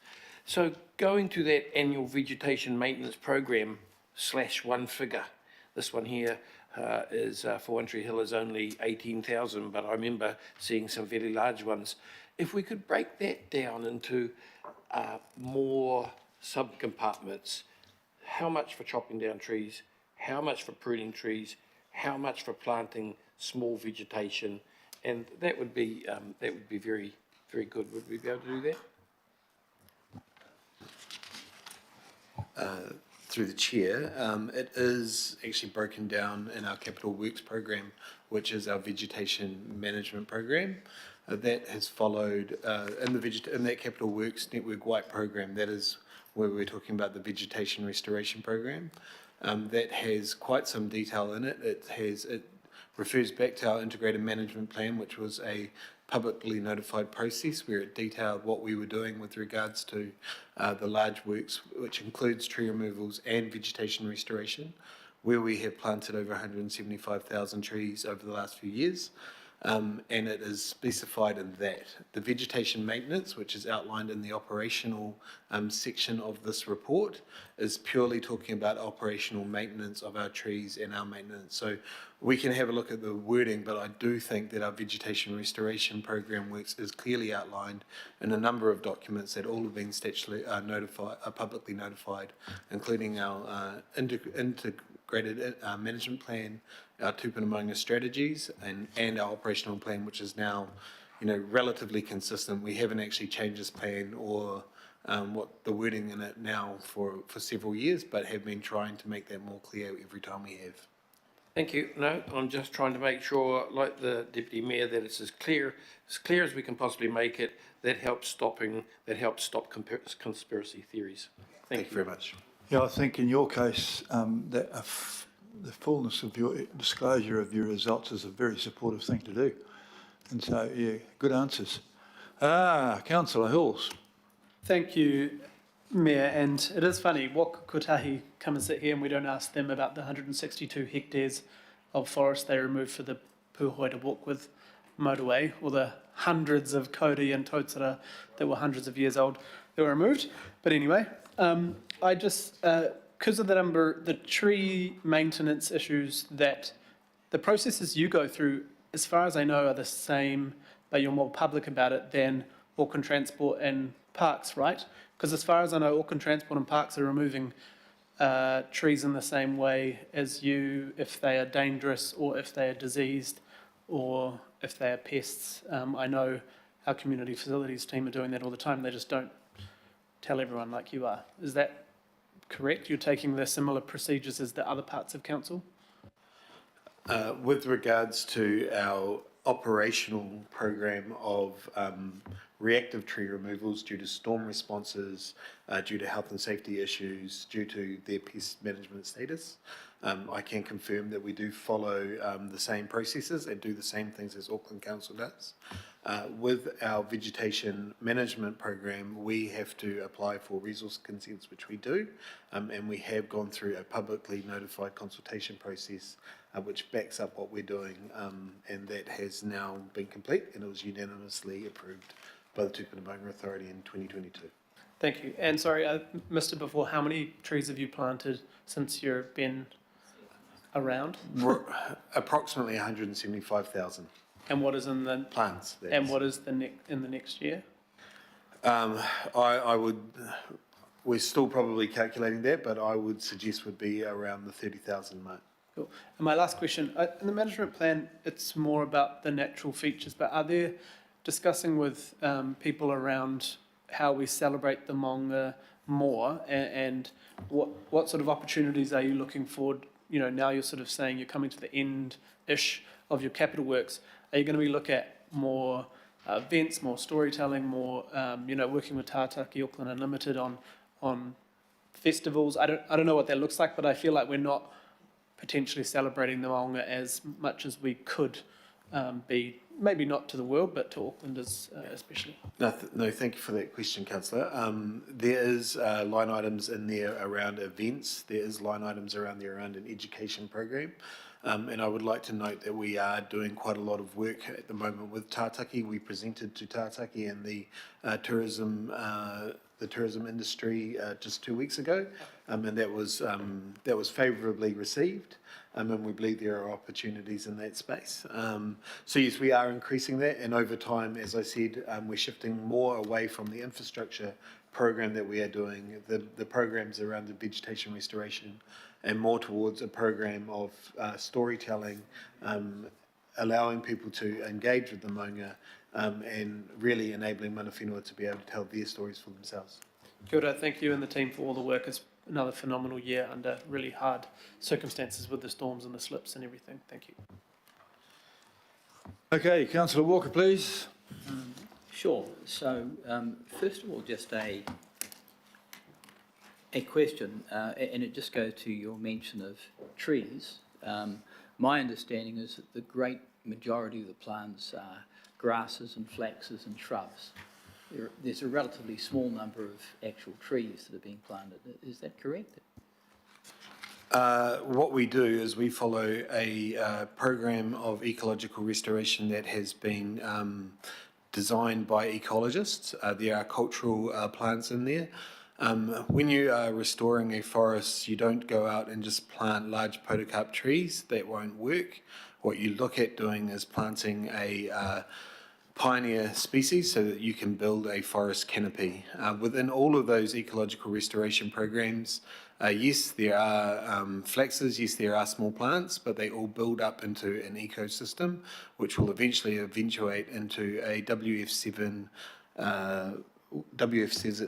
pūrere forest or a particular ecotype that we are looking for. Sure. When we have done that, we have also planted a number of significantly large trees, including kahikatea, tōtara, pūrere, many others. So yes, there are some shrubs, but we follow an ecological program, and there are larger trees as well. When you go out to some of our maunga, you'll see that we've enjoyed quite some growth in the last 3 to 5 years as we've been doing this, and they're looking very, very well. Sure. I'm familiar with the maunga. I grew up on one of the maunga. One of the issues that I'd point out, and it is of concern, is that a number of plants, particularly grasses and flaxes and the like, produce a significant amount of vegetation that dies and is highly combustible. I know that from personal experience, and Mānuka and so on are, well, it's actually probably an immigrant from Australia, but it's highly combustible. So I just want to raise the issue around what your planning is for instances where some of those maungas could actually go up in flames. So I don't necessarily need a response to that, but I just want to put it on the record because it is an ongoing concern I've got. The particular question that I'd like answered is, what is the financial split between the budget for vegetation removal and planting? And the reason I'm asking that, and you've also seen it from some other councillors, is there have been trees that have been removed in the past, substantial mature trees, and there's been a public outcry. There's been a court case that has had issues around transparency and engagement. So there's an opportunity to actually engage and give people the information. And I think that's important. The other thing that concerns me around the long-term ecology of the maunga is if you go back further in time in New Zealand, I mean, at one point in time, New Zealand, parts of New Zealand were colonised by eucalypts. At another epoch, significant areas were covered in Norfolk pines, for example. And with climate change, circumstances are changing. And as much and all as I really like native trees, in urban settings sometimes it's difficult, particularly when you've got environments, and the maunga are quite inhospitable environments for establishing plants because the soils are often dry and volcanic. So it would be useful to have some reporting on how you're coping with that, because often I think the ecological guidelines don't necessarily do it. So I just want to put that on the table. But coming back to my question around, can we get a breakdown of the elimination of plants, the removal of vegetation, and then the revegetation separately? So just rewinding to the beginning there, I just want to point out that we do work with FENZ on our planting programs. FENZ have developed a list of trees that are less combustible, and we plant those around areas where we have housing, for example, because actually the fire risk is not on the maunga, it actually starts off the maunga on those houses. So we do follow that plan. If we are planting more combustible trees that have a higher fire risk, we plant those in the middle of the plantings. So on the outer you see the others, and that's why you also see shrubs and the like, because of their fire risk. So those are often the most visible ones that are on the outer of it. So, and again, we do go through an auditing process. So this year, FENS went out and looked at all of our plantings, and they were very satisfied that we had mitigated that risk as much as possible. With regards to the financial breakdown last year, we spent approximately $360,000 on tree removals, and we spent approximately $310,000 on tree plantings. That's as part of that capital works program. We are slightly delayed. I would envisage that the ratio for the next year is roughly the same.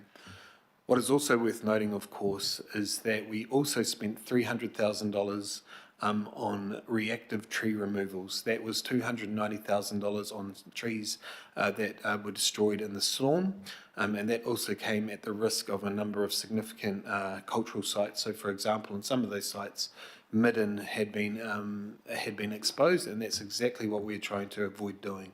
Another $94,000 was removals of trees that presented health and safety risks.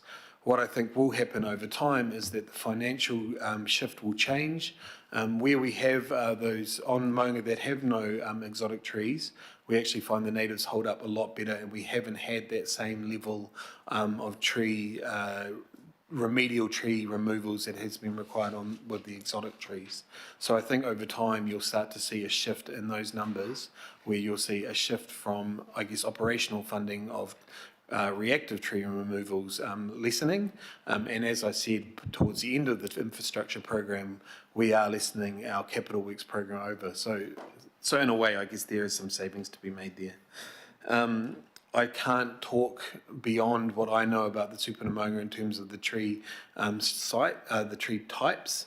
I do know that those tree forests were WF7 Pūriri forest types in the past, and we are actually getting some really substantial growth on the maunga at the moment, and I have every confidence that we'll be able to continue with that work. We report on a public paper every year on our planting program and what we have achieved in that, and those are available to members of this council as well as to the public. So, supplementary question. As it goes to the breakdown between removal and revegetation, can we get a breakdown for each maunga? Is that difficult? Got the name of each tree? No, not each tree. Are you going to ask about the 7,000 that community facilities removed? Hang on, you guys. I shouldn't have interrupted. I humble apologies, but I am going to interrupt now because we have to have an extension of time. Happy to move an extension of time. Thank you. Anyone want it? I'm not happy to have an extension of time, but I'm happy to be outvoted. Someone's got to move it. Moved by Walker and seconded by Lee. All those in favour, please say aye. To the contrary, no. No. Unfortunately, it was carried, so you get another opportunity to ask a supplementary question, please. So my question was, is it possible, given the huge community interest, to have a breakdown for each maunga as to the vegetation removal and the re-veg? I think we can. It's a question of timing. Thank you. Very good indeed. Well, you've done very well answering those questions under due duress. Move the recommendation. No. I can't quite. No. Thank you. All you people who've asked lots of questions. I don't think I'm But to allow those other ones. I'll move it when you're ready. Who haven't asked a lot. In the fullness of time. Now, Councillor Ferry has a shot, to be followed by others. Yeah, thank you. I just wanted to acknowledge the extreme expertise that I know that the Tupuna Maunga Authority team bring to this work, and the deep knowledge that mana whenua hold and very generously share. I was really interested to hear the sort of reflection on the improvement over time that is really relevant here. And I just, acknowledging that this treaty settlement was in 2014, was thinking with 10 years coming up, is there some consideration being given to a bit of celebration of that, a bit of review of, hey, look how far we've come. I've observed a lot of plantings on maunga in my area that have, got way bigger, often in a much shorter period of time than I think many of us thought they would. So is there work going to happen next year on that? Thank you. That's a great suggestion, and we'd welcome a submission along those lines. I'm sure it'd be happily received by the Tupuna Maunga Authority. Okay, Councillor Lee, please. Kia ora kōrua.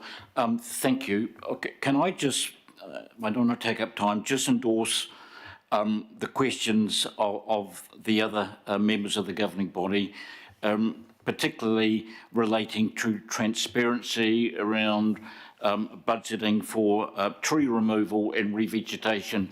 You know, and I know, and everyone in Auckland knows that revegetation is not controversial at all.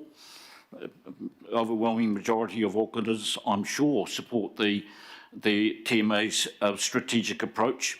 It's the cutting down of some trees on some maunga that's caused a lot of raru, which all of us, I think, need to avoid. And I think transparency in the accounting for that is going to be helpful. So my plea is, I'm not going to ask the same questions over again. I'm just going to request that you please take that on board and deal with it with due seriousness. So thank you. Kia ora. Thank you very much. Councillor Fletcher.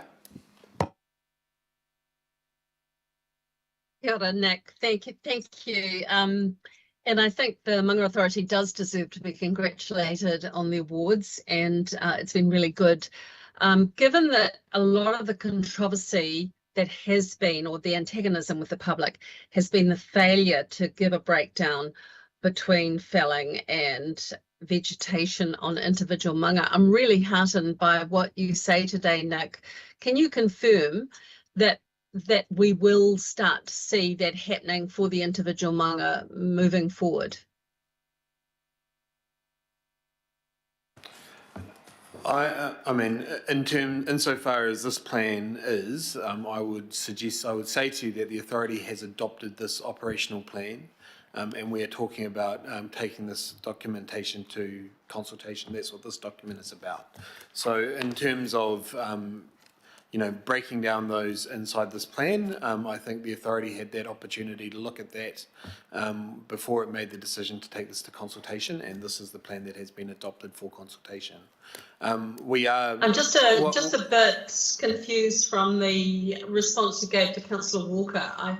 I was heartened because I thought that's just something that has been called for quite some time, and it would be great to see moving forward. We're adopting this plan today, but moving forward, the indication that might be the way we could work into the future.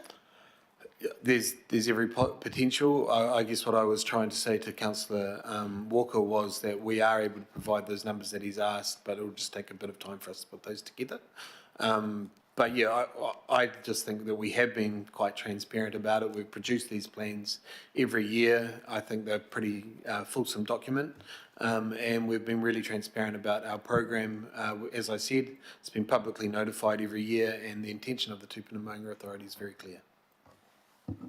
Okay. And on that, I just want to have the assurance where there have been judicial reviews, have you accounted for the fact that there may be ongoing judicial reviews? Lord only knows, I hope that doesn't, it's not good for the community, it's not good for the Maunga Authority, and it's certainly not good for council, but the provision to be able to respond to those. Do you want to speak to, Nick?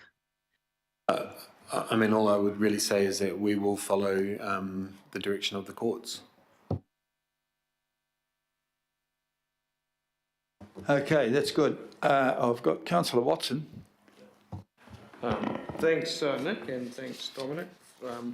I just want to make sure I sent you guys through some questions last week, and well, maybe it has been passed on, but it goes to what you talked, and I just want to be sure, Nick, I've got what you said right, because like other people have had queries. So those figures that you gave of the breakdown of the 360, the 310, the 290, that comes out of the 1.1 network-wide vegetation budget removal and reinstatement. The 290 comes out of our operational budgets. The others do come out of our capital works budget. And I'd note that we are behind in our current operational program at the moment. Oh, sorry, our current capital program at the moment. Okay, all right. So that comes out of that 1.1. Those last two. That's correct. Yep. Okay. Cheers.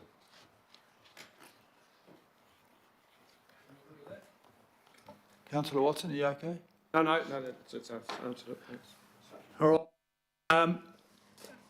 We've got recommendations that the governing body agree the draft Puna operational plan for next year and summary of draft plan for inclusion in the consultation material for the long-term plan. I'm happy to move that. Seconded by Councillor Darby. All those in favour, please say aye. To the contrary, well done. Thank you for excellent responses there, Nick and Dominic. Thank you. We are moving to item 16, which is a summary of the confidential decisions and related information. 16 and 17, do them together. All right, and 17. I don't know why there's a rush. We've extended time. Everyone else has got plenty of questions. I've got 16 questions about these. Hold you back in school. Righto, and 17. Do I have a mover for items 16 and 17? And Walker. Deputy Mayor and Councillor Walker. All those in favour of accepting the recommendations for items 16 and 17, please say aye. To the contrary. And then the enterprise update referred from the Organ and Risk Committee. It has to be, I think that should be nominated by somebody who sat through the August and Risk Committee, which is myself and who. Are there any other survivors of the Audit and Risk Committee here? Yes, Your Worship, I'm available to. Oh, good. Well, you can second this, but we're going to have. There's no. Happy to second. Yeah. We're going to be. Is there anything they want to say in the open? Actually, we're going to. Is this going to the? What's going to the closed? This is the open report. So is there anything to say in the open? Oh yes, they've got some things to say in the open part. Here we've got some things you're going to have to endure in the opening before we go into secrecy to discover something or other, which I remember vaguely from last week. But I can't understand why it was so secret because I've already forgotten it. Righto. Ready? Go. Kia ora koutou. I'll keep this brief. This is our regular 6-monthly enterprise risk update, which goes to the Audit and Risk Committee and then is referred on to the governing body. In this instance, this covers progress of risk management activities over the last 6 months and was reported to the ARC last week. I'll take the report as read and just focus on a couple of highlights. The risk team facilitated a review of Auckland Council strategic risks, which ended with an identification of 9 risks and linked risk descriptions, current controls, actions, and evaluation of ratings. The intention is to keep discussing these risks and have them dynamic along with the ELT every quarter. Another key highlight has been the work that we have done on digital risk registers on SharePoint. And with this work, departments can essentially house and manage their risk registers on the digital platform instead of Excel sheets, adding consistency and efficiency to their existing risk management practices. That covers the highlights, and I'm happy to take any questions on the paper.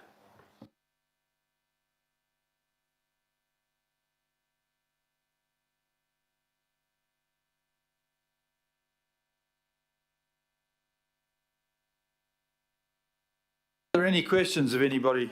We went through this in great detail last week, which is the bit that you're going to have to wait around to see now. And so we're not trying to not take you seriously, but we did take it seriously last week. Councillor Dalton and I paid great attention and even asked questions. Right, on that basis, It's been moved and seconded. Has been moved and seconded, in which case I'm going to move, put this. All those in favour, please say aye. To the contrary, please say no. And then we're going to have to go into secrecy. Yes, Mayor, Your Worship, just before we go into confidential, could I just say, I'm sure you join me and everybody else in thanking our support staff who put these lovely meetings online for a great amount of Aucklanders to watch, and also our media people who I think deserve a medal for sitting through some of our meetings. So thank you very much for what you do on behalf of Auckland, and have all the best for the season's greetings. Thank you. Right.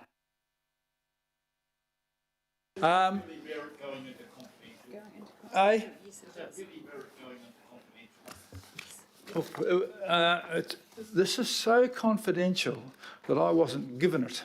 I've just been given it now. And I can tell you, having a peek in there, that the Russians would fly through the blitz to read this. But we'll try and do it quickly. I was going to take the opportunity, seeing as we've virtually come to the end of the main thing, to thank those attending, and I was going to thank the crowd, which consisted entirely of Gail Baldock, who's buggered off, even she couldn't stand it any longer, and the press, who have valiantly sat through hours and hours of this year, and in some ways reported it reasonably well, and in some ways not so well, but that's all a matter of opinion. And but then again, so have some of the questions and what have you. And I'd also like to take this opportunity to thank all my councillors around who've endured this year. And there are some prizes for those ones who haven't asked a lot of questions, like Andy Baker and others. And there are some, and despite my reluctance to give out money, I'm going to shout some beers over at the terrace after this. Both the CEO and I are putting a hundy on the bar, so if you want to come over and help yourself, you're welcome to do that, including those that ask interminable questions on every subject. I'll forgive you. Here come the crowd back.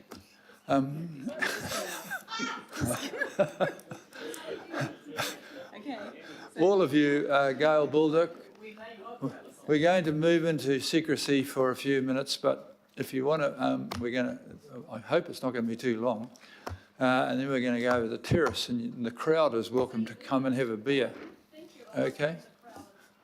The entire public. So thank you, ladies and gentlemen, and I'm sorry, press, that you're going to miss out on this. It's just so secret and exciting. You probably couldn't handle the pressure. So you've moved, Councillor Simpson's seconded. All those favour going into secrecy, please say aye. To the contrary? No. Yeah, me too, no. Yeah, we're going to make it though. It's your time. It's very questionable, Mr Mayor, to go into confidentiality. Well, I voted against it, as did you. But we were outvoted by the...